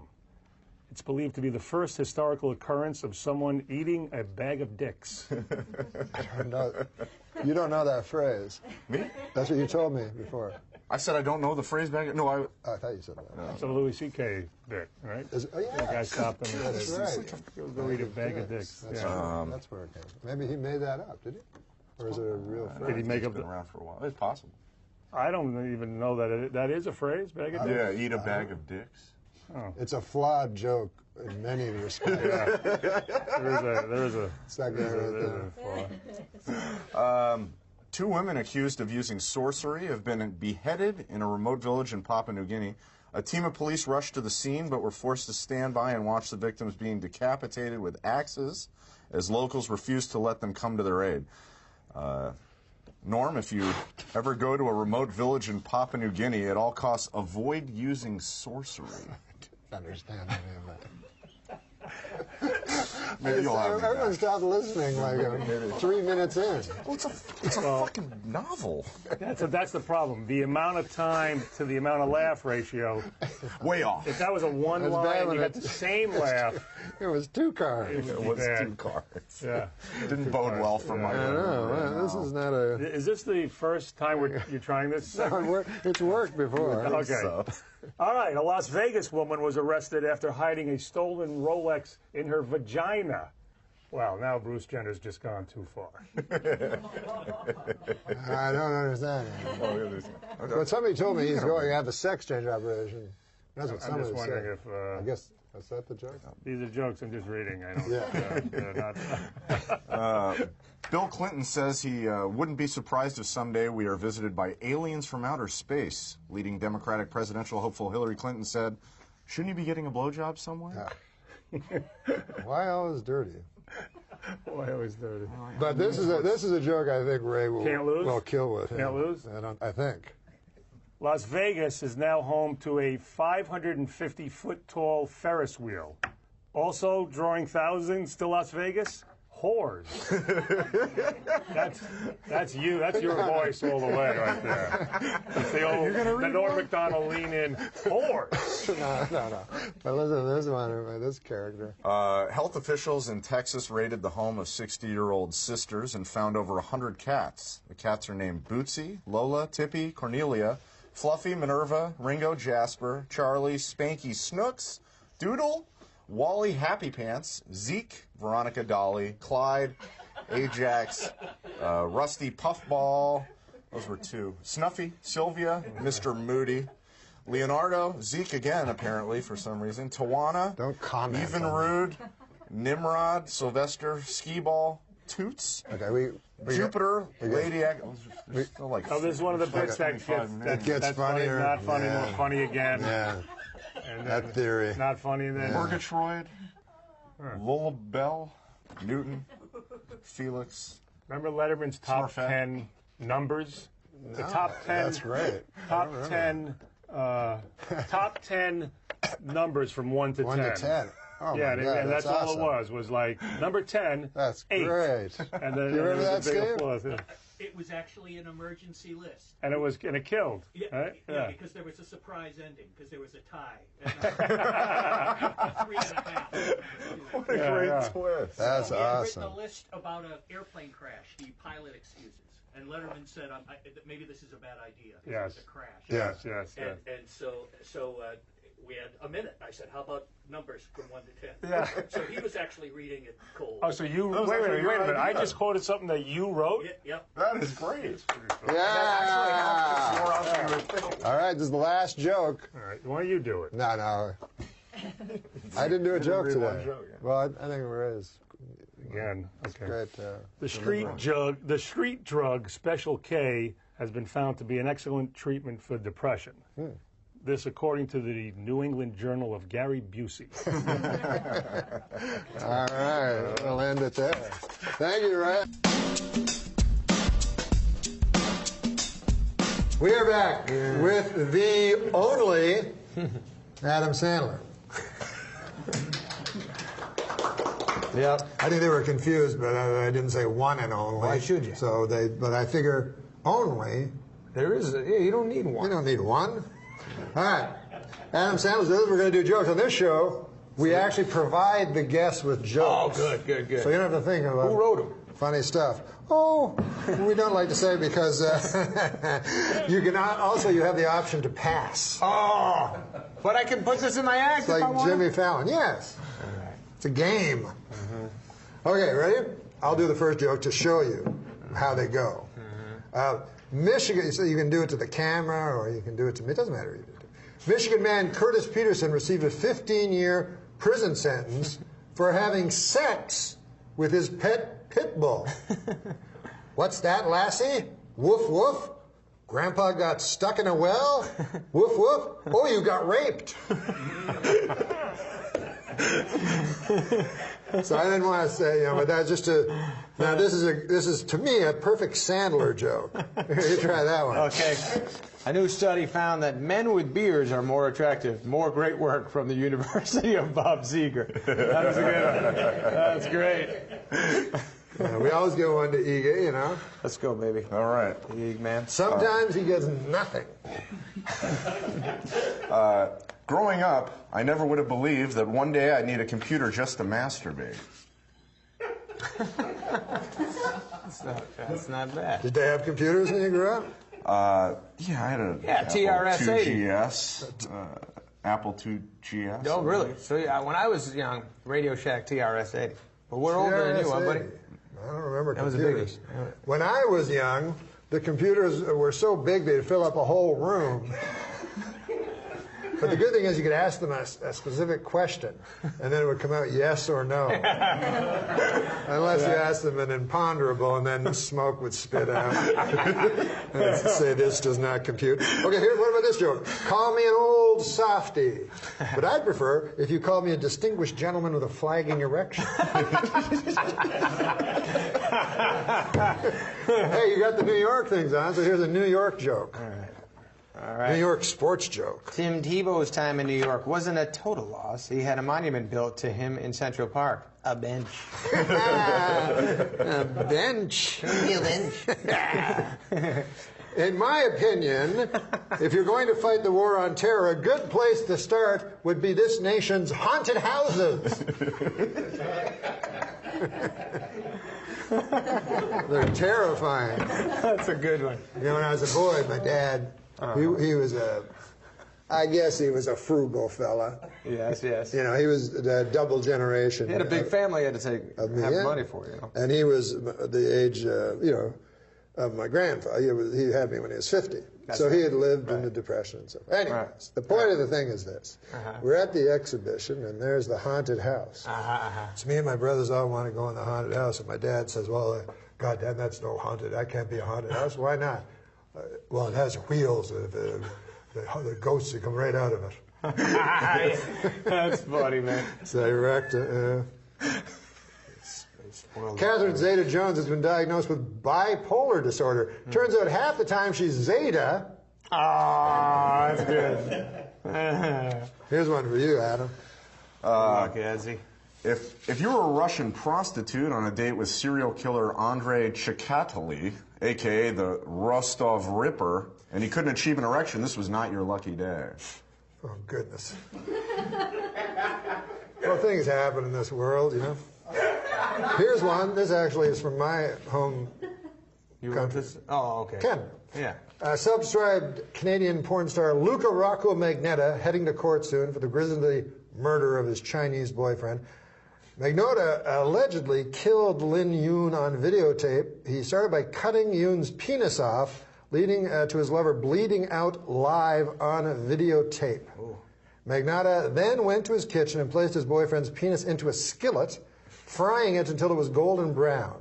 While taking his last breath, Yoon witnessed his supposed soulmate feast on his genitals. After Yoon had perished, Magnotta began dismembering him, sending packages of his... I mean, this guy was a real jerk. You want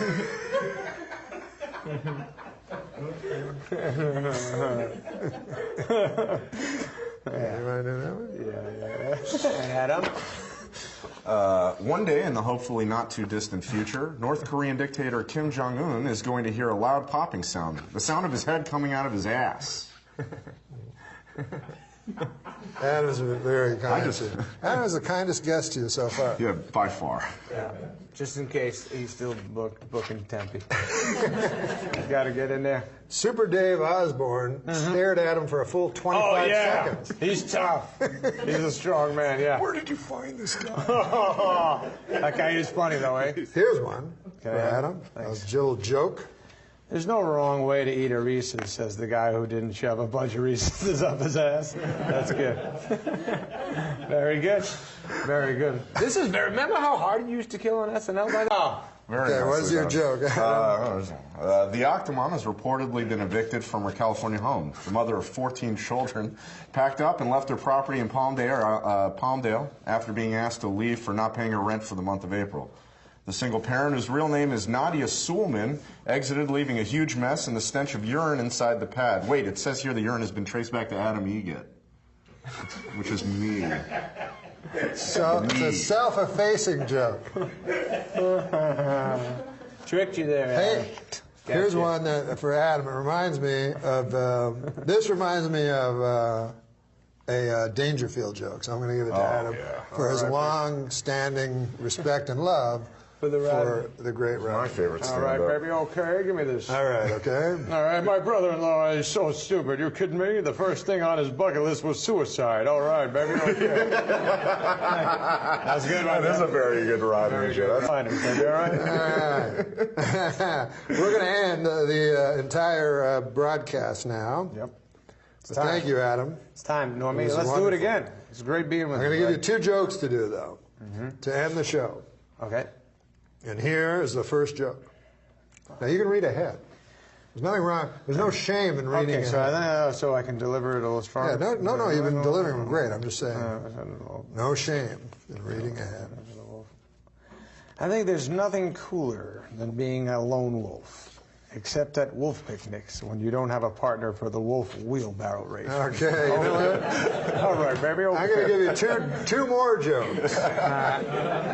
You can read ahead, but I think this one is perfect Sandler. Okay. Offstage Sandler. That's a good one. We should end that. Here, I'll tell you what. We'll end with that one. All right, and do that one. You can read ahead. Porn actor Ron Jeremy is back at work after having open heart surgery. The name of his next feature, I'll have to sit down for most of this. Okay, so this is going to end the broadcast, and then we'll say goodnight. The perfect Adam Sandler, offstage Adam Sandler show. And here it is. Thomas Edison invented the light bulb, but I invented the light bulb up my ass. All right, Adam Sandler, everybody. That's actually like Do you want to do some jokes, David? Fuck, something, yeah. Here's a very, what do you call it? When a joke is just ripped from today's headline. We have to explain how the joke is. Topical. After being drafted in the 7th round by the Rams, Michael Sam kissed his boyfriend. The celebration didn't end there because on ESPN2 there was full insertion. This is a joke. Yeah, these are jokes on these cards. Oh, okay. It's time for this week's This Week I Learned. Adam, there's a thing we do. This Week I Learned. This week I learned that cum tastes like nickels. Oh. This week. Is that true? That cum tastes like nickels? Yeah. That's funny. Is that what it says? That's what it says here. This week I learned how many gallons of sweat my Kmart hat can hold.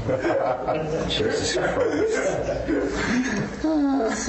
But you know, people are watching that envy the heat, you know, from all across this nation. Oh, God. Yeah, it sounds like when I was in Arizona. I hate that.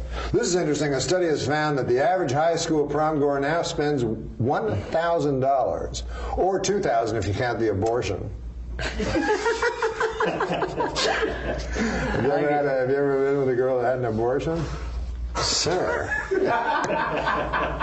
Sir. This guy goes in and they go, hey, 10th one's free. Hit his card. I do have a lot of abortions. Under your belt.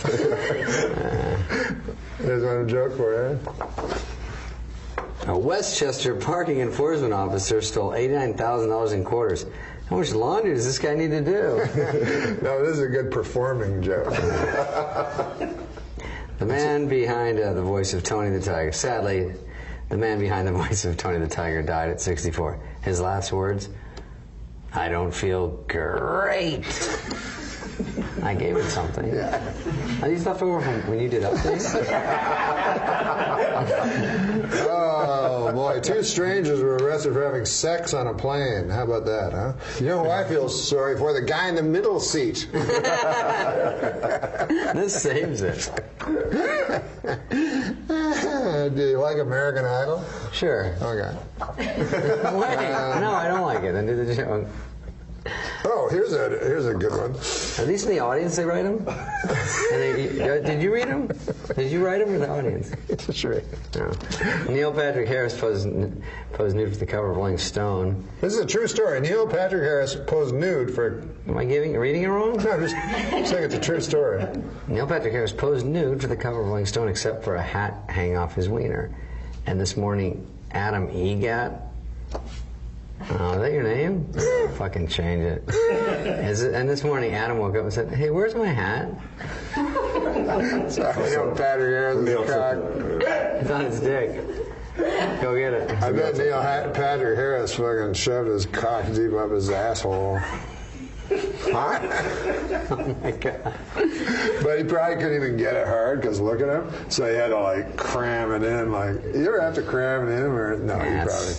It's a lot of work. Yeah. Sometimes it's not worth the anal sex. We are living in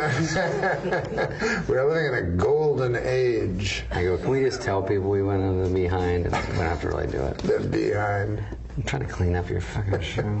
We're living in a golden age of Adam masturbating to interracial granny porn.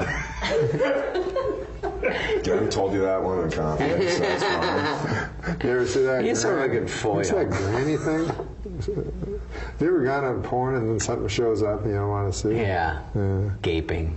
Gaping, exactly what I was going to say. You know what I do? You know, it's funny? Mother-daughter porn. Oh, yeah? Because the guy is like a hot 18-year-old, and then you got like an older, like, cougar, and then the chick's doing it, and the guy's all excited, and then he goes, "Get out, I'm standing right in the cock." And he's like, no, and he's trying to look, and he's pulling the other one by her foot, and she's like, "Can I get my 300 up front?" And then this one's like, "Yeah, you like that shit? Not bad for 57. He's like, 50s? You're a fucking cougar, I thought. You know, let's gotta talk to the union about putting some parameters on this fucking word cougar. Jesus, you old hag. Get this. He's always darting back to the fake daughter going, she's like, "I can't move her. She's too sturdy." She's like, "Oh, this is how you do it, sissy." It's disgusting. True. What was the website called again? I think it's just mother-daughter porn. I don't know if there's a particular site. One time I saw there was a porno, and it was funny because it was like a true moment. All of a sudden, the porno, the guy was eating, was behind the girl, and she was like standing up, and he was eating out her ass hole. And then she says, she's like, "Yeah, eat out that asshole, eat out that asshole." And then she's like, "Come on, eat it out. Is that the best you can do?" And then the guy goes.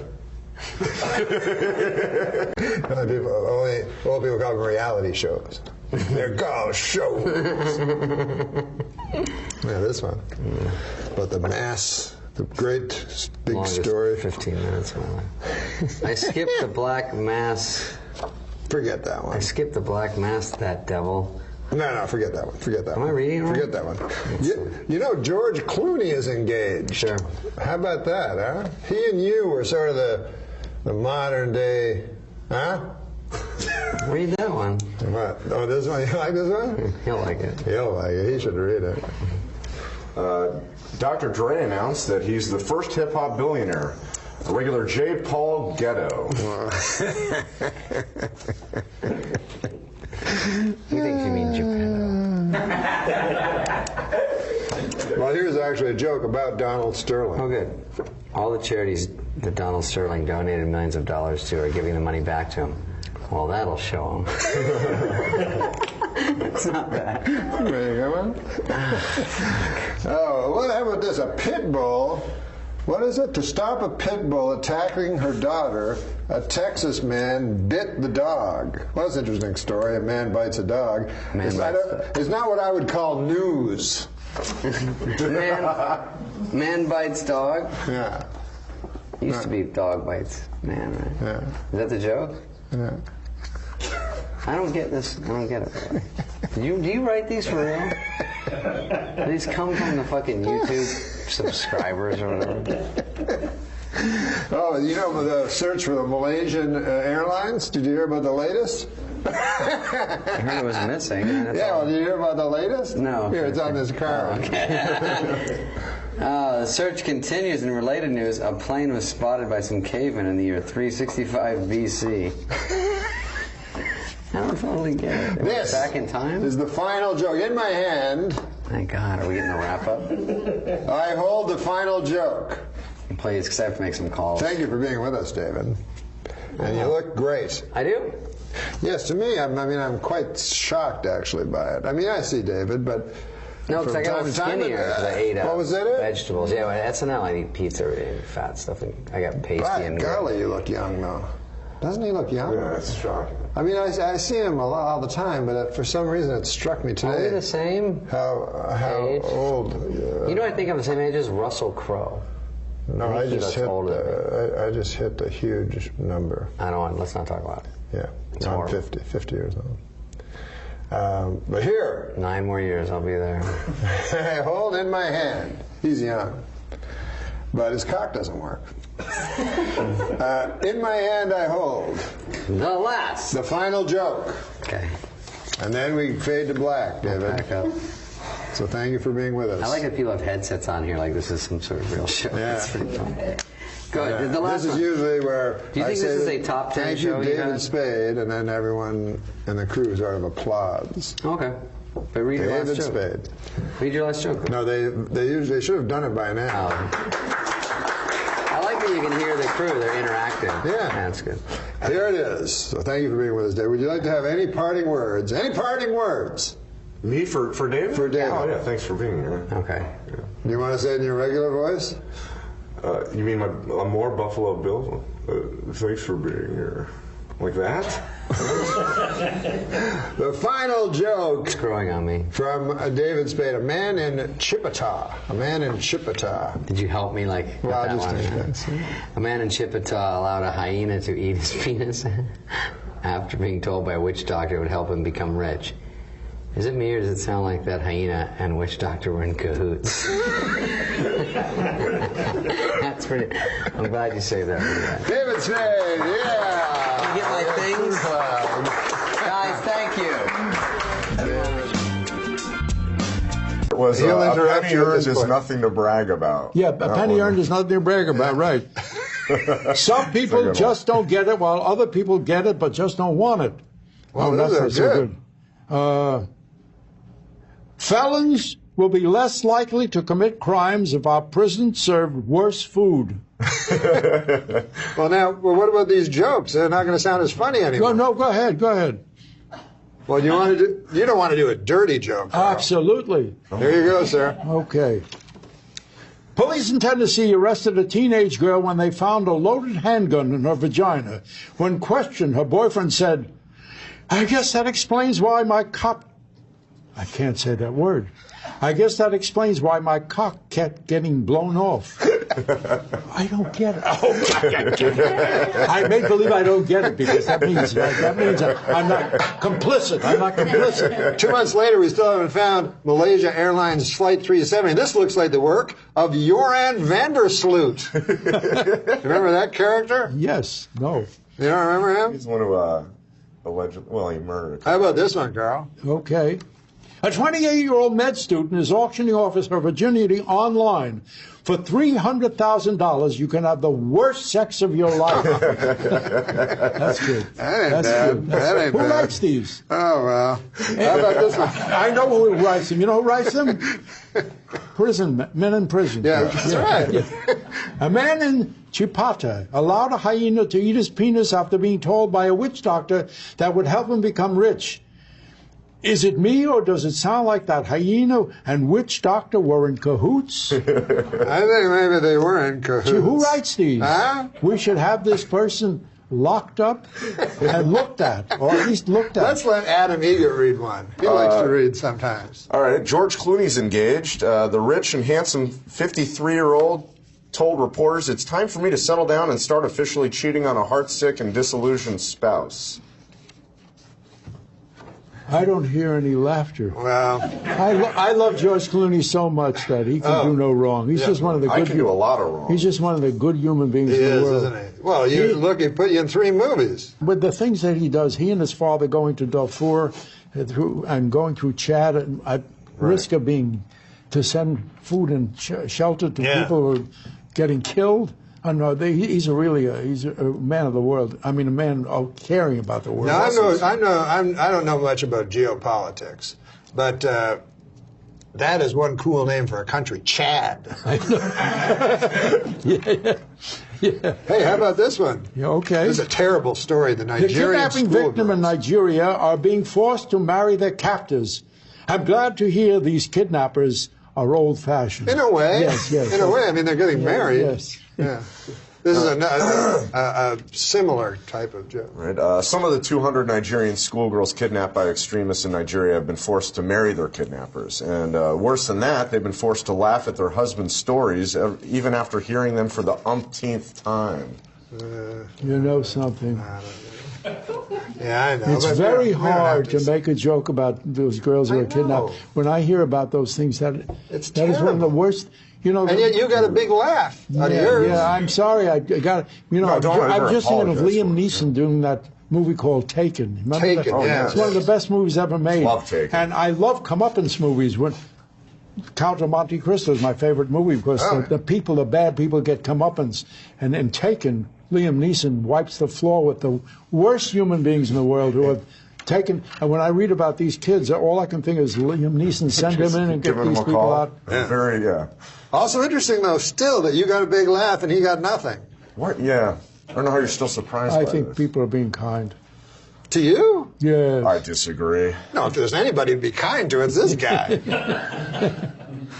Hey, how about this? If I had a gun to my head and had to pick a vice presidential candidate to have sex with, I would choose Sarah Palin and Spiro Agnew. Remember Spiro Agnew? Do I remember him? Hot piece of ass. You know what I would like to hear? A poem. Do you have a poem, sir? I do not have a poem. You do not have a poem? Oh, I have a poem. You have a poem? Yes. Okay, so this is where we do jokes. This is a section where we do jokes. It's kind of comic relief. Okay. So would you like to do a joke? If I can think of one. Well, no, I give them to you. You give them? Oh, that's a great thing. The guest doesn't have to think up a funny story or a joke. We give them to read. That's great. Now, wouldn't it be great if the whole career could be like that? You're going on stage. Here's a bunch of great jokes that are going to kill. Well, that's what this show's all about. So this is a topical joke about the flight. But you just read it. You don't read ahead. Oh, no? You can if you want. Malaysian Flight 370 is still missing. You know where they're going to find it? The last place they look. Now, is that the best one? Kind of or is this better? There's two Malaysians. We can't That's a joke kind of joke. Why did you find something? Why is it always the last place you look? Because you stop looking. A Joe Pine So that's joke? a joke. That's a comment. That's a very bright joke. It's not only a joke, it's a comment. Comment, yes. Now, this is a different Malaysian Air Force joke. The pilot's last words, I've had it with these motherfucking snakes on a motherfucking plane. That could be, yeah, that could be. You're giving me these great jokes, okay. Can you do an African-American accent? I'll try, yeah. Okay. We'll give you an African-American. Your mom is so fat she developed type 2 diabetes and congestive heart failure. Snap! I don't get that. That so fat she did something. Well, it's kind of an anti-joke. It's a literal, yeah. Oh, okay. You know these new meta jokes? Yeah, I don't know that. Well, she's so fat, you expect a joke, but then she's just so fat. I get it. Have you ever seen George Wallace in Las Vegas? I love George Wallace. Wonderfully funny. Yeah, with his beret. He does his your mama jokes. No, your mama. Yes. And then he let people yell jokes from the audience and pretend he's upset by it. Right. I thought of one. Tell me this. Yeah. Hey, George, my mother is so fat when she came to Vegas, they had to build another hotel. That's not bad. Was it good enough to send to George Wallace? Sure. Yeah. Okay. Now, I've performed in front of black audiences, African-American audiences, I call them. And, boy. You're giving me these great jokes. Okay. Boy, they're funny. Like they yell up funny things. Oh, boy. Rather than just like... do they? Yeah. Yeah. They yell up funny jokes. You know, I see a lot of these shows that just have black comics, and I tend to go by them because I say I can't relate, but if you ever watch, they're hysterically funny. Really good Sometimes good stuff. you can't relate. I saw one time on Def Comedy Jam, and the guy goes, you got the do-rag? He goes, you know, I'm fucking my woman, you know, and I don't want to answer the phone. Oh, shit, it could be a job, and you know, and then you know, after you take the do-rag, you wipe off your dick with the do-rag, and I'm like, no, I don't do that. But everyone in the audience is like, yeah, we all do that. We all wipe our dicks off. We're gonna have Adam Egget do a joke. Oh, good. And it's Adam, not Andy. No, I know. I'm trying. You don't hear any more about... In the camera. Oh, sorry. You don't hear any more about Bob Costas' infected eye. Who is stonewalling this investigation? I'm thinking about a year I would work on my delivery, but it's just not working out. Yeah, I get it. I don't blame the joke. No, you read it like banana. Huh? Throw him a banana. Do dirty work. But you read that like there was a thorough punchline. But yeah, it's. I think the joke you don't is. hear any more about Bob Costas' infected eye. Who's stonewalling this investigation? He's a consummate amateur. Yeah. Refreshingly. Well, it's a funny joke. But what about this joke? If thinking that women are not funny, emotionally irrational, and less intelligent than men makes me sexist, then yes, I am sexist. Another meta joke. Is it? Sort of. This would be a good joke for you, I feel, Fred. Okay. Just to the Here's what I've learned. You beat up and toss one 19-year-old Hispanic hooker out of a moving car, and they never let you forget it. Isn't that true? That is funny. That's both funny and true. Yeah. I got to tell you about a story in Canada that happened. That's terrible. A guy was gay. It doesn't matter if he was gay or not. But he was a porn star, or was in porns. I think he was a porn character actor. What? No, I don't know. They all call them porn stars, but there must be porn character actors. William H. Macy. They can't all be stars. Back in the old days, they were the great faces.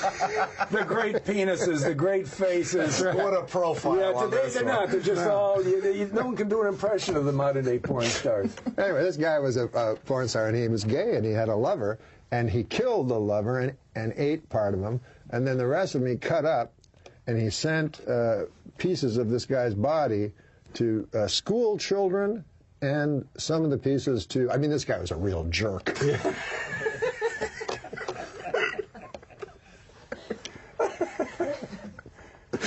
Oh, here's a joke. I don't think you should do this joke. I don't know. I don't know if anyone should do this joke. Should anyone do this joke? I remember a joke you did on, I think it was David Letterman. You said, David, have you ever seen a gay porn you watch adult films, and Dave said, yes. Have you ever seen the one with all men? He says, yeah, the gay ones. You said, they're awful. Made it sound like they couldn't get any women. They just had not that they were getting, they just couldn't get any women. Well, we'll do a porn movie anyway. It's not going to go. No one's going to put money into this. I think that's you. I don't think I said that. A poor rental choice. I think you made that funnier than I would. But it is true that straight pornos are the best things ever, and gay pornos are the worst. They're not good. They're not good at all. That's too dirty. Let's do a nice joke to clean it up. Opinions are like assholes. Neil Patrick Harris wants to stuff... You should let me read this ahead. Opinions are like assholes. Neil Patrick Harris wants to stuff his cock in them. Oh, wait, that's just assholes. It didn't get a laugh, but I'm laughing. That's very funny. Oh, have you ever heard of the genre of jokes? The Adam Egget jokes. No. They're jokes about Adam Egget. No, I have not. Yeah. Have you met Adam Egget? Adam. Yeah. So here's an Adam Egget joke, for instance. Oh, they're always April 15th is around the corner, and Adam Egget asked his accountant for his extension. Oh, sorry, that's his penis surgeon. Ah. See, April Goodman around the corner. Adam Eget asked his accountant for his extension. Oh, sorry, that's his penis surgeon. Yeah. He famously, that's his penis surgeon. That wants an extension. He famously has a small cock. For his taxes. Yeah. He asked his accountant for his tax extension. Oh, I'm sorry. He asked his surgeon for his penis extension. Just to reword that. Yeah.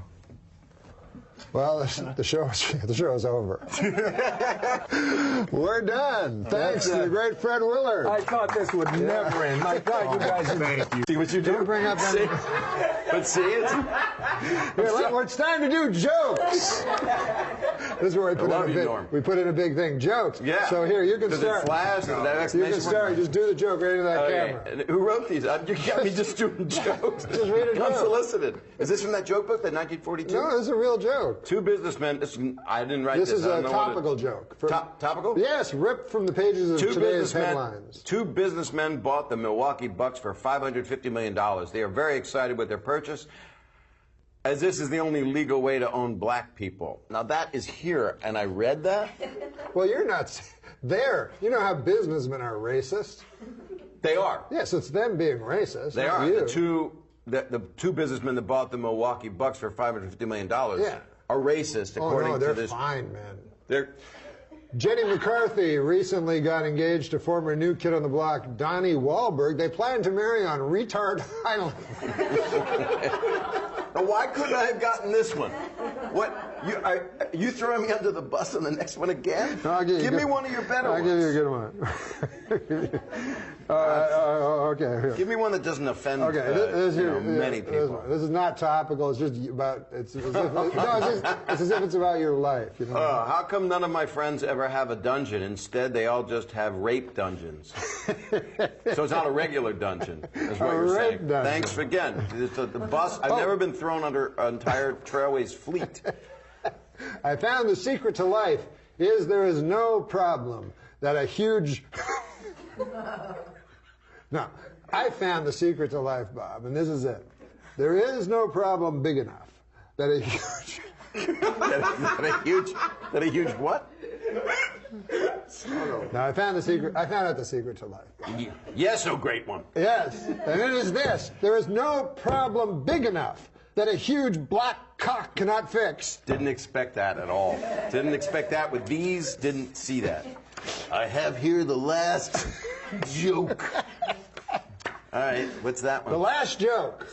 Yeah, if you want. You're holding in your hand the last joke. Yes. Oh, here's one. I think you'd like this one. Michelle Obama. No, it's a topical joke. I know. You sold the other ones to me in the same way. Adam, good work. Adam. Michelle Obama has booked a cameo on the ABC show Nashville. Start again. All right. Kids today. I mean, you can't spell ABC. Wow. Michelle Obama has booked a cameo on the ABC show Nashville. With this and her appearance on iCarly, I think Michelle is ready to start appearing in films. May I suggest my favorite film series, Black Ass Fuckers? It's actually... Does this go live to web? Oh my God! Is that an actual? There's no. Why are you Black Ass Fuckers? Norm, actually, there is a series. That is true. There is a series. Black, because I saw Black Ass Fuckers #5. A pale imitation. I missed number 5. But let me ask you. That's where it really jumped. Let me ask you a question. What's your favorite out of all those? Okay. Oh, this one's good because you guys can join me at the end of the joke. You'll see why. Remember? Just get ready. This is like the worst Passover Seder I've ever been at. You know what that is? I know what a Passover Seder is, but the worst Passover Seder is when you're there and this guy is talking about the smokestacks of Birkenau not being true. Because he doesn't think it's true. There's no way I would bring that up at Pesach. This is the closest I've seen to him admitting to the Holocaust, where he said, I think people have died. He's like 6,600,000. What's the difference? I'm like, Well, there's a lot of difference. There's a huge difference. You know, I'm not Passover, arguing they that say with you. that it was the Last Supper was supposed to be the Passover dinner, I think. Oh, is that right? I don't know. I made that up because most of the other facts have been made Well, up. isn't Passover where they put the lamb blood on the lamb door? blood on the That'll door? keep anybody away. Yeah.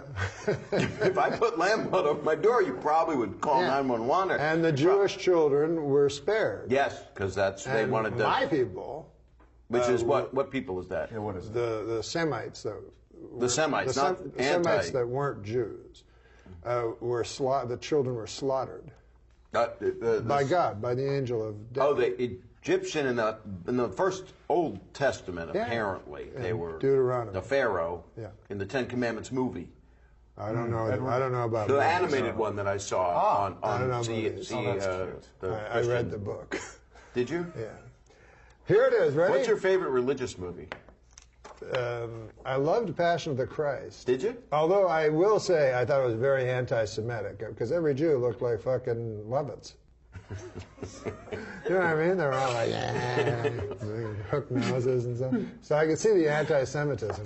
But what I liked was the incredible violence. But you know what's strange? Did they ask them, did you kill Jesus? No. But when they tore apart Jesus with that, when they flayed him with that thing, I'm sorry, I asked. and then they took him to cavalry, it seemed like almost an anticlimax when they nailed him to the cross because he had been beaten so savagely with that crazy ball with spikes in it. Have you ever seen the movie? No, it's hard for me to watch people suffer like that. Yeah. And like this. Which is more difficult to watch, this or The Passion of the Christ? No, Passion of the Christ was my favorite biblical movie. What was your favorite one? Ben-Hur?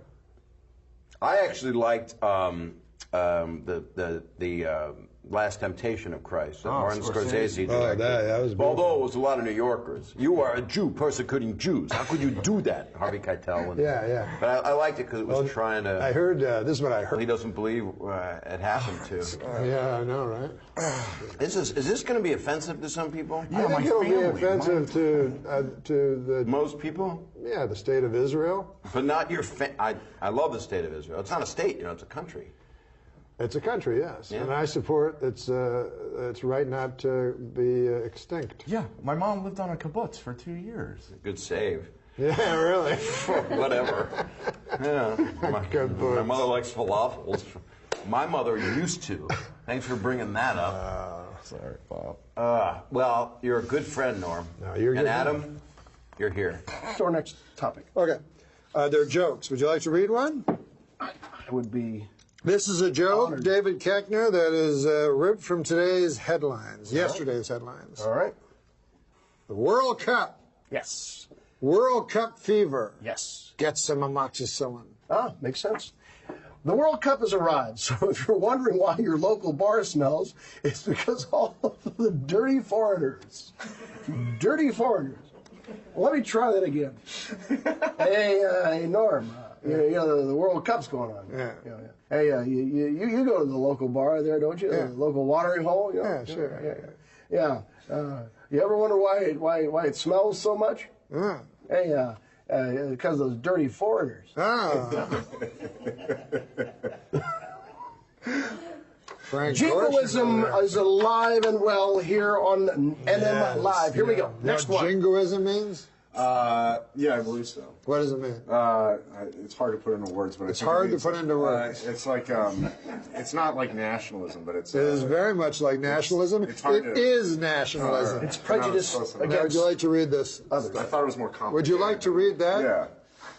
Yeah. This week I learned. Oh, this week I learned. I'm sorry. Have you ever heard of TYIL? This week I learned. I have not. Well, it's sweeping the nation. It's hashtagging faster than. But it's called This Week I Learned. Faster than something that moves quickly. Yeah, Yes. like faster than a freight train. This Week I Learned. It's the TWIL. So check it out sometimes. Hashtag TWIL. And people talk about what they learned that week. Let's see what I So learned. This Week I Learned by Adam Egan. Invited back to the comedy table. These are always fun. This week I learned, just because I masturbated to that picture of a guy falling to his death on 9/11 doesn't mean I have to share it.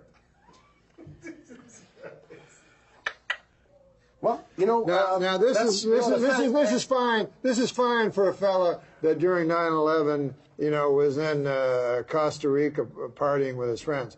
I was walking through the blood and the bones so you were put off by that, Jim? In Manhattan, a little bit. I can't believe you wrote it. I had to get new pants because of the blood and the bones. Just now or back then? Back now, I was ankle deep in blood and bones. You went through the war, Norm. Well, it was an attack on our country. A recent report stated that there are over 65 active serial killers in the United States. What they don't know is there's actually 66. That's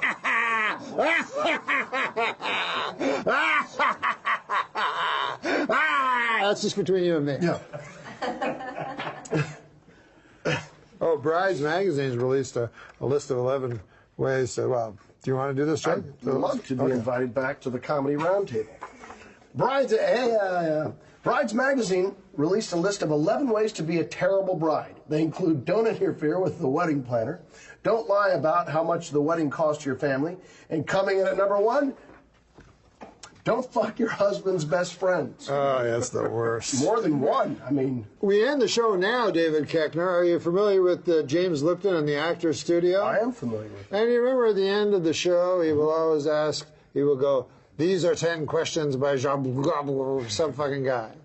That are famous questions, I guess, for dinner parties or something like that. I don't know where they came from. Okay. But you've seen this. Sure. So we decided, if it's good enough for James Lipton, Jimmy, who is a pimp, then it's good enough for us. Did you know? Sing holy songs on it. Hey, you want to do some jokes, On the Roseanne? baseball. I have Roseanne. I have jokes. Okay. Well, I think we have to take a No, we're not going to take a break. Oh, okay. Fuck the break. No, we're going to just do jokes. Sounds good. And who better than Roseanne? Well, I can't think of anyone. I can't remember any of Hey, them. Roseanne, how's your cyber eye? It's weird. I had to get an eye replacement, and it's like really Which eye? rare. It's this one, and if you look in, you can see that there's like a fucking $6 million man kind of exactly. cyborg deal in there. Looks cool. It is. I mean, I can see, but like sometimes it like starts blinking and it like just goes off on its own, has its own life. What if you put like a snow globe in there or something? The joke to read. This is the only show where we actually give jokes. Okay, what am I doing? You just read it. You can read it to the camera. You can read it first and then see, and then nix it, or you can. This is a long fucking It's joke. a long joke. I'll do it though. I think it might work. Harriet Thompson, 91. Yeah.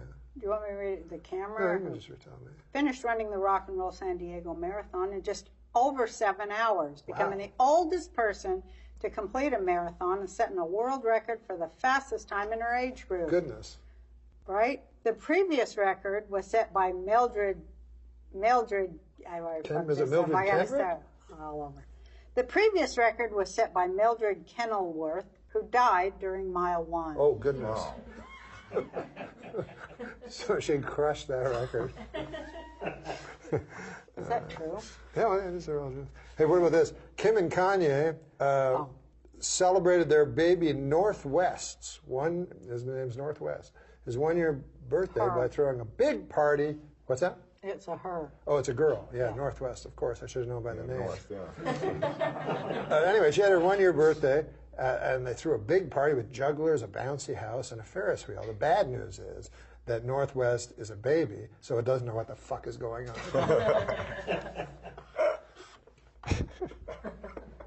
This is all attitude. You have to say this with attitude. So you have to read ahead and use your acting skills. I liked you in She-Devil. Thank you. A study has found that men are just as likely as women to spread gossip. At least that's what I heard Rick tell Brad, who, by the way, has a crush on Patty. Oh, does she? Hey, Madonna, your friend, says she's planning to remake the movie Casablanca. Oh, really? Yeah, finally, somebody's going to get it right. What about this? Is she really doing that? Yeah, apparently. Here's a really easy way to figure out if you're talking too many meds. Here's a really easy way to figure out if you're taking too many meds. You refer to your medication as meds. Oh, yeah. You have 2.5 See, it does meds say with the talking, though. Oh, Christ, I'm sorry. That's all right. You didn't make a mistake. The only things certain in life are death, taxes, and getting caught whacking off in a Target dressing room. Are these your tips? I learned that the hard way. Here's one. It's about your friend.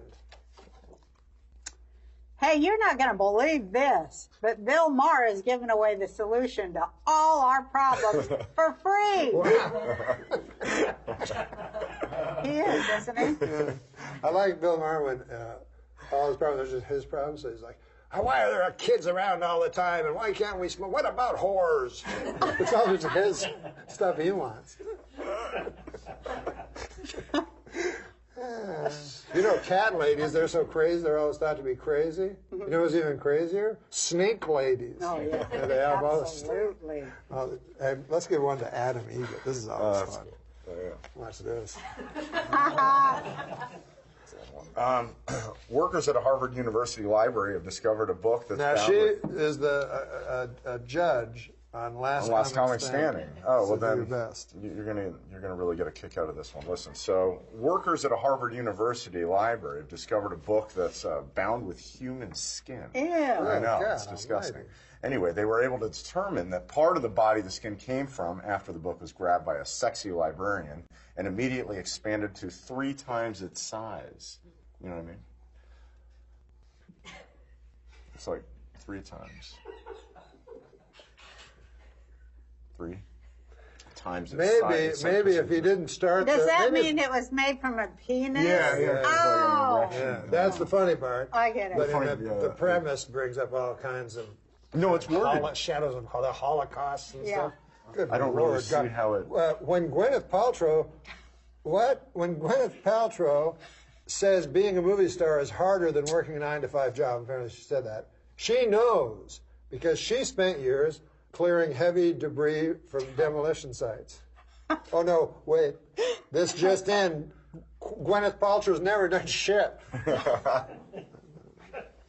Here's a nice short joke. Oh, great. I'm the Ray Allen of my local Applebee's because I'm always nailing 3s.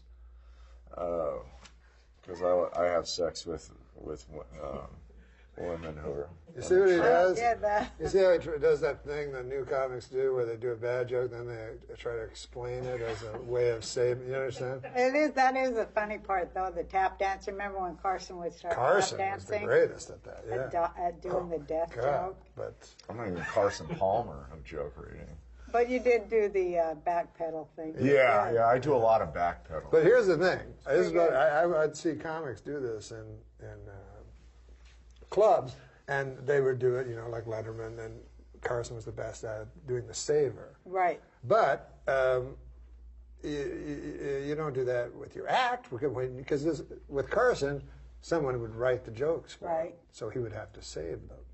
But you don't put it in your act and then fucking do a saver every night. Well, I couldn't wait to see that when he was saving the joke, and then they go T for 2, and he's tap dancing. That was hilarious. Yeah. I almost wanted him to die, so he would do that. It was so funny. He could die great. Dying great is a real. Oh, I think he actually died. No, on stage. I'm sorry. No, I mean, that's like skill. Because he did die. I prefer I know that, he died. Yeah. I love watching you. It's rare, but when you fail on stage, it's infinitely funnier to me. Who? You. Like I said, it's rare. But would you like to hear my impression of Johnny Carson phoning 911 when he had his fatal heart attack? I would. Okay, you be the 911 operator. Okay. What, Ding, say ding. hello? Hello, 911. Yeah, hello? Can I help you, sir? Yes, this is Johnny Carson. Johnny Carson from television? Yes, that's right. Oh, hello, Mr. Carson. Okay. What can I help you with? I don't know. I feel like there's a yak on my chest.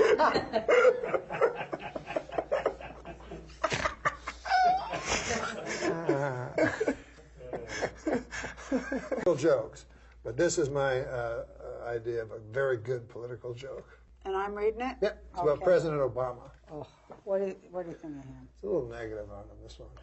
President Obama, in a speech this past week, said that we should solve the bee problem. The bee problem? Mm-hmm.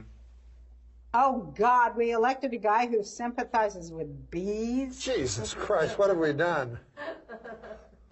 What's wrong with, I don't get that. I don't get that one at all. I like bees. That's what I'm saying. I imagine they're coming. Here's jokes. Here's a good joke for me. I always like to read jokes. Okay. Would you like to read a joke? Sure. Here you go.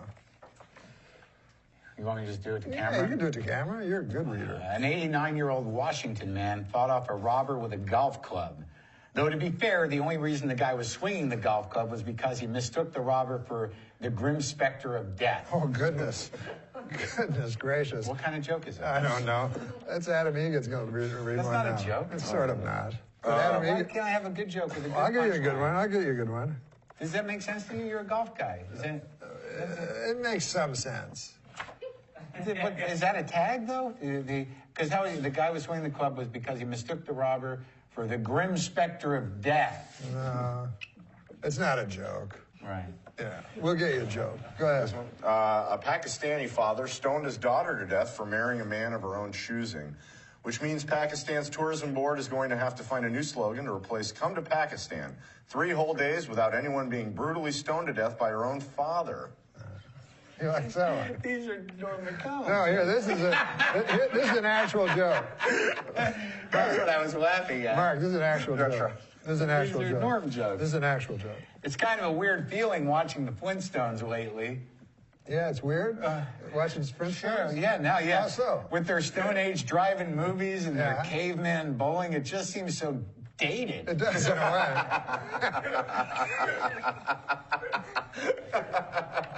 Do you know who Ives and Courier and Ives are? No. I don't either. Really? That's where that's going to end? Do you know Courier and Ives? No. Oh, Courier the font? The font. Hey, a cowboy at a rodeo in Georgia used his lasso to apprehend a gunman. At least this is according to a recent segment of America's hottest new game show. Georgia Police Blotter or episode synopsis from Walker, Texas Ranger. It's so long. I know. Too long. It wasn't beaten out properly. Where did these come from? Here's one for you. This seems sort of like you. An Orlando police officer's press conference on curbing gun violence was interrupted by gunshots. Witnesses say the shots were incredibly loud, not as loud as the deafening irony, but still pretty loud. Hey, All My Children star Matthew Cowles. You ever watch All My Children? Sure. Well, All My Children star Matthew Cowles has died at the age of 69. Oh. Or has he? It's what is All My Children called? It's called a soap opera. Yes. Yeah. Soap opera. Where do you get these jokes? Some guy. Here. Research shows the obesity epidemic is primarily affecting lower-income Americans. No lower-income Americans could be reached for comment because they were busy waddling around Six Flags, gnawing on a giant turkey leg, and waiting in line to buy an airbrush Yosemite Sam tank top. Classist. Classist, and also 3 unsuccessful beats at the end. I know, right? Well, that's him. Not quite. Yeah, that's just me. That's not the it. joke. Yeah, we can't blame the joke on that. Miss Nevada is the new Miss USA. I now must apologize to Miss Delaware. I actually have nothing to do with the final decision, but I will treasure our evening together forever. That's pretty good. Oh, did you hear about John Kerry? This is torn right out of today's headlines. Oh, yeah, today's paper. John Kerry says the latest terrorist threats against America are baloney, quote-unquote baloney. Then he went on to shout, "Why don't you pussies put your money where your mouth is?" He's not. In quotes. Not. Here's another of the same. Which do you think is better? Secretary of State Kerry calls the latest terror threats baloney. On his lunch meat danger scale, that's more dangerous than salami, but not as dangerous as turkey loaf. Did you ever eat pimento loaf as a boy? No. Oh. I mean, I saw it. What about this? I tasted it. How about head cheese? You ever eat Oh, it? God, yeah. Oh. I never ate it, but you know I saw what it is, huh? Sure, it's head. Yeah. And they call it cheese, but I don't know why it's cheese. It's just not pieces of cheese at head all. floating in goop. Yeah. Like gelled goop. And then they said, let's put cheese, because no one will buy a head. Yeah, but some people. I mean, this guy will buy a head. I was in Montreal at that restaurant. Yeah. Cochon de whatever, petit, something de cochon. Yeah. You know what I'm talking about? Yes, I do. Like A pig. Yeah, the pied de cochon. Yeah. Right. They make their own head cheese. And I'm like, really? Why would anyone? I thought that was garbage meat. But no, they're making it right out of the head. You can order a whole pig's head there. You can? You can eat for two. Only for two. It says pig's head for two. Head for two. Sorry, did I spit on you? No. So you can order the pig's head and just sit there and nibble on it. Jesus Christ. But so I ordered the house-made head cheese. Oh. And even then, it was hard to get through. Yeah. I was in Cambodia once. I ate a brain. It was brain. Really? Yeah, mine was stupid. Now, what about this joke here? The world's oldest man, a 111-year-old parapsychologist, has passed away. He now knows for sure what all that stuff he believed in was bullshit. Oh, shoot, that's depressing. He now knows for sure that Like all that stuff he believed in was bullshit. You really got to know what a parapsychologist is. I know, that's a weird word, parapsychologist. The world's oldest man, this one says, Alexander Imich. Is it the same guy, passed away at 111? Yeah. Is that what your card says? Same guy, yeah. Same guy. And the world's youngest man, Declan McAllister, was just born. Oh, wait, correction. The world's youngest man, Fan Wu Chang, was just born. Wait, no, it's Gaston Leclerc. No, Javier Gutierrez. No, it's Taki Yamashita. No, there's, God damn it. No wonder they don't keep track of the youngest man. Long way to go. That's what we say in the business. I know. You want to do one last joke? Yeah. Yeah, it's a little controversial in these days. Okay, let me have it. A list of the world's top 25 amusement parks was released this week, with Disney's Magic Kingdom coming in at #1. Not making the list, Kyle's Rape Dungeon. The great Mark Maron proving that rape can be in a joke and get a big laugh. Nothing and to be do with funny. this. It was handed to me, you saw it. No, this is what this guy did. It's a terrible story, but he was a kind of a porn star or something, and he had a lover. Yeah. French Canadian guy, and so what he did is he cut up his. I was talking about the computer. He cut up his lover live on screen on the computer, on some sort of webcam, and then he ate the person. He ate the person while he was alive. He feasted on this man's viscera while the throes of death, came crying from his mouth. And this seemed to make this fellow hungrier. And, this guy was a real jerk. Yeah. Did he have anything to drink with the meal? Do you remember? Well, he drank blood, of course. Oh, okay. Oh. Now, this is a thing we do. This is a thing. He sounds mean. Oh, yeah. He's a bully. Yeah.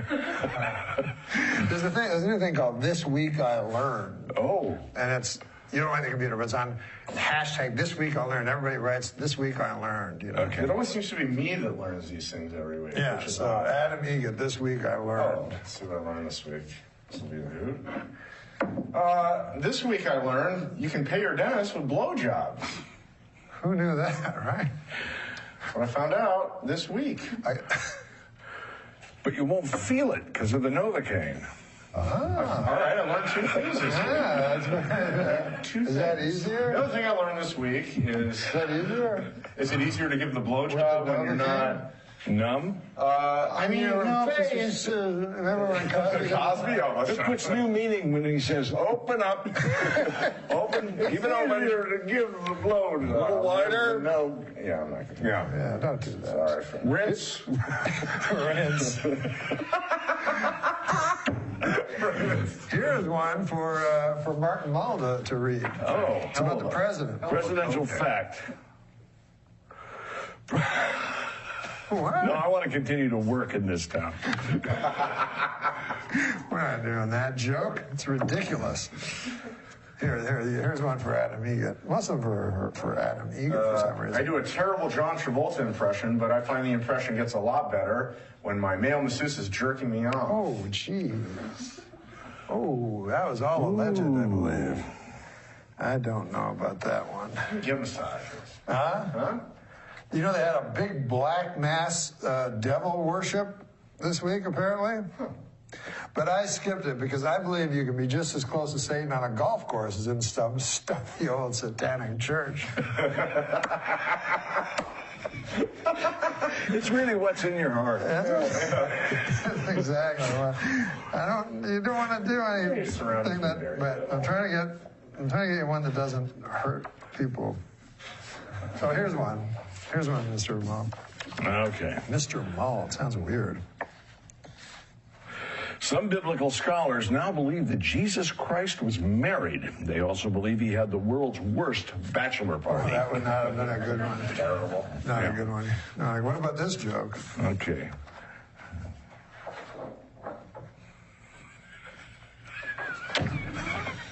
I love it. A Chinese man spent 10 years developing a suitcase that doubles as a motorized scooter. There's no word on whether he had any particular hopes or dreams. Movie fans are now see, that comes back to, that's right in there with, I Know How You Feel. We lost our trunk. I don't get it. Yeah. I should get it. God, I wish I got that. Maybe you could write me a letter or something. Explain it. I need a map for that joke. I think it's when I heard it was so young and it bothered me for so long. Yeah. But you laughed as soon as I said it. Yeah. Movie fans are now celebrating the 30th anniversary of Ghostbusters and are demanding a Ghostbusters 3, at least according to a homeless dude on my blog who looks suspiciously like Ernie Hudson. Jesus. Remember Harold Ramis? Yeah, a dear friend of mine. I did, was he? Yeah, he lived right next door to me. I love that guy. Yeah, poor dear departed Harold. I went to, because when I was young, those guys tell that story. And you go, what? It involves his mother or something, and I'm like, you can't tell another person? Literally tell never. that story. It's just like an inch below. Show that scar. Will you show that scar? This is where I smashed my... I was wondering about that. I thought it was like a pendulette thing, like where he paints his little fingernail red. Oh, to mean what? I don't know. Probably just to distract your viewer, or sleight of hand, something. He puts you down. That's black as can be, that nail. Yeah, it's not pleasant. But orange is the new black. But not in my apartment building. Kevin is the new black. But he puts you down, Penn Jillette puts you down. It all comes back to that trunk joke. Sure does. Wow. Hey, this says an Alabama youth ministry group is under fire after putting up a billboard that quotes Adolf Hitler. To be fair, they did pick his most inspirational quote. I heard he was a mean drunk. This guy's a Holocaust denier. Oh, my God. That's by itself. We got jokes written on cards. Do you want to read them? How's your reading? I read well. You read well? Well, read this now. Why have you got that? Huh? Just to just to fill in. Whenever we have great comedians on the show. What the hell is that joke now? I can't remember that. Say the punchline again. On Thursday, he reached the park. But Monday, he left And Monday morning. He left the building. Monday morning. He was allowed out of the hospital. He walked out of the, no. What the hell? Was that funny not to remember the joke? Yeah. And thank God that guy that stole it from you remembers it. Gee whiz. Or it'd be lost to history. I can't remember the setup. Well, here, It's funny when the punch and you forget the setup. Yeah, that happens a lot now. That's wrong. Yeah, I got to ask Roxanne. My wife remembers everything. She got a good memory, Roxanne? If I called her now, she'd come up with it. Yeah. Well, I thought she'd beat me. Monday morning. He was.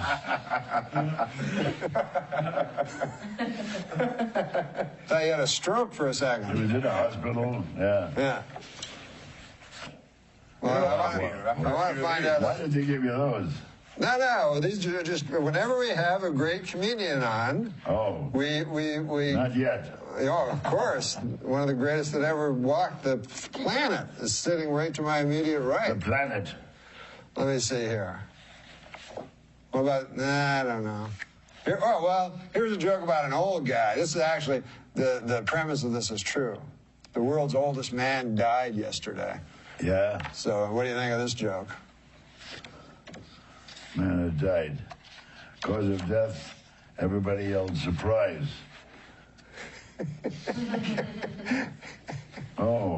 don't read it to yourself. That's also got a Japanese ending where they yell, supplies. What does he do in the army? Supplies. He do supplies. Hey, how about this? This is a joke. Yeah. But you got to read it out loud without reading ahead. I spent the last 2 weeks at Disneyland. It was so much fun. The next time I'm taking my wife and kids. Worst thing I've ever read. Piece of garbage. The next time, I'll take my wife and kids. It doesn't really make much That's sense. a rhythm joke. That's a young man. Yeah. I had such a good time. I got up this morning at the crack of my back, stuffed up the crack, went back to bed. Take my wife, please. That sounds like Henny Youngman, but you didn't like him. Nobody liked him. But you can do an impression. He hated me, too. He hated everybody. Yeah.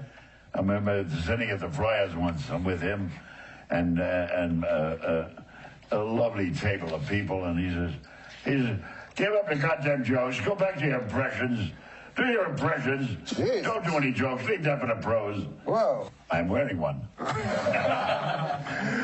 Do the jokes. Hey, World Cup. You watch the World Cup? Oh, I'm wearing one. I'm king here. In World Cup soccer, Mexico defeated Cameroon 1-0, or as it's known in soccer, a blowout. Right? Yeah, very low-scoring games. You know? Who wrote these? The enemy? Can't find a joke we like here. Do you know who Jonah Hill is? Huh? Do you know who Jonah Hill is? Yeah, the actor, the little fat kid. Yeah. How about this for a joke? He's a friend of Tatum O'Neal. Good God, Channing. Jonah Hill says his heart is broken over the fact he was caught on camera calling a photographer a gay slur. And speaking of things that are broken, Jonah Hill's chair. A nice statement. Yeah, it's more of a comment. Yeah. A gay slur. Yeah. How do you slur a gay? Yeah, I know, right? They got enough trouble. Good God, they slur each other all the How time, about a gay goy? A gay goy? Yeah. It's like this character. He's a Holocaust denier. Queer. Not true. Yeah. Had a bar mitzvah. A query. Yeah, query. I'll ask you a query. I get it. How do you talk to a gay guy? You ask him a query. Yeah, there you go. Yeah, I made up a little joke. Did you see that? Did you? With Stephen Merchant, and this is the section of the show where we do jokes, because a lot of the people we get on, they don't have natural wit like you. That was a compliment until you started smirking and giggling. No, it was a compliment. It was a compliment. I just sometimes I can't think of the next thing to say. Sure. Go on, you surprised me. I don't know why, but a lot of times I'll talk, and halfway through the sentence I think something will fucking come. Sure. And then sometimes it doesn't. Can I ask you a serious question? Because I, admire you greatly as a stand-up comedian. Yeah. How do you work your stand-up comedy? Do you go up there and just ad-lib until something makes sense, like you've just said, until something hits? I don't mean this. I'm not being facetious. Oh, I'm you genuinely mean you actually really want to Or do know? you work it out before? I'm always I have intrigued. I have a fantastic punchline. Oh, you think of a punchline, as it were, and then you think can of work a to it. great punchline, and then I just wander around, because I used to do it by rote, like I would, that fellow there booked me on Letterman. And then you had to do 5 minutes, so they had to be word for word. Yeah. But I'm not a good enough comic actor to pretend it's my first time saying it. So instead, I just started yapping. And then I would think, out of like desperation, you're funny, kind of, you know what I mean? Right. Because people are looking at you. Yeah, sure. And then you just think of little jokes, knowing the giant joke is coming. Mm-hmm. Which you've already worked out. Yeah, that's there. Okay, that's in the can. I'm just circling it like the satellite, the moon is circling this whirling cinder we call Earth. Yeah. Okay. Here's a joke. Are you ready? Yeah. Okay, you can just I read it? Yeah, you can read it right into the camera. That tree right there is... I had an uncle, mean guy. He was a prize fighter. He once broke both his hands in a fight against a washer-dryer that he got on The Price is Right. What? Why The Price is Right? He was a prize fighter and he won it on The Price is Right. He won the prize. A prize fighter. Yeah, and he won the prize, and then he had a fight against it, which was washer-dryer. God damn, there's more to Let me explain why that's funny. Yeah. Fucking MC Etcher, right? That? Here's one. What's that joke say? Wait, where? I like that as a put down in a club. When you come out there, did MC Etcher come up with that? Here's the fuck is his name? Adam Egret. Adam Egret. It's Egret. When I was a... Don't ignore him. What happened? He's looking at you. Oh, hey, I don't know if you knew this, but when I was a child, my parents told me my uncle was sleeping with the fishes, which at the time I assumed meant he bought a waterbed. Then I found out he had been killed and his body buried at sea. God. Yeah. Oh, my God almighty. Is that in parentheses? My father, this is all about relatives. My father was recently diagnosed with shingles, which is a terrible sickness that usually only affects roofs. All right. Yeah, that works. But I tell you what does hurt the elderly. Gypsies, black gypsies. What? Yeah, they show up, they go up on your roof, they say, we got lots of work to do on the roof. Roof's no good. Old lady says, all right. How long will it be? I don't know. They get up there and they eat their little sandwiches, the crust is cut off and it's in a triangle with a toothpick in there and yellow cellophane and red cellophane. Have you got the big punchline you're working towards? Or? I think Black Gypsies was the punchline. Hotel Rwanda. You remember that? Geez, you remember that movie? Yeah. Well, there's a thing about Hotel Rwanda. I've noticed that Hotel Rwanda has a great score on Rotten Tomatoes, but their Yelp reviews are terrible. Growing up, I had a dog with an eating disorder. He wouldn't eat any of my homework. All right. I'd like to take this moment to say I endorse podiums. That's a product I can stand behind. No, but I will tell you that. I one time worked for Otis Elevator. I don't know if you know who they are. Who? Otis Elevators. They make elevators. Okay. It's a company. And they wanted me to come up with a slogan. I thought I had a great one. Otis Elevators, they never let you down. But... Wait, what's this say? I don't want to give you bad ones. Oh, this is a pretty good one. I don't know if this is a British expression or not at the end up there. You can peruse through it. Peruse means read fast. I feel like I'm going to offend someone. I don't understand this. No. Oh, you don't understand it. I don't understand the joke. It's not insulting to any minorities or anything like that. You sure? Yes, I'm absolutely certain. Who knows at this point? I don't understand why LA is struggling to provide better public transportation when my neighbor Rich offers free moustache rides every night. That's not, right? I don't understand why. That's a heterosexual man. He has a mustache. Right. And he's inviting ladies to sit on his ride face. on. Okay. No, it's a moustache ride? Is that what it is? Yeah. Yeah. Free mustache rides. Yeah. So guys will wear T-shirts. Say free mustache rides. I wonder why that never made it across the pond. I wonder why that's not a thing there. It's like it got to customs and no, we're not. That's not going to work for us. God damn! You imagine how fucking hard you could destroy with that joke? Yeah, you're right. Yeah. A young Zika mosquito. Oh God, topical. Torn from today's headlines. Went out flying for the first time in his life. When it came back, his father asked, "How was it out there? How'd you feel?" The young Zika mosquito replied, "It was great, Daddy. Everyone was clapping for me." Oh. The father replied, "No one was clapping hands for you. Why, everyone wants to kill you.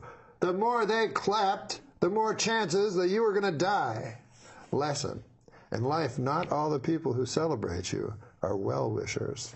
Oh, well, that turned into a little philosophical lesson, didn't it? And I felt like that was an age-old mosquito parable that if someone's inserted Zika into to make it seem like this show is up to date. I agree with you. Here's an interesting one. Adam Egret, who is, by the way, I'll just remind you, he's over here. That's him. Yeah. It's a joke, an Adam Egret joke. How do you say the name? Adam Egret. Egret. Spelt differently. Like the bird. That's egret. Do you know what Adam Egert has in common with a guitar player? Adam Egert has in common with a guitar player. No, I don't know. They both love fingering minors. Now, okay, come on now. Come on now. Come on now. Okay. Well, now, I know you're a political fellow, but you have no dog in the hunt in this race. But you don't know, so you just know what you hear. What? Like endorsements. He'll listen to endorsements. It'll all become It's so clear. complicated, this. Hillary has the support of the Orlando terrorist Hillary has the dad. support of the Orlando terrorist dad has come out in favor of Hillary. Trump has the support of white supremacist White groups. supremacists, David Duke comes out in favor. I of can't Trump. decide who I like best until the Zika virus weighs in. What? All these bad people are endorsing both. A lot of Zika virus jokes. It's very much clearly a hot potato topic on Norm's writing stuff. I don't know what that means. No, don't read it. Don't read it. Don't read it. It's there the whole time. Playboy magazine has done away with the nude photo layouts altogether. In other words, they've eliminated ladies in the altogether altogether. Oh man! That's a sort of radio DJ joke, I feel. The way you we have to your deliver voice, with that, yeah, right? delivered it. In other words, amazing. they've eliminated ladies in the altogether altogether. Here's Taylor Swift. Hey, by the way, I've noticed the term adult toy always refers to something you can shove up your asshole, and never like a big race car, like for a grown-up. Another good observation. Yeah, they're I could sell that to Mine and Stanley. Can we rip all these from When Steve I Allen? die, I want to be cremated, and my ashes spread eagle and fucked hard, like a fucking real tramp. Wow, come on, man. Why did they make me say that? Wow. Jesus Christ. You see, somebody writes that. It's not me. It's just some fucker over there in the next room. Yeah. Then I say it like a goddamn robot, and then people think I thought of it. But I'm clearly, I can't even type. Yeah. You ever read a book? Oh, you read that communist thing? Yeah, I read the Marxist Manifesto. Who was the better man? Okay. Dr. Martin Luther King? Stalin. Finally, these are the big questions. Well, I don't want to jump to any conclusions. Again, I don't want to be sued by the estates of either. But I'm going to go for MLK. You know history. I don't know history. And I know you're very good friends with David Irving, the author, who he reads constantly. Yeah, I'm not friends with David Irving. Do you know that he, though, is a revisionist? Oh, you're a revisionist? Well, he's a denier, Holocaust denier. But he's never read David Irving because he said he's too smart. And I tell him, well, David Irving would be your biggest ally, you know what I mean, instead of these morons. You knew David Irving instantly when I said it, as if you're his best friend. But you've studied Irving? I've not studied Irving, no. But I'm aware of who he is. Yeah. Well, I can tell a joke. Go for it. Yeah, this please do. This is what we're looking Please. for. Yeah. There was a little boy in school named Dirty Johnny. Now, he's not dirty in this joke, but he'd always be a hellion in class, and the teacher didn't think much of him. So the teacher has a project, or not a project, but an in-class thing. How'd that go again? She says, now, this is what you're going to do here, class. I want you to stand up.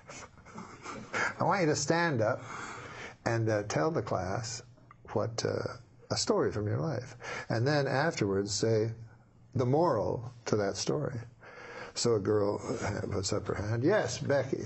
What's your story? So Becky stands up. She goes, my dad works for the hatchery here in town, and what happens was he got about 15 eggs, and he put them all in one basket, all in the same basket. So he put all his eggs in one basket. And he put it on the horse and buggy and drove back home. And by God, Becky says, the bouncing and all the eggs broke. Well, that's a good story, the teacher says, but what would the moral be to that? Becky says, well, the moral is, don't put all your eggs into one basket. But goddamn, says the teacher, that's a good one. Anybody else? Marjorie puts up her hand. Marjorie, what's your story? She says, well, my dad works for the hatchery, as most, all of us. Thank God for the hatchery. She says that we'd all be lost. But anyways, my dad knows that eggs become chickens. And so he was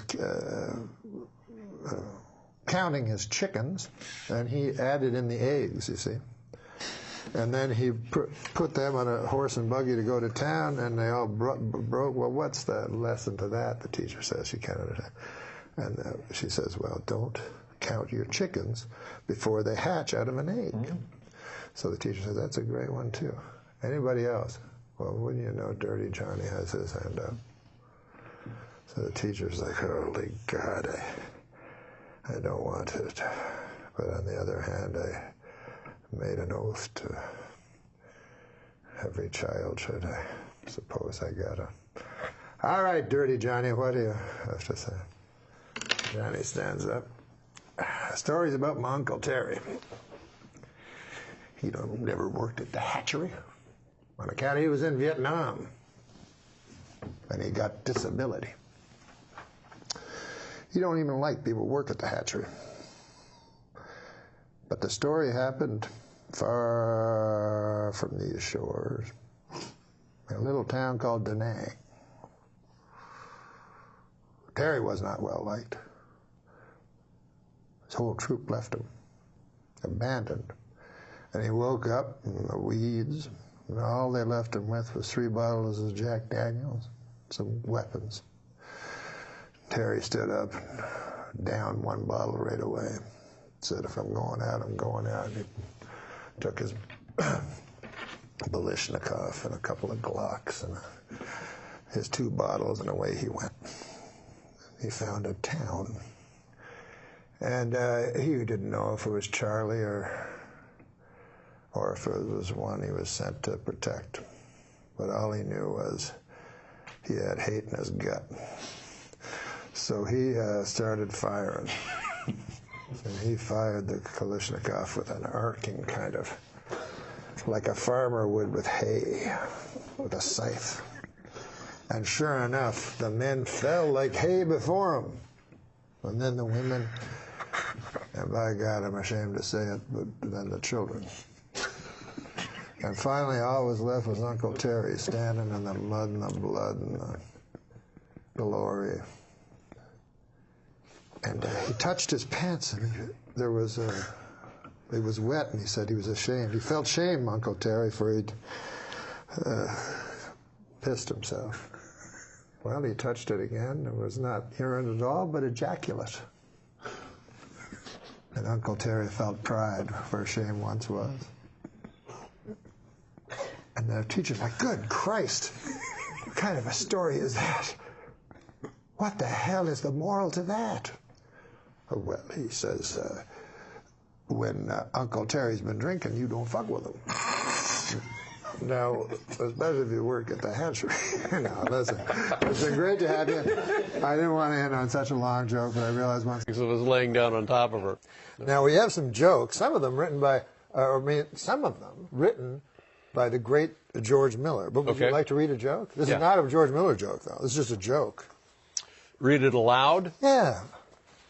Scientists have discovered a vegan spider in South Africa that will not eat ants. Oh. It refuses to eat ants, even if it's starving, but it will eat tofu shaped like ants. Oh. It's good. That's good. Should we let Adam Egan read a joke? Well, I'd like to see him do something before I leave. He's going to read a joke. Researchers in Bermuda believe they may have finally solved part of the mystery surrounding Amelia Earhart's disappearance. She was a bad pilot. I don't know. Yeah. It's not my fault. Bermuda. She didn't go down anywhere near Bermuda. Do your goddamn research, Egis. Now, what about this one? Oh, here's a great joke. Dave, this is a perfect Dave Letterman joke. Well, you got to say it louder than that. I'm because of what just happened. I've decided to pre-read. Well, a moment of silence after that, Joe. No, I mean it was 150 years ago. We can look back and laugh at it now. The Deer Hunter is a terrific movie unless you shelled out $3 to see some actual deer hunting. This is reminiscent of your Weekend Update stuff. Is it? Yeah. Now, remember you had the snowstorm and you did the show without the audience? Yes. And it seemed like you really enjoyed that. Yes, it was fun. Would you ever consider doing that again? Yeah, yeah, sure. I mean, it was what we're doing here, more or less. Yeah. Now, I know you've done this show in both versions. Which do you prefer, with or without? Oh, without. Without, you like that better? Oh, yeah. Yeah. But I don't have the range of that you do. No. See, what makes it? No. There's only been two talk show hosts with this deep layer. You and Johnny Carson. No. And it'd be black. Hey, Dave, say what you will about Elon Musk, but with his new plan to bring people to Mars, nobody is a more creative serial killer. Hey, you know the funniest part of doing an office conga line? When you look back and realize you're doing it alone and you're not in an office, you're in a psychiatric hospital.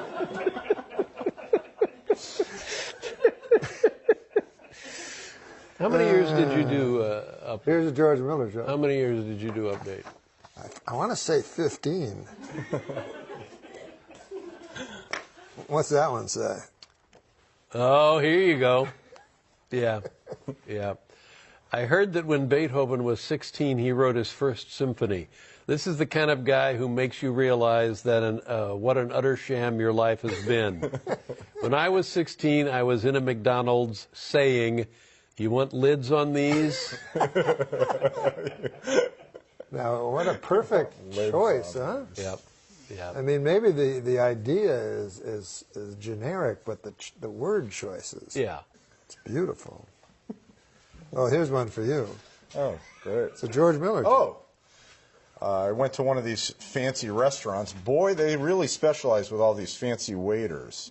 They have the butter They waiter. specialize. Who gives you They butter? specialize. The waiters, they specialize. That's right. I don't think they're fancy. I think they specialize. You have the butter waiter, he brings out the butter. Yeah. You have the water waiter, brings out the water. Yeah.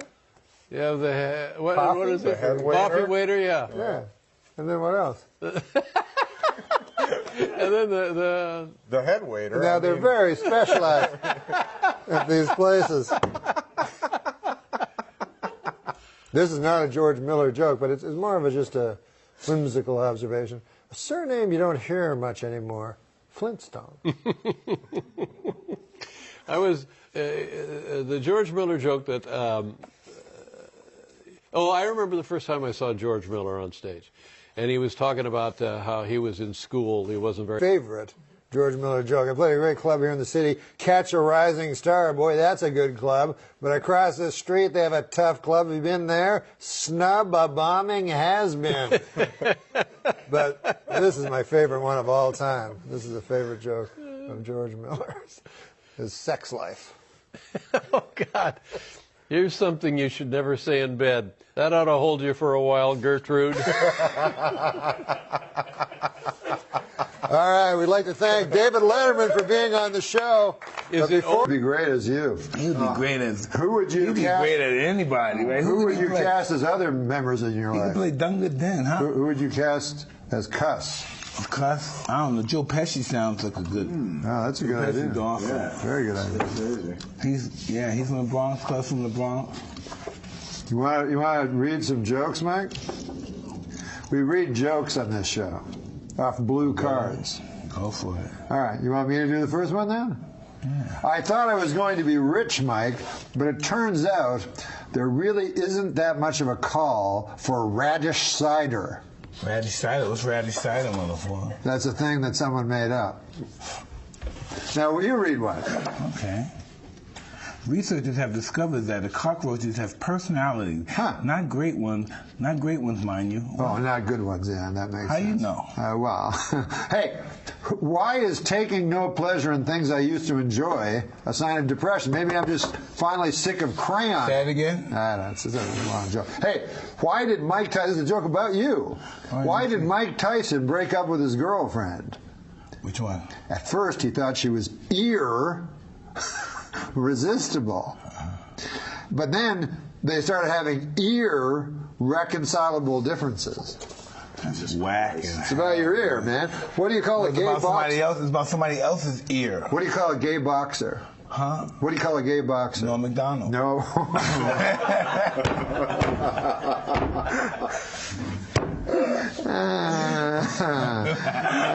That was funny. That was funny. That was funny. That was funny. No, that was funny. No, listen. Come on, no. Hey, what about, read that one. Read that one. Sherry Shepherd is worried her ex-husband will release nude photos of her. So am I. I'm not worried. Sherry Shepherd is fine. She's a fine woman. I don't know. Fine, sexy, Yeah, I don't know who wrote that devilish, joke. ravaged black woman that I live. Yeah, you like that?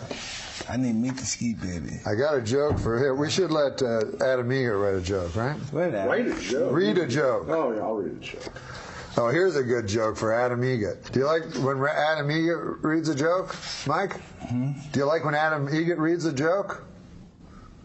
Are you capable of reading that? I mean, we'll see. We're all going to find out together, right? Absolutely. Well, apparently the Samsung Galaxy Note 7 phones are spontaneously catching on fire when you run screaming. They also hit you with roaming charges. I never witnessed that. Yeah, I haven't. Okay, listen, this is the last joke. I want to read the last joke. You're going to read it, and you see, you don't, we as white people can say that, but you can say the real thing. Okay, good. You know what the real thing is, right? Yeah. Because there's a lot of words that start with that letter. But you know what I'm talking about. Yeah. Okay, let's hear this joke. Researchers in Russia say that the dolphins have a distant spoken language of their own. You're saying that dolphins have a distinct language all their own? Yes. Huh. What's the solution? What's the solution that they use the N-word? Ooh, that they use the N-word constantly. No, what word do they use? Nigger word, N-word. Oh, yeah. What'd you call it? Dolphin. The what word? Nigger. Nigger, ninja. Word, yeah. Say, I want to hear you say that word. I don't want to say it because then it'll be on tape forever. I say it in my private life many times. Say it, hunky. Say it, hunky. Say nigger, hunky. Fucking say it, hunky. Listen, am I wrong or am I imagining that? No, say nigger, hunky. Say it, hunky. Come on, cracker. Mike, I have to ask you a question. Say it. I can't say it. Let it make him say it. Mike, make Adam Eagan say it, Mike. God damn. These crazy fists are like inches from my face. I'm sorry. It's Mike I'm just Tyson. playing, guys. I'm just playing. I know, but you're playing with shit. You're playing with your registered weapons of your fists. It's Hollywood. I'm playing. Tell him I'm playing, man. He's playing. This is what I think I saw on Arsenio. You tell me if I'm wrong. What? It was you. It was Sugar Ray Leonard, and then the great Muhammad Ali came out. Arsenio Hall asked Muhammad Ali, "What nickname would you give me?" And Muhammad Ali said, I remember him saying this, and Arsenio told me he did say this, that he gave Arsenio a nickname on the show that I can't say. What was it? Well, you can say it, but I can't. Is it N? If that's his nickname, you'd be the That's what you I look heard. like George Bush just a little bit. The pop, look, a little George. No, come on, serious, man. Can you see it? What's wrong with it? A little bit. Don't no kiss ass. Can you see it for real? No, man. What, you don't like George Bush? No, George Bush is great. Come on, man, he's a great man. Yeah, but you're not. No, I'm not. I thought Dave. Yourself. Yeah, what was the joke? What do you call a gay guy? You said me, but it was Orlando Cruz was the joke. But not really a joke because he's out of the closet. No, he's a great fighter, too. Incredible fighter. Now, when you go in, we're back for the entire hour with Bobby Lee, and it's going swimmingly so far, I think. Don't you think? I get it. Yeah. Hey, we got some jokes. All right, if that's all right. But you know, are these street jokes? No. So you wrote them? They're not. Someone wrote them. Some of them wrote that you know. Yeah, some people in this room. Okay, cool. Some people in this Thank room. you. I don't want to say who because in case the joke doesn't work. Okay, all right. So that's a start. You can just read it. You don't have to read ahead if you don't want. There's nothing. No, I'll just read it then. Yeah. When you're single trying to attract a partner, it's important to project the qualities you desire, which I understand, but boy, oh boy, have I had to suck a lot of dick lately. That's sort of like a Bobby Lee joke. It is a lot like a Bobby Lee. All right. What about this one? This is for you.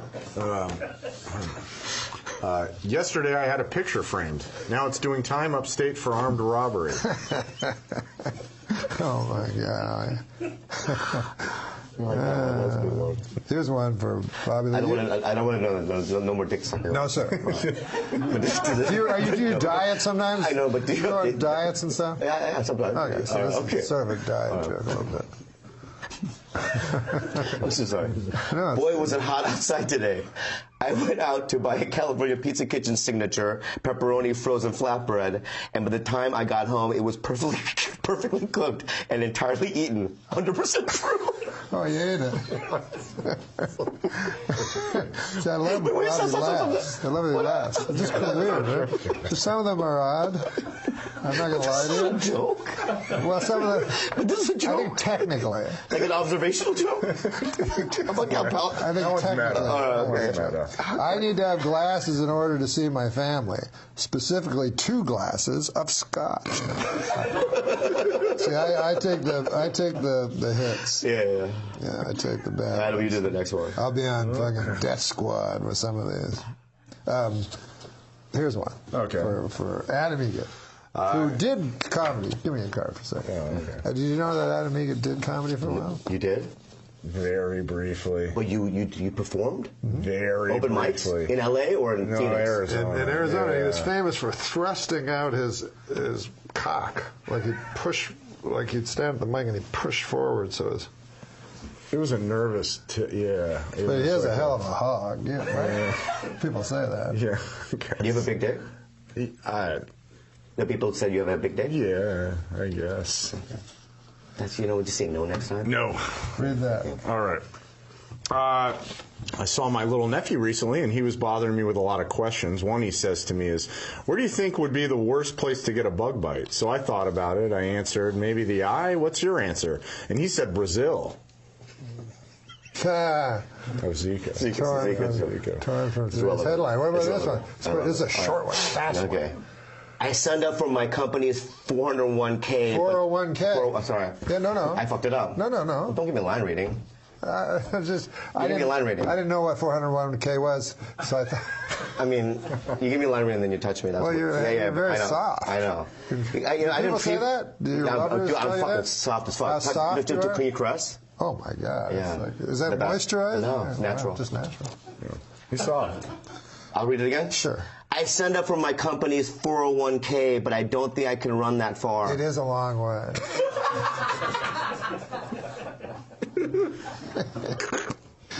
Wait, I gotta get one that's gonna make Bobby happy. I don't like when he scowls after that. I grew up poor, man. My mom used to cut my hair with a bowl. Did you ever see where they used to do that? Yeah. Which is bad enough, but then came dinner. And it was, she served a bowl of hair. That was him. Okay. You ever hear of steampunk? Yeah, I like it. Oh, you do? Yeah. Well, there's a joke for you. I wouldn't call myself a fan of steampunk, but I will say it's the healthiest way to prepare punk.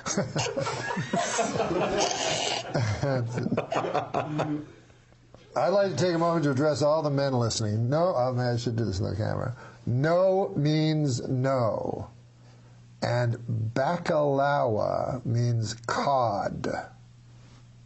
What? I guess it's a type of fish or something. Oh. I don't know. Oh, bacalao. If I was grading constellations, well, will you laugh if he does one? Okay. I'm going to give you a good one. Okay. If I were grading constellations, my review and description for Orion's belt would be just 3 stars. This is a thing we get once in a while. We ask for letters from people that have problems, and it's actually called Dear Bobby. So this one says, Dear Bobby, I am in love with 2 boys and don't know which one to marry. First, there's Andy. Are you thinking about this? Yeah, that's when you say, I'm listening. I'm in love with 2 boys and don't know which one to marry. One is Andy. First, there's Andy. He's sort of blonde and sells insurance. Mama likes him, which helps a lot. He's very reliable and seems anxious to get married. Then there's Tony. He's dark and sort of gives me the creeps, but they're awfully nice creeps. I don't know which one I like best. In the daytime, I like Andy, but I believe I like Tony better at night. Which one do you think would make the best husband for me? Andy or Tony? Okay, so we're just going to have a talk. Everything was going well until these jokes showed up. Yeah? Oh, my God. How long is this? This show? Yeah. So how long has it run so far? I have all day, so far? but I just kind of want to know how long it is. It's over. And why are you here? I have no idea. Okay. Time to do some jokes. Have you told Sarah about doing the jokes? Yeah, we were just discussing what is it? You just said we give these jokes, and then I try to give you the best ones. So. Oh, like we're gonna read all jokes. Of us. Yeah. Are they old-timey jokes? Are they classics? No, they're all written by guys in this room. But don't let that. Okay, go ahead. Where's my tree? This actually happened. Oh, do you know I asked Chris Elliott about the tree thing? Oh, yeah, what happened? He made it up. No. What? Chris Elliott would go, which tree is mine? So we said something else because I thought it was an old-time. It must be like a showbiz term. That's so great. Made it up. Okay, go ahead. I'm a gifted but self-taught composer, and my masterpiece is Toccata and Fugue in what I think is D minor. I don't understand. You said it so fast. I did say it fast, and I think some of these words from this is ripped right from today's headline. Did you know that Ringling Brothers Barnum and Bailey Circus closed today? Well, there's a joke already written. And do I read it? Yeah. To the camera or to Adam? Or... After 146 years, Ringling Brothers has... After 146 years, Ringling Brothers has shut down. Sad news for circus fans, but great news for employers looking to snap up guys who know how to beat elephants with steel rods. Oh, Lord. I suddenly tried to do it like you would do it on the news at SNL. Ouch. Steel rods. I wonder if that really happens. I'm sure it happens. I'm sure that must happen. Second worst job. Assistant crack whore. I've been crack whore 4 times. I know. Anyways, white girls who wear big hoop earrings may be guilty of, quote, cultural appropriation. And they risk getting a curse put on them by peeved gypsy fortune tellers. What's the joke part? That's the setup. There's a hidden insult, gyp. That people don't. Oh, gypsy. That one slipped through. That slipped through the cracks. That's okay. People don't know. I know. Well, once you know, you get to stop using it. I know. I find it offensive. I'm Jewish. Well, you're not a gypsy. What the fuck are you talking about? Well, Jews aren't gypsies, but in that way that they're. They were both victims of the. To get gypped. Yeah. Got gypped, got Jewed down, got gypped. But Jude, you know. Yeah. Gyp, you just learned. Jews are nomads or whatever, like gypsies. Right.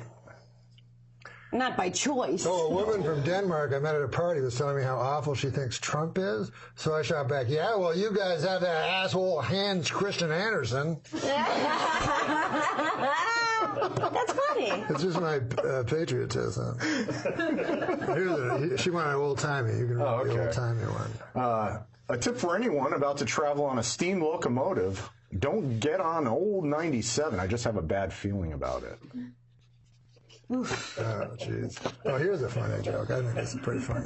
This is fucking... I mean, wouldn't it be fun if we just sat around like we've been doing? Or what is this? Is just a part of your show that you're like, this show needs structure. This is the segment this will be. I think a good job title for Jesus Christ would be visiting lecturer. I like that. That's brilliant. Very good. Very good, whoever wrote that. Brilliant.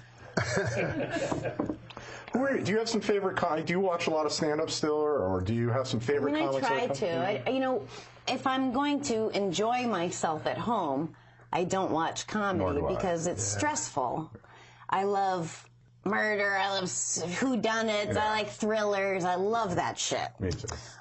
So, you know, it's a little bit like work, but I want to support my friends. That said, I mean, I want to be abreast of what's going on on the scene, because otherwise I become one of those old comedian types. Right. But you get desensitized sometimes, like something that brought you so much joy when you were young, and now you're like, oh, that's I see that trick, and you know what I mean? Like, yeah, but then there's a joy to this part of our lives too. You know, it's pretty cool, and being able to understand it, have an ear for the kind of laugh. Like when you walk up stage, you go, yeah, I did well, but they were laughers. You know, they were laughing. They were anything. It's like, no, Lassie's under there. Okay, and then it was, you know, he's holding a Picasso, and then it was Hitler. I don't know what we do. Wow, we have to think. Oh, we do this jokes. Went by fast. Well, they want us to do jokes. Let's do some jokes. What are we doing, man? Should I do it as a funny character? Sure. A new study shows dogs can tell when people are doling out fake praise. So I guess that's the one thing that differentiates my dog from Adam Idget. Who's Adam Idget? Oh. Just a funny name. Oh, just a funny name? Okay, all right. Oh, what about this one? That's funny. Well, you go. I'll do the next one. Okay. This as Garth? No, just do yourself. You know what they say? Opinions are like assholes. I want to suck them all. Oh, he just... You want to suck assholes? He just edited it. See, that's the writer in you. No, listen, my girlfriend's mad at me right now. Last night when we were having sex, I yelled the name of her ex-boyfriend. Nice fella. Oh, I love that. Nice fella. I always like that old joke of like, yeah, he's a little vain. When he has an orgasm, he yells out his own name. Oh, that's right. I always like that one. Or I don't fold, the woman says, yeah, I want 10 inches. I don't fold it in half for anybody. I think First Lady what's her name? I think the First Lady, Melania. Was that Melania Trump. Oh, I think the First Lady, Melania Trump, puts up with a lot from her husband. But he's able to get away with it because he's president and he's rich and he has a huge cock. Come on, let's do it, baby. Let's do it, okay? You never get erection, Mr. Donald Trumpy person. Every time you try to have sex, you never have erection, Mr. Donald President person. Why do you say person twice? Why do you say person twice? Because that's what I call you, Mr. Donald President person. Come on, baby. Come on, let's do it. No, Mr. Donald President person. Yeah, makes me happy. Now that makes me happy. Just that she says person twice makes me very happy. You know. Adam Idget is him. Oh, I didn't know that's your last name. His name is Adam Egget. Egget. So I had no idea you were Adam Egget. I forget sometimes. Okay. I'm not saying that your trusty sidekick, Adam Egget, is dumb, but on his contract where it said sign here, he wrote Capricorn. To a letterman. That's so dumb. Good heavens. Oh, dear. Oh, one story from the book of Hadith reports how the Prophet Muhammad joked with a boy called Abu Umayyah, who was playing with a small sparrow. One day, the Prophet saw the child looking sad, so asked, why do I see Abu Umayyah looking sad? One of the villagers told him, the Nugar sparrow, which he used to play with, has died. Whereupon the Prophet began to gently joke with the child to bring him out of his melancholy, saying, oh, Abu Umayyah, what happened to the Nugahayar? Note, in Arabic, this is a play on words because of the rhyme between the boy's name, Abu Umayyah, and that of the bird, Nugahayar, being the diminutive of Nugar. That's not what I was expecting. I wish it could keep going on. Yeah. This is it? No, that's your joke. Oh, my God. You want me to read this whole thing? All right. Yeah. Jesus. Okay. Okay. A man boarded an airplane and took his seat. As he settled in, he glanced up and saw the most beautiful woman boarding the plane. He soon realized she was heading straight toward his seat. As fate would have it, she took the seat right beside his. Eager to strike up a conversation, he blurted out, "Business trip or pleasure?" She turned and smiled and said, "Business. I'm going to the annual Nymphomaniacs of America convention in Boston." He swallowed hard. Here was the most gorgeous woman he had ever seen sitting next to him, and she was going to a meeting of nymphomaniacs. Struggling to maintain his composure, he calmly asked, "What's your business at this convention?" Lecture, "I use the information that I've learned from my personal experiences to debunk some of the popular myths about sexuality." "Really?" he said. "And what kind of myths are there?" "Well, one popular myth is that African-American men are the most well-endowed of all men." I've heard that. When in fact, it is the Native American Indian who is most likely to possess that trait. Another popular myth is that Frenchmen are the best lovers, when actually it is men of Jewish descent who are the best. I have also discovered that the lover with the absolutely the best stamina is the Southern redneck. Suddenly the woman became a little uncomfortable and blushed. "I'm sorry," she said. "I shouldn't really be discussing all this with you. I don't even know your name." "Tonto," the man said. "Tonto Goldstein, but my friends called me Bubba." Whoa! David Therapy, everybody. Ladies and gentlemen, I'll clap for myself. Let's do some jokes. That went well, Josh. Now, this is a great joke. This is, I think, just a classic joke. This may have been written by, who's this new boy that I've taken quite an unhealthy interest with? Black. Huh? Scott Black. Scott Black. Black. Anyways, I really like this Black.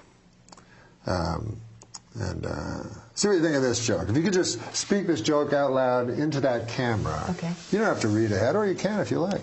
I'm taking a fascinating class. Try to, use your comic timing and delivery. Okay. I'm taking a fascinating class all about the Hollywood freeway. Oh. It's called 101 101. 101 101. 101 101. Good joke. That's pretty good, right? That's good. That's pretty good. Here's what Mrs. Donald J. Trump, fresh from a plagiarism scandal, is facing a different kind of heat. A racy photo spread from 95 has emerged with photos of Melania Trump lying nude in a bed as another naked model embraces her from behind, just below her breasts, which are fully exposed. Another photo shows the other naked model in sheer stockings, a low-cut bustier, and high heels, raising a whip as if preparing to spank Melania, who pretends to recoil. Geez, who does Melania think she is, Mamie Eisenhower?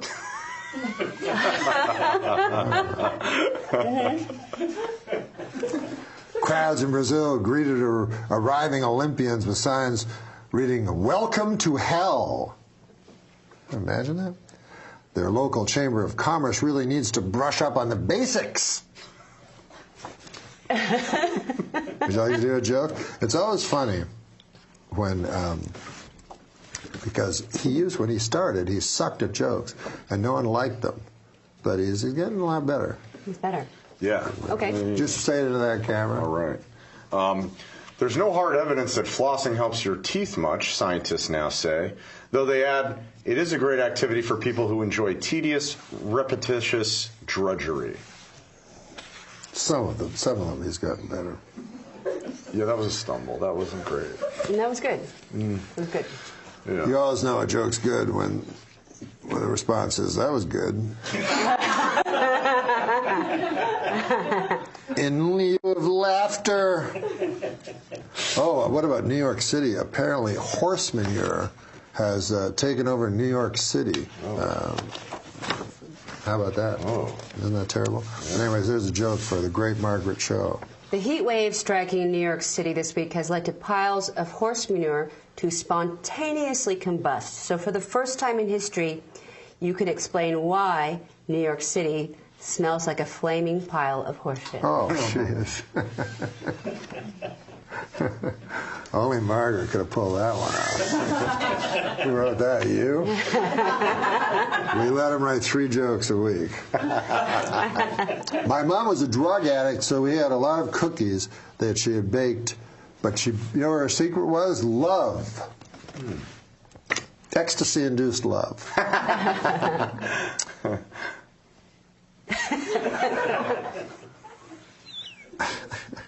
Now, you should read ahead on this one. But I think this would be a good joke for you. TBS... Well, you're not reading ahead. Oh. TBS is developing a Notorious B.I.G. inspired comedy series, which I guess explains their new slogan, TBS fucking dog shit. I don't know. Sometimes you don't want to say that because then TBS will phone you and say, we're interested in what's that, you know.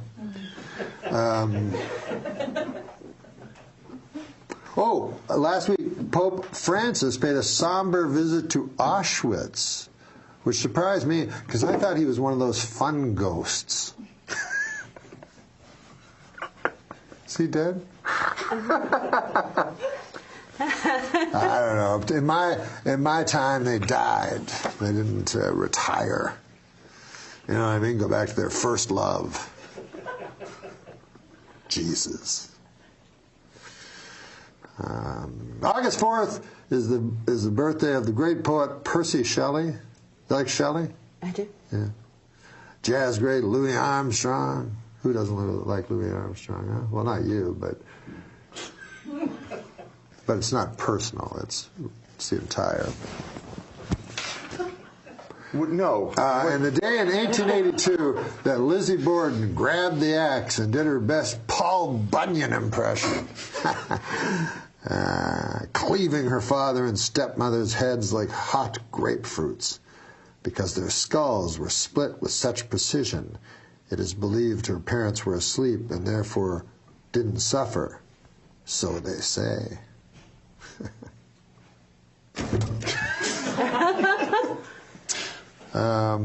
So anyways. Was that a joke?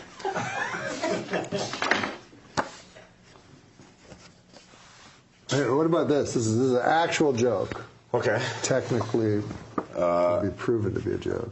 I know I'm not the most attractive. When women look at me, I can tell they're... you're not the most attractive man in the world. I know I'm not the most attractive man in the world, but when women look at me... not but. As evidence. Oh, right. This is to support it. Yeah, this... I know I'm not the most attractive. I know I'm not the most attractive man in the world. Matter of fact, when women look at me, I can tell they're overdressing me with their eyes. That's very good. Mm-hmm. Good one. That's good. I don't like doing homeless guy jokes. Okay. Fuck those. You know what I mean? Mm-mm. They really need to be made fun of, you know.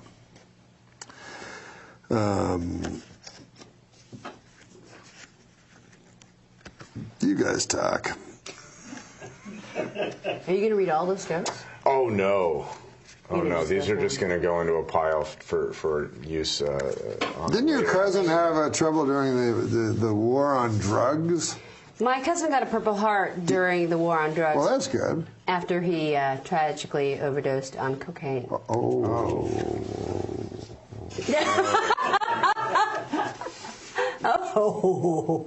Well, I don't know. I had a wild night last night, boy. I was in an orgy.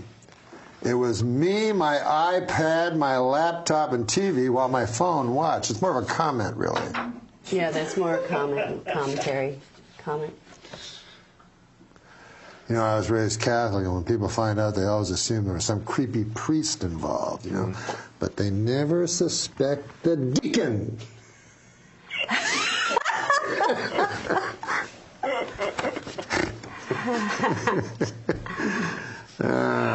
Were you raised in a broken home? I heard that from somebody. Yes, I was raised in a broken home. My father was a drunk carpenter.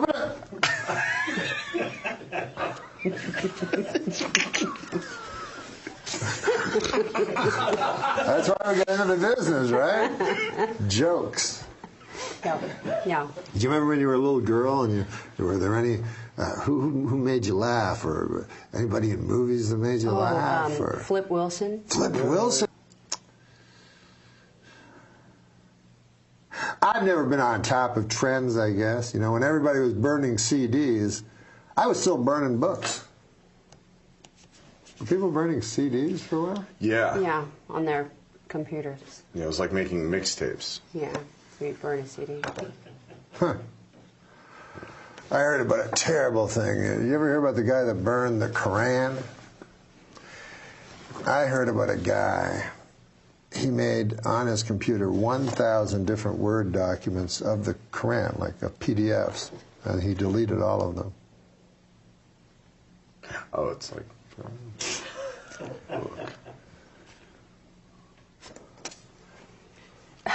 Anyways, we better take a break, but you were telling me before the show a story about a sad pizza that you knew, that you were friends with a sad pizza. How did you know that pizza was so sad? I mean, have you heard of the sad pizza? No. It cuts itself. Oh. Oh. That is sad. Thank you for making us laugh for so long and for so long in the future. Now you have all the jokes. This is where we do the jokes. Got it. This is a joke section where you just have to read a joke off a blue card. You don't have to think of a joke. Good. Like those other shows. I'm not Jay. No, it's automatic. So what joke would you like Tim to do?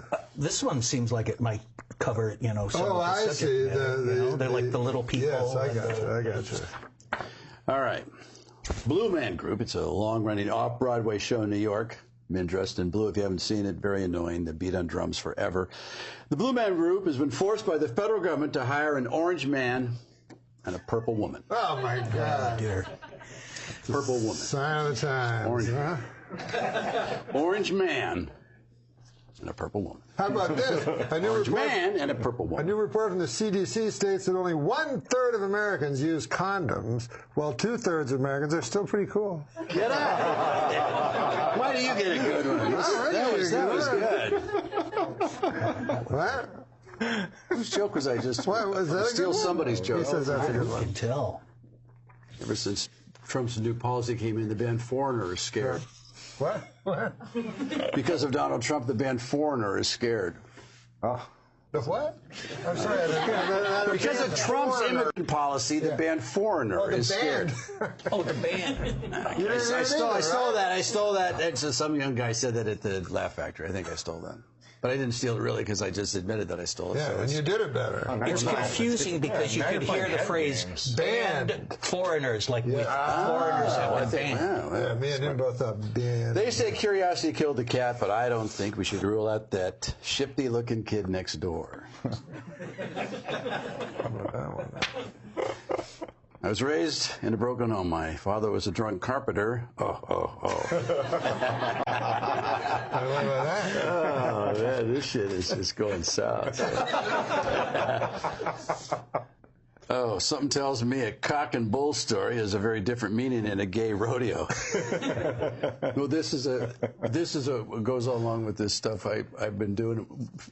Slogans that you say that you don't understand where they came from. Right. Colder than a witch's tit. Yeah. Whoever measured, whoever actually got a witch down on the ground and said, "Paul, give me that thermometer." Yeah, it's like the phrase "enough coke to kill a horse." Right. What? Well, the one I got, I did a benefit for veterinarians, vets, and but to get Eastwood laughing, that's good. And then he pulled a gun on me. I like that cock and bull story. I like Happy as a clam. Or let the cat out of the bag. For God's sakes, do it. God, you've got a cat.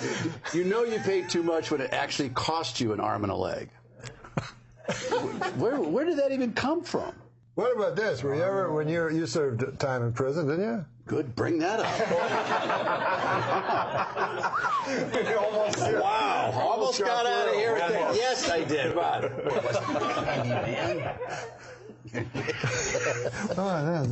give me another joke.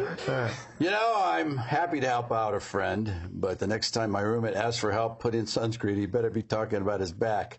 Fool me once. Oh, no. That was for Adamiga. Why would you put I didn't understand that. So this is Here's one for you. Here. Tim? Yeah, that's a horse. This is a pilot. What's that say? This is not a good pilot. The person who invented the Frisbee was cremated and made into Frisbees after he died. His body was then spread across roofs and poorly maintained backyards. I hope that's true. Huh. Hey, you know Sounds like that's like a Trump tweet. right? Just doesn't make any sense. You know what's not as Easy as we were talking about. Easy as pie. Easy as pie. You know what's not easy as pie? Baking a fucking actual pie. Does it say actually fucking in there? I'm exhausted. My kitchen is a guy. Oh, you ad-libbed in there. That was nice. There's no use crying over spilt milk. Yeah, unless the milk was spilt on your father's fresh corpse right before his funeral. Too many words. It's not bad. There's no crying over spilt milk. Concision. I try to tell him. Concision. Yeah. That's what I tell him every day. What do I tell you? Concision. I say exaggerate, clarify. Wow. Or what they say, tragedy plus time equals comedy. This is Mr. Candyman over here. He got a lot of ideas, but he ain't got a lot of coke. Wait a minute. You weren't sentenced for 650 grams of ideas. Wow. You do feel better. A New Mexico man was arrested for urinating on a family at a Metallica concert, or as Adam Egget knows, it's called foreplay. Oh, it is. Yeah, it is. Hey, you were talking about who's Adam Egget? That's the problem. That's the problem. We forgot to introduce you. But here's a thing you were talking about: how things start, how sayings start. When I grew up, my family was so poor. Yeah, well, we didn't have a pot to piss in, so we pissed in other people's pots. We'd break into houses in the dead of night, find people's pots, and take a giant piss in them because we had accumulated full bladders from holding our urine all day long waiting to piss in people's pots. Now, literally, if you told this as the character, it's too long, but there's so much meat in there. Yeah. It's two separate jokes. May not be long enough. I said there's a story there that, you know. I don't want to shoot myself in the foot. That's another expression. Oh boy, here we go. Nothing funny about Nazis. No, you can't even talk. You can't even say Nazis. The only thing about Nazis I've used is. Wait, I mean, I haven't said that. I don't want to shoot myself in the foot, but my left big toe is a neo-Nazi. Even worse, my big right toe believes that there should be a gender pay gap. Gender pay gap. You can't. Hitler's just not funny. Still, it's not enough time. Except he did kill the mustache style. Yeah. Allegedly. Oh, he did? No, but yeah, I've been around Aryan Nation guys in prison that would that tattoo "fuck you" on their forehead. Still wouldn't go that far. Right. You know, they got swastikas everywhere, but they go, no, that's too much. Who did what?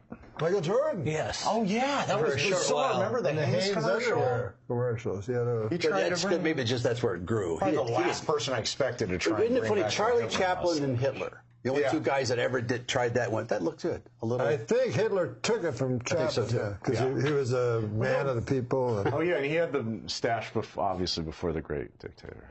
You remember those pictures? Remember that picture? You're thinking about that. Of Hitler? Remember in World War I? He's like. He was photobombing people. He was the first photobomber. He was very. Yeah, they did a musical about the Armenian slaughter. What is the matter with you?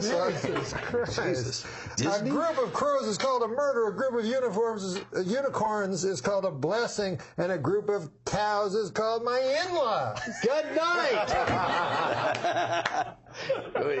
You screwed it up, and it's still okay. Yeah, He just sold it at the end. I tried, right? I need one. Well, you don't like children, so this might be. I didn't say that. I said I don't like you. Do you have children? You said you don't like children. Did I? Oh, many times. So many times. Did I say that? I exaggerate to clarify. When did you not say that? A hippo's mouth is wide enough to fit in a 4-foot-tall child. Really? Huh. I like hippos. Unfortunately, after measuring the hippo's mouth, almost all the children were eaten. What? Oh. A hippo's mouth is wide enough to fit a 4-foot-tall child. Okay. Unfortunately, after measuring the hippo's mouth, almost all the children were eaten. Look, I know the Bible says not to covet thy neighbor's wife. Right. But it doesn't say a damn thing about coveting thy neighbor's husband, especially a sweet, hot fucking asshole. This is sweet, hot. Is that in there? You just toss all that stuff in there. But it is true. It does anything about coveting thy neighbor's husband. Huh? You make a good point, Norm. Well, what about women? Young women? The Statue of Liberty is setting a bad example for young women. When times get tough, you just can't stand motionless for centuries holding a torch. It's true. You got a point. What about this, Pally? Or wear a dress and have people walk around. Steve O'Donnell, The man behind the cameras, now on camera. Steve won't do it. I'm really more of a booster. Are you, Steve? Artifacts from Auschwitz are set to go on tour for the first time. You guys won't stop. Experts believe that this will be Miley Cyrus's darkest opening act yet. Wow. Oh, this is almost perfect. I might open with that in Vegas. That'll get the crowd walking out. I'm going to let the great Tim Allen, experts believe, one of the best joke tellers to ever live. I don't know, Jay is amazing. He's an amazing joke teller. Jay. Funniest guy on the planet, though, is Marty Short. Yeah, I agree with that. Marty Short. I can't be around him. He hurts me. Yeah. But he's not a stand-up. He can't help himself. But Isn't that weird that he's not a stand-up? He's not a stand-up. We did The View, he and I, for a movie we did together, and the first time ever those women were speechless. I mean, we owned that show. He's so frickin' funny. We did a whole bit in the makeup trailer about all the theater we'd done. We haven't done any. Because everything's a theater play. The Jiminy Glick is so hilarious. I did that. He could say, he could say horrible shit to you, and his chin was coming off. And when I did it, this whole piece, and I kept going, and he wouldn't come out of character. And I said, but this is all coming out. Your name again? Who are you? He's horrible. He's a horrible man. Yeah, somebody told me, I don't know, maybe Steve Martin or somebody said, oh yeah, that's Marty being Marty. Like, Final joke. I hold in my hand Karnak. The final joke. Now you're supposed to all applaud. Well, that's Karnak. Well, when you ask for it, it's not worth it. May dog and heat romance your leg in the month of September. Mm-hmm. Okay, this is the final joke. Now, I want you to read ahead. All right. Read ahead. Read ahead, so you give it all. All right. A new study finds that... hold on. Before he finishes, because I want to end with a big joke by one of the greatest joke tellers ever lived. Leno's on his way in. And so I'll say thank you very much to Tim Allen for gracing our show. Absolutely. Yeah, you guys are great. Thanks. Here it is. There's the camera right there. The camera. She just brought it from home. These are the smallest cameras I've ever seen. Listen, a new study finds that men are more likely to blame stress from work as a contributor to their poor mental health, while women are more likely to jabber on about something or other. Why do you give me that one? All of a sudden, I'm not give those cards and letters. Sometimes, our guests aren't that funny. Sure. So we write jokes. Right. So, would you like to read one? Yeah. That's for you. I'll play along. A little louder. This one, I don't know in this era. They announced there's going to be another Twilight movie, and the little girl inside of me is really excited. I made a bad business decision, Adam Egan. Started an online business. You know what I sold? Brick and mortar. That's pretty good. I like you gave it something, too. I gave a little. Yeah. Hey, listen, I may not have book smarts, but you know what I have? Supermarket flyer smarts. You know where I got them? From reading a lot of supermarket flyers. That can't be one of the jokes, is it? Jesus. Dude. Did you ever think... I smell a mass firing. Is this going to go down as a test show? No. You better fucking air it. Listen, did you ever think that I wanted to... Jesus Christ. Test show. I'm being tricked. Hey, a new study shows 37% of people talk to their car. It's the first study ever conducted by the International Organization of David Hasselhoff. Listen, David Spade, it was great to have you on the show. Thanks a lot, everybody. How about that? Jokes for them, just so in case. So do you want? Would you? Yeah, absolutely. Okay, we'll start with Adam Egan. He'll read a joke. Okay. I wear my hair in a big man bun to compensate for my tiny man hot dog. Cocktail wiener. Oh, that's much Pretty better. Good. That was much Change better. that. No, I will. I don't think this is going to do much better. The president of ESPN says he quit the network because he was being extorted over his cocaine use. Cocaine also explains fuck it. Here's a joke for the great Drew Barrymore, maybe our finest comic actress. Oh, you are... Drew.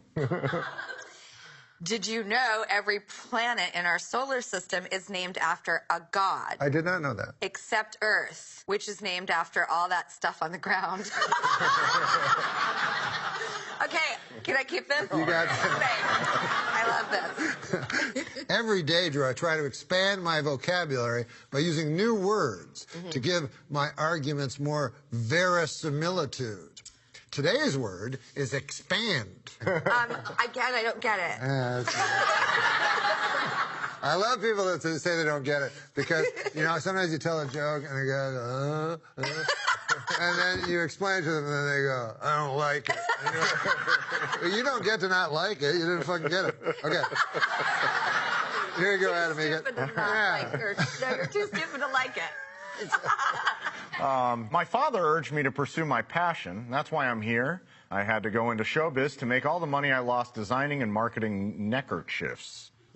It's always a good idea to stutter on the final word. You know, Drew, call me old-fashioned, but I long for the days when wives stayed at home and only cost 3 goats. I get that one. It was fantastic to have you here. Thank you. I've still got this joke.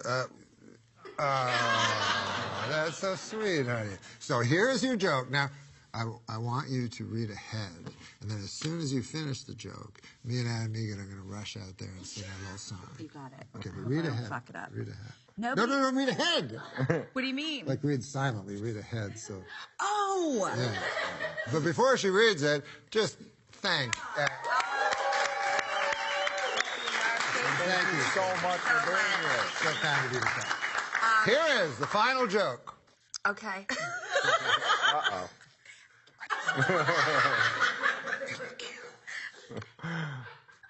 Am I waiting for you or are you waiting for me? I'm waiting for you. I finished. You? Oh, no, you read.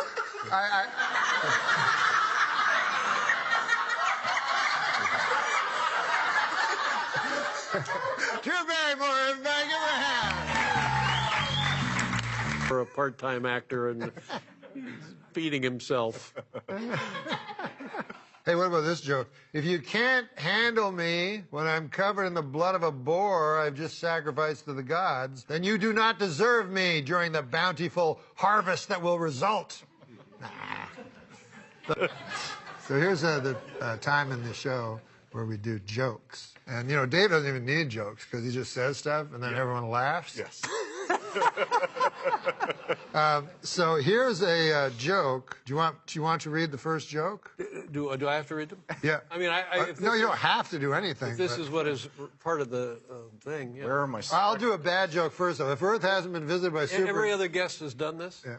If Earth hasn't been visited by super intelligent aliens, then who made all those inexplicable, perfectly strong? Oh, okay. Yeah. And then this is yours. So the idea is I get 2/3 of the way fucking up. No. Front. No, you do your best. I was once trapped on a desert island, and to be honest, the 5 albums I brought didn't help a goddamn thing. That's a very popular, long-running show in Great Britain. British presenters, especially in the 90s, especially children presenters, turned out to be a cult of much evil. I don't want fancy things or fancy schmancy things. I don't even want fancy schmancy wancy things or fancy schmancy take a trip to Francie things. What I want is wasting your time and mine.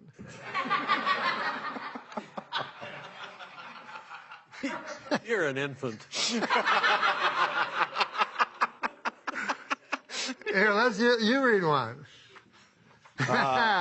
A lot of people have. Sorry, I'm a little nervous. I already fucked it up. No, you didn't. Come on. A lot of people are excited for self-driving cars, and so am I. Finally, I'll feel what it's like to kill without having any personal responsibility. I had this conversation earlier today. We were on one of the freeways. Yeah. And I just posed the question, have we really verified the advantage, what it is for self-driving cars? Like you're... Those things don't work out. I'm not coming back, Norm. Now he read the joke. I don't think we're coming back either. Don't say that at me. Here's the joke. TV pitch, 3 words, young Gene Shalit. I'd watch that. I would watch. They are going to have to lease editing equipment for this show. Oh, no, by the way, we have to go, Dave. Yes. We have to go. Yeah. But we made a song up to sing. Oh, what about God. this? Not for you to sing, though. You can just watch us. Male authors are obsessed. This is what, you know, going back to I don't know, Updike and Hemingway, male authors have been, you know, anyways, male authors do tend to be obsessed with female bodies. Male authors obsessed with female bodies. Going on about webbed feet and soft insulated. I'm sorry, that's male otters. No, Dave, no. Dave Letterman, everybody. How could it end like that? He walked out of the show. You walked Letterman. We walked Letterman, baby. The clock on the wall. Oh. Here's where we do the jokes. These are jokes that we just write them out on blue cards, and all we do is we say the jokes. Okay. So I'll do one just so you get the idea.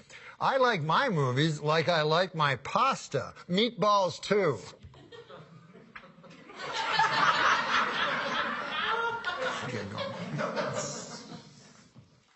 I can't stand stuck-up bodies of water. Is that right? It's like, get over yourself, Lake Superior.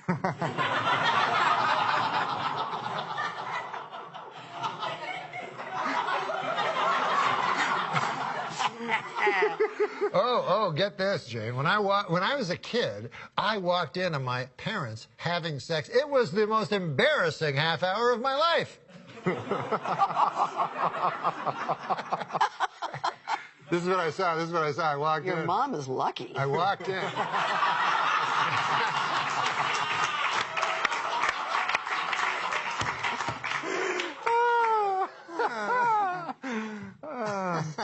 I take after my father.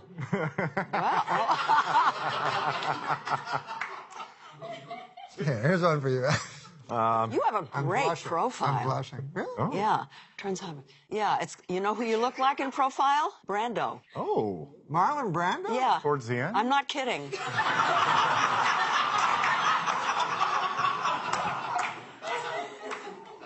How did you... What does Brando sound like? Can you do an impression of Marlon? No, I can't do impressions. I bet you can. No. Try Marlon Brando. I can't. Try. No, I don't. Try I don't. just for fun. Stella!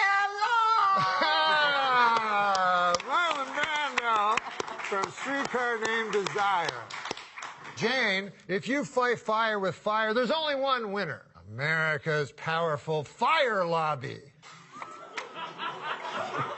Who writes these? My favorite NCAA teams all happen to be colors. Auburn, Navy, Sienna, and hot bubblegum pink. Oh, they're very good, yes. They. Do you want to say it again? No. Oh, here's something interesting. You don't have to hold on to that. I'm just trying to believe that somebody actually wrote that as a joke. My palm reader told me that I have nice hands. Maybe the nicest hands she's ever seen. Also, on Friday, I'm going to get hit by a train. But anyways, we have 2 more jokes. And then we're off to Vegas. Okay, so you can pick the joke like magic. Okay, I'll do the first, because then you'll do the last, and then... let's be honest. Most people you ever see go skinny dipping are more actually going dipping. Let's just be. And now, Jane Fonda will do the last joke, so say your joke. And, before you say your joke, Jane Fonda, everybody! Right here! How about that? Oh, my God. They love you. They love you. Can I kiss you?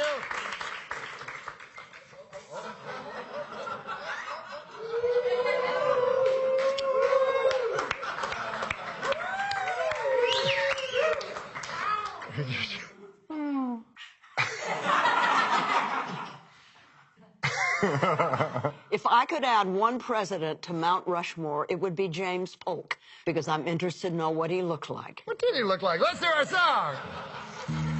Okay, this is the segment, Chevy. We don't always have world-class comedians like you on the show. We often have people that aren't funny. So we write jokes. We write jokes, and then we tell the jokes. And then, you know, we all do it. You know, like Adam Eagle will read a joke. Go ahead, Adam. Yeah, sure.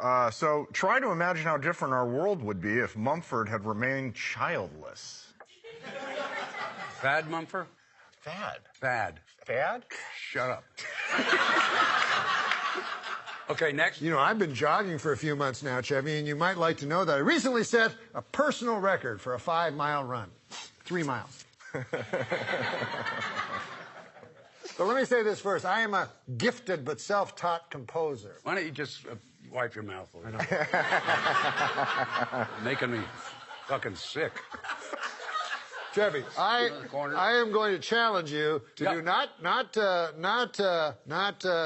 Belushi, but just get a laugh by going to sneeze, by putting that on your mouth. Just anything that comes to your mind. Help me!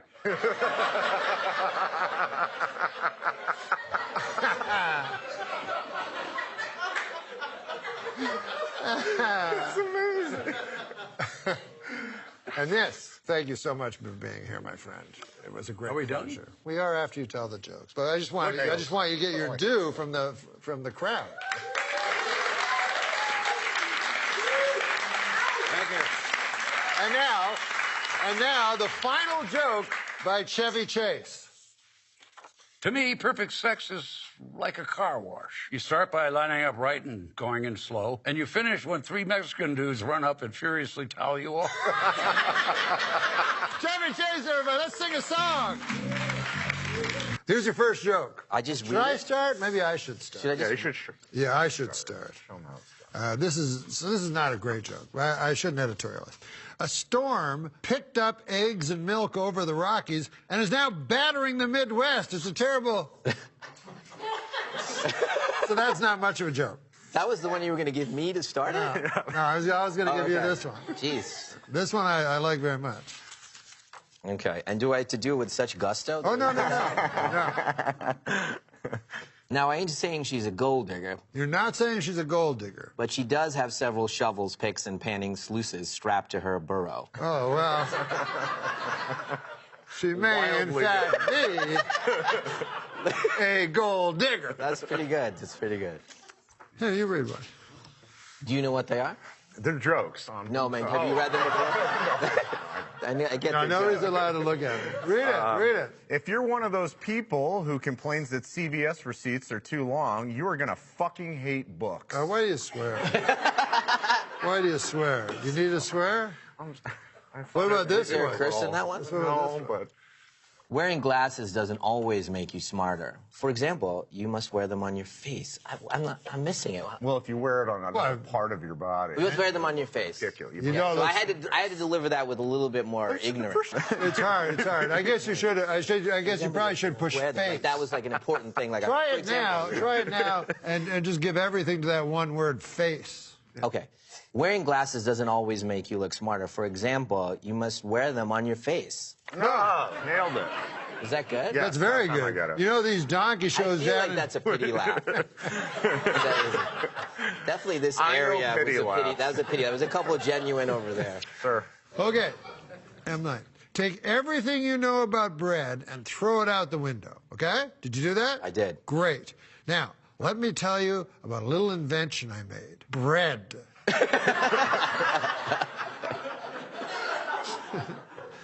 It's all fun. Hey, who's this graffiti artist who draws chalk outlines of people in the bad parts of town? I like it. I like it.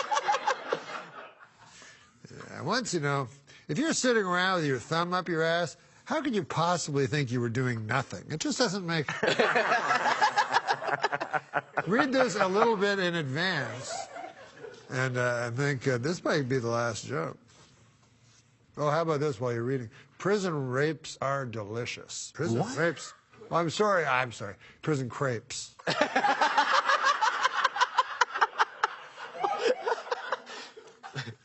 But this is sort of an interest. This is sort of a joke and a Zen koan all in one. Listen to this one. And then right after you do this one, we're going to, the show's over, we're going to run over here and sing a song for 10 seconds if you'd be nice enough to just wait for that. Okay.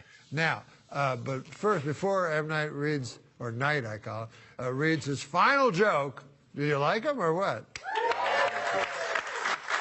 They loved you. Thank you for having me. They loved you. Yeah, you guys are so sweet. They loved you, and I can't wait to see. I loved Split. I saw it last night. It was fantastic. Thank you okay, so much. Here we go, and everybody should see Split. And God damn, Glass it's good. in Thank 2019. Yeah, January of, 19. Oh, I can't wait. Here's the final joke. Final joke. The inside of the human body is more of a miracle than you'd first think. Even more of a miracle than you'd first think. Why is that? Since everything goes on in there in total darkness. Well, you never... What? Wait, no. Oh, cut it! That can't be the way we end. No. I read it 3 times wondering if that was going to happen. And it happened as I saw it was going to happen. Here's a very, very, Give me a this is guaranteed almost, one. Okay. This is guaranteed. Give me a guarantee. A joke in the spirit of M. Night Shyamalan. We're in M. Night Shyamalan to produce jokes rather than films. The joke might read something like this. A lot of people stress out about getting crow's feet, but personally, I would be more concerned about their long, razor-sharp beaks. Oh, my Lord! Let's do the song! What do you say? As funny as you are, so we write their jokes so they can say jokes. Oh, okay. But I thought this would be cool for you because it's the greatest joke teller ever, maybe, right? Okay, so here you go, Michael. Don't ever read it ahead, though. Should be a little louder, also. Oh, gotcha, okay. No, I thought there was a thing, really. So this would be... Oh, you think that? No, we'll get you. No, I like it. Okay. Yeah, what's it, true. Boy, how my mom worked all day, cared for me, put food on the table, and killed all those drifters is really something. But this one, joke. You have to read ahead on this one. See? Because this requires a little bit of, this requires performance. Because here's the thing. You have to then repeat those 3 words with a little bit of an accent. Give me on. I swear this will kill you. Huh? I swear this is going to kill. We're going to cut this part out. Okay. So, you see, he's a Russian guy that works at the fair, right? Life is fair. Okay. That's all he thinks in life, Okay. He just knows. Okay, we're back. I had a little coaching session, so I hope this will crush so hard. I hope I come through for you. Watch how big they laugh. No one ever said life is fair, except for that Russian guy who worked at the fair. Life is fair. How about that for a Russian accent? That was fucking awesome. That was so good. Hey, what about this? I want to coach a little person to become an eating contest champion, and I want to name him Noam Chomsky.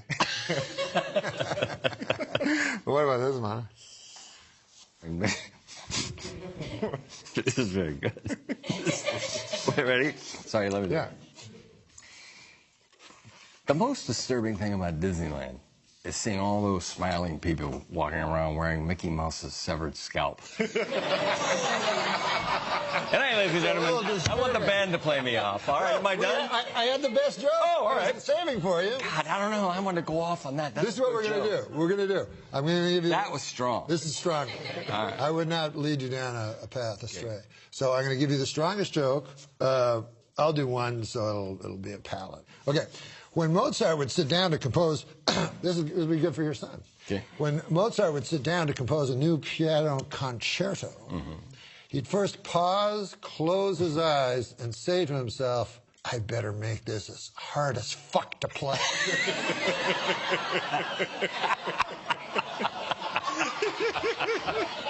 Oh, I thought that wouldn't work that well. Okay. Okay, this is the best joke for the best comedian that I've ever witnessed. And here it is. And then, and also, thank you, Mr. Keaton. Yeah. Thank you so much. Thanks a lot. Thanks a lot. And here it is. Red Bull for right to that camera, right there. All right. I wonder who's buried in the grave of the guy who invented the old switcheroo. Hit it! hit it, boys! Yeah. Oh, that's good. That's good. I like good that. for me, yeah. All right, we're back with Billy Joe Shaver. Now, this is the part of the show, Billy Joe, where we read jokes. Am I slobbering again? No, you're not. We read jokes off blue cards. Okie dokie. So you want to start? Why not? Why not? Here's a joke. Okay. You can read that. I don't fat shame women because you can't judge a book by its cover. Of course, it's too damn thick. Nobody's going to read it. Billy Joe, what about this one? This might sound crazy, but... Yeah. You're right. Bad news for e-cigarette users. You look fucking stupid.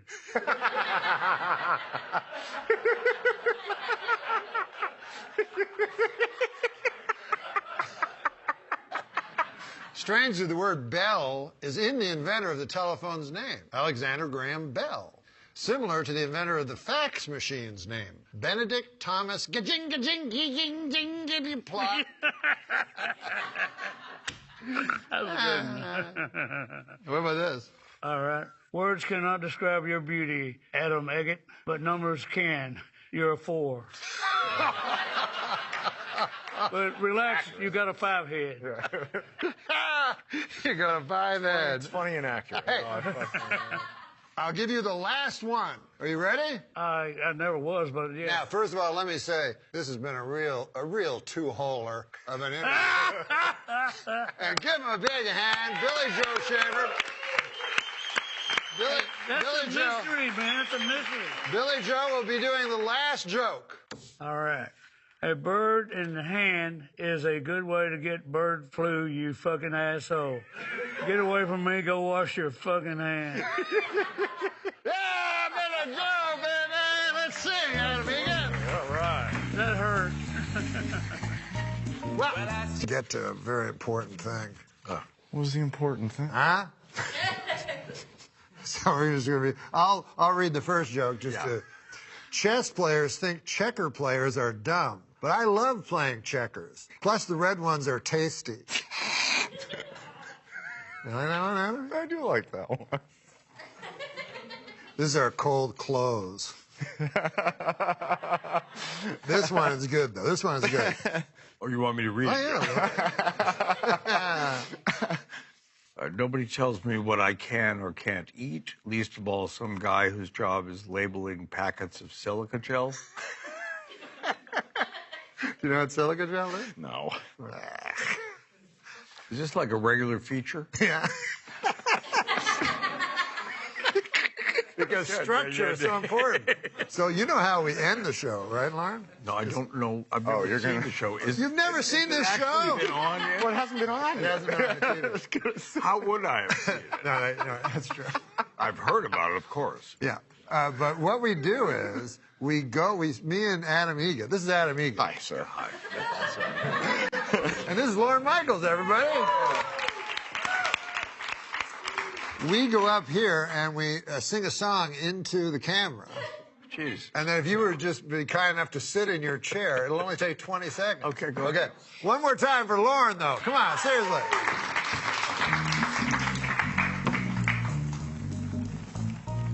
I see by the clock on the wall that it's time to bid you one and all goodbye. Goodbye. So long. So long. Farewell. Farewell. Adieu. Adieu. Biggest. Stay well. Bye-bye. Keep warm. Relax. At ease. Take care. Stay loose. Adieu, mon vieux. Au la prochaine. Goodbye until we meet again. All right, thank you so much, Lauren.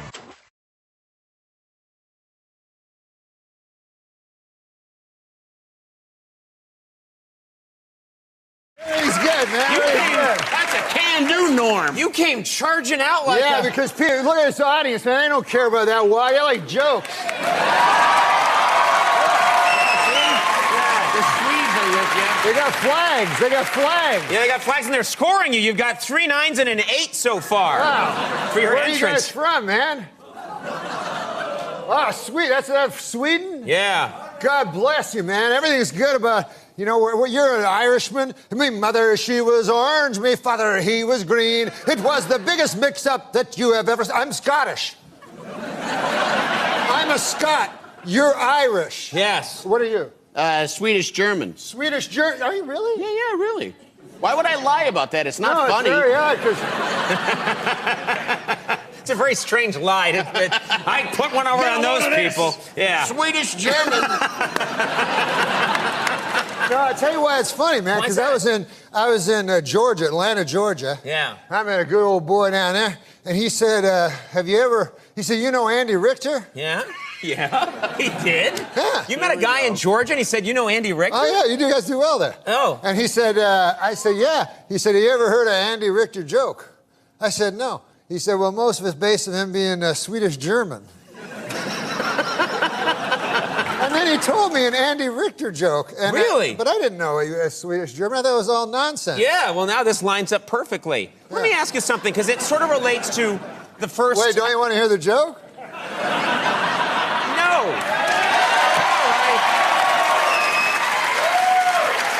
Oh, you're down to 6. You're down to 6. All right, this joke will get you back up. You can get him back. Let's hear the joke. Well, the fellow says, man, he says, you ever heard the time about the old prospector? That's how he talks, you know? Yeah. He says, man, there was an old prospector, and he was prospecting for gold, and he was having a hell of a time getting any gold. You know? It was an empty stake, I believe. And he said he'd come into town one day. He'd been in the mine for a good 8 months. He said, by God, he said, I'm only flesh and blood. Sure. You know? Yeah. And I need a woman, you know. And so he goes into town. He goes up to the bartender. He says, bartender, he says, man, I've been in that mine for a hell of a long time, and I'm only flesh and blood. I need a woman. Well, the bartender says, hell, there ain't no women in this town. If you want to do any of that business, all we got is Andy Richter, the Swedish German.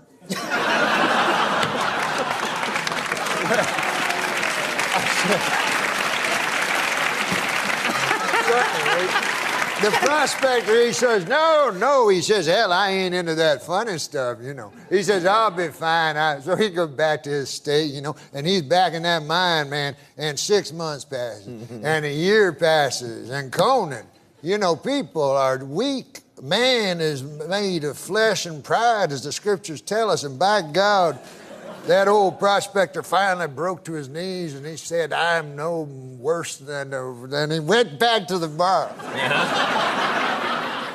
He was a beaten man. He says to the bartender, he says, hell, man, I've been in that place 2.5 years. A man has needs, and if you say there's no women in this here town, he says, well, I'll have to go for Andy Richter, the Swedish German.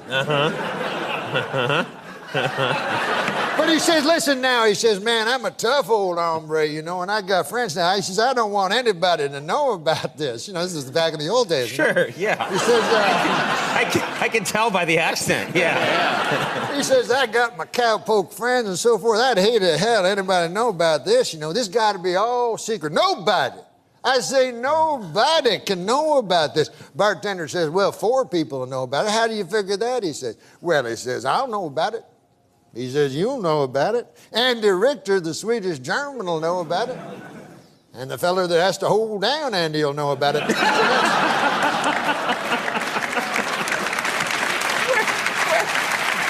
Why? Why? Because Andy Richter, the Swedish German, he don't go for that funny business neither. Well, at least you left me my dignity. Yeah. I like the way that story ended. Yeah, that was a nice... You weren't gay. Right. Yeah. No, but that's not beside the point. You were raped. No, it's more...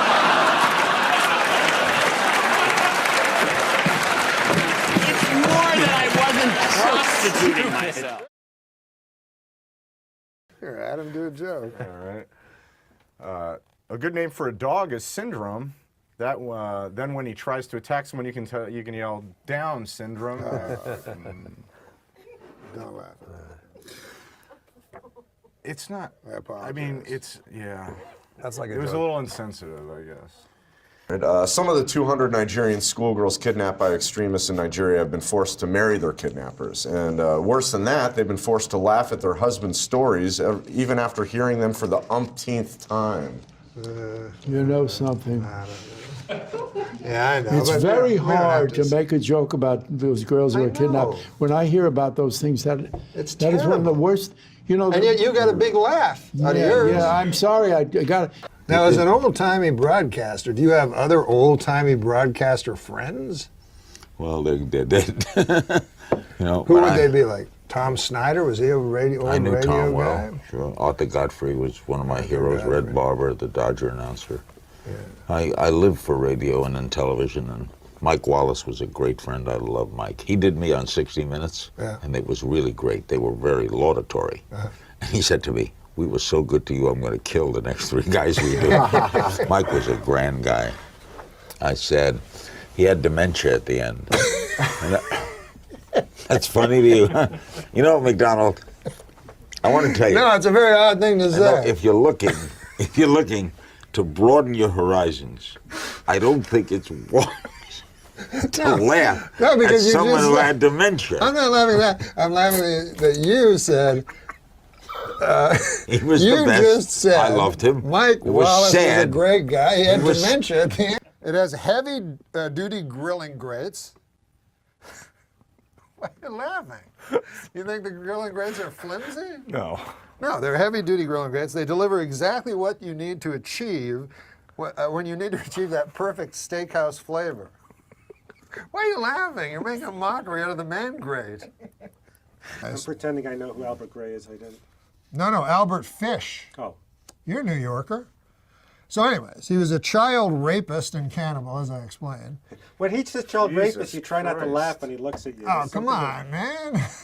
It's not funny. I know it's not, but I know you want people to laugh. Fish chose his victims. He only chose victims who were either mentally handicapped. Now, don't laugh at this next part, please. But you know he wants you to, right? No, if you laugh at this next part. Okay, and I'm not Fish gonna chose drink water. victims who were either mentally handicapped or African American. Oh, come on. Why would you think that's funny? God damn, Fred. Jesus Christ, that was the worst part of the story. But why do you think he did that? What would be the explanation? Why would he only attack? Why would his victims that he chose only be either mentally handicapped or African Americans? Because people don't, in those days, didn't care when those people were vanished. You're thinking like Albert Fish now. And prostitutes. That's why they.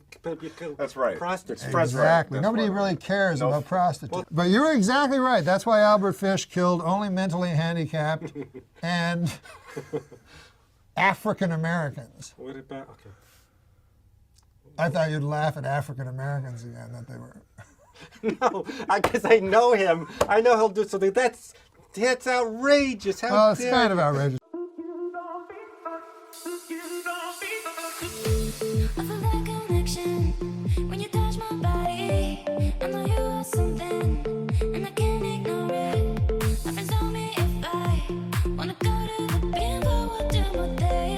Hey, for the 9th consecutive year, Nick, JetBlue Airlines ranked first for satisfaction among all North American airlines. But you know what ranked least in satisfaction? 9/11 Airlines. What a terrible name for an airline. It reminds me of that tragedy. Oh, 9/11. Yeah, don't laugh at 9/11 What? again. 9/11.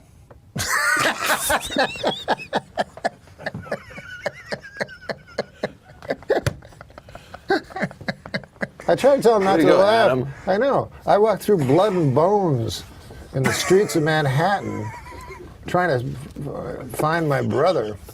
Jesus. Yeah, he was in northern Canada. Do you want to hear my impression of the That's going to be you if you don't lose weight. You want to hear my impression of the 9/11 call from Johnny Carson? The 911 call. Yeah, I'm sorry. Yeah. But 9/11 was a national tragedy. Yes, it was. Why do you laugh at that? You said it. Johnny Carson died at 80 years old. Okay, Johnny Carson died at 80 years old. Would you like to hear my impression? Were you in New York when the Twin Towers fell? No, I was in Los Angeles. Well, either way, it was a national tragedy. It was. Yeah, I know. 9/11.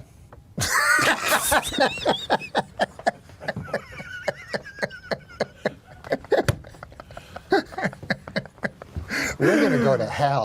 And now a correction to a story we ran last week. Prince Charles is actually the one in the middle. In the wake of the verdict, angry Menendez defense attorney Leslie Abramson said the jury simply chose not to believe the brothers' excuse that they had been sexually abused by their father, and says she knows why. Quote, "It's because my clients are black."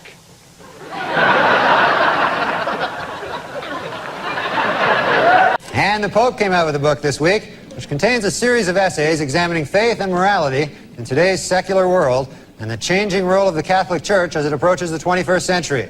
The book is entitled, "God Himself Told Me That O.J. is Guilty."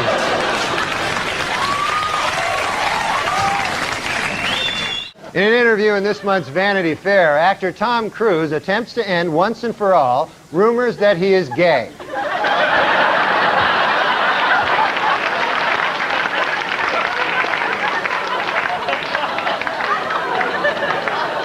In an interview this week, Bob Dole said he is strong enough to handle the pain of losing the presidential election, although he did admit that the shock of winning would give him a giant heart attack.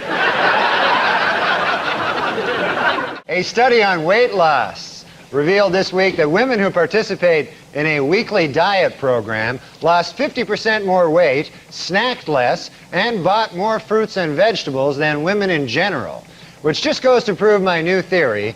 Richard Simmons is gay.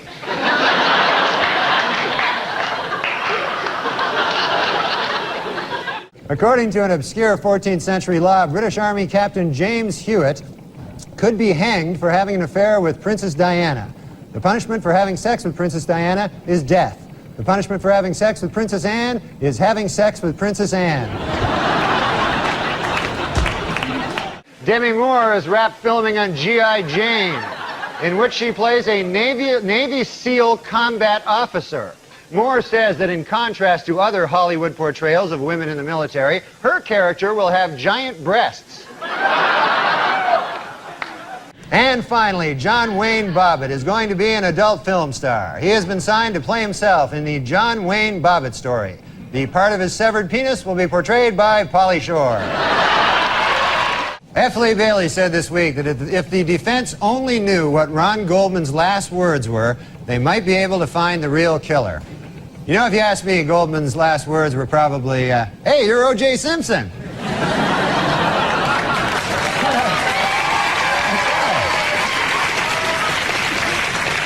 Last week on Larry King Live, Marlon Brando made the shocking statement that Hollywood is, quote, "run by Jews."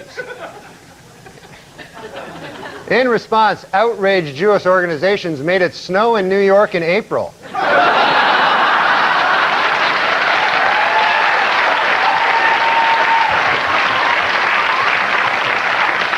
130 years after the Civil War, the state of Mississippi has finally voted to abolish slavery.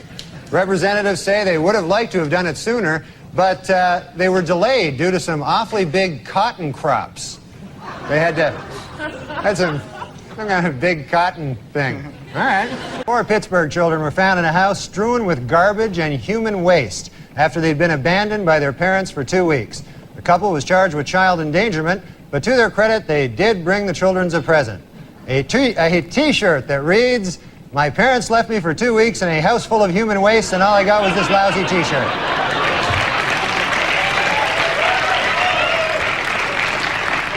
Former First Lady Nancy Reagan reports that her husband has been relaxing at their ranch, riding horses and chopping wood. Sadly, eyewitnesses report that he was actually riding wood and chopping horses.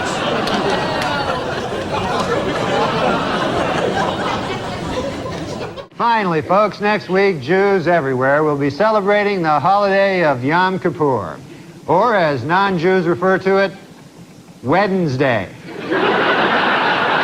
This week, President Clinton played golf with ex-presidents Gerald Ford and George Bush. Bush hit an old lady in the face with a golf ball, giving her a broken nose and 10 stitches. But don't be impressed, it took him 5 strokes to do it, so... And finally, in honor of the 50th anniversary of their first publication, Random House will be releasing special commemorative issues of many Dr. Seuss classics. The first to hit the bookshelves will be Green Eggs and Ham and O.J. is Guilty. This week, a court banned gays from marching in Boston's St. Patrick's Day parade, but they will still allow them to be beaten up by drunken Irish guys. Last night, the epic disaster film Twister opened to big box office and some controversy. The Reverend Jesse Jackson has called for a boycott of the movie, claiming that not enough black people in the film are killed by tornadoes. Finally, in entertainment news, there are rumors that actor Don Johnson is dating 71-year-old San Francisco socialite Denise Hale. An observer who spotted the couple necking in a restaurant will have trouble getting an erection for the rest of his life. Washington Power twosome Mary Madeline and James Carville are expecting their first baby in July. No one knows if the baby will be a Democrat or a Republican, but doctors are sure of one thing: it will be weird looking.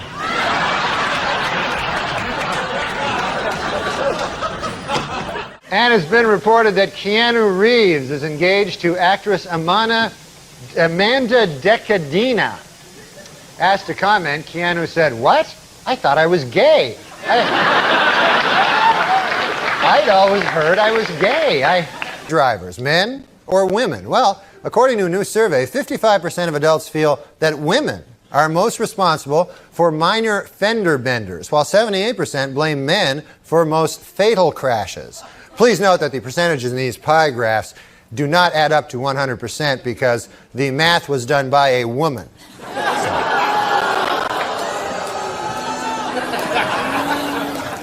For those of you hissing at that joke, it should be noted that that joke was written by a woman. So now you don't know what the hell to do, do you? No, I'm just kidding. We don't hire women.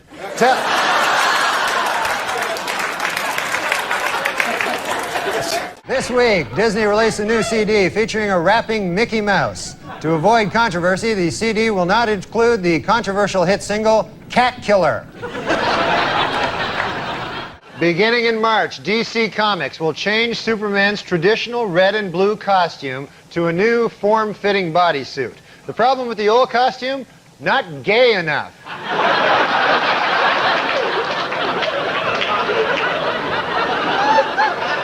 What the hell's going on in the country? That's not Superman. According to the EPA, it will cost an estimated $295 million to clean up toxic waste at the former Lockheed Martin military aircraft plant in California.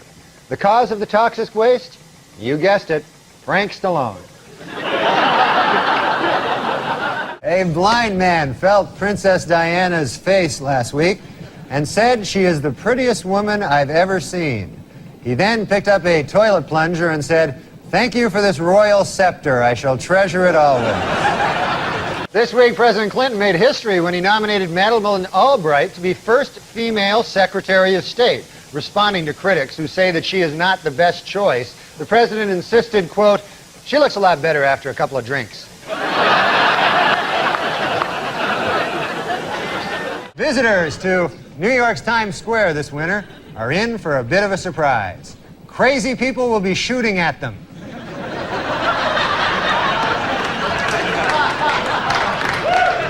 O.J. Simpson's new fitness video was released this week, and hitting the shelves next week, Simpson's newest video, Dorf on Stalking.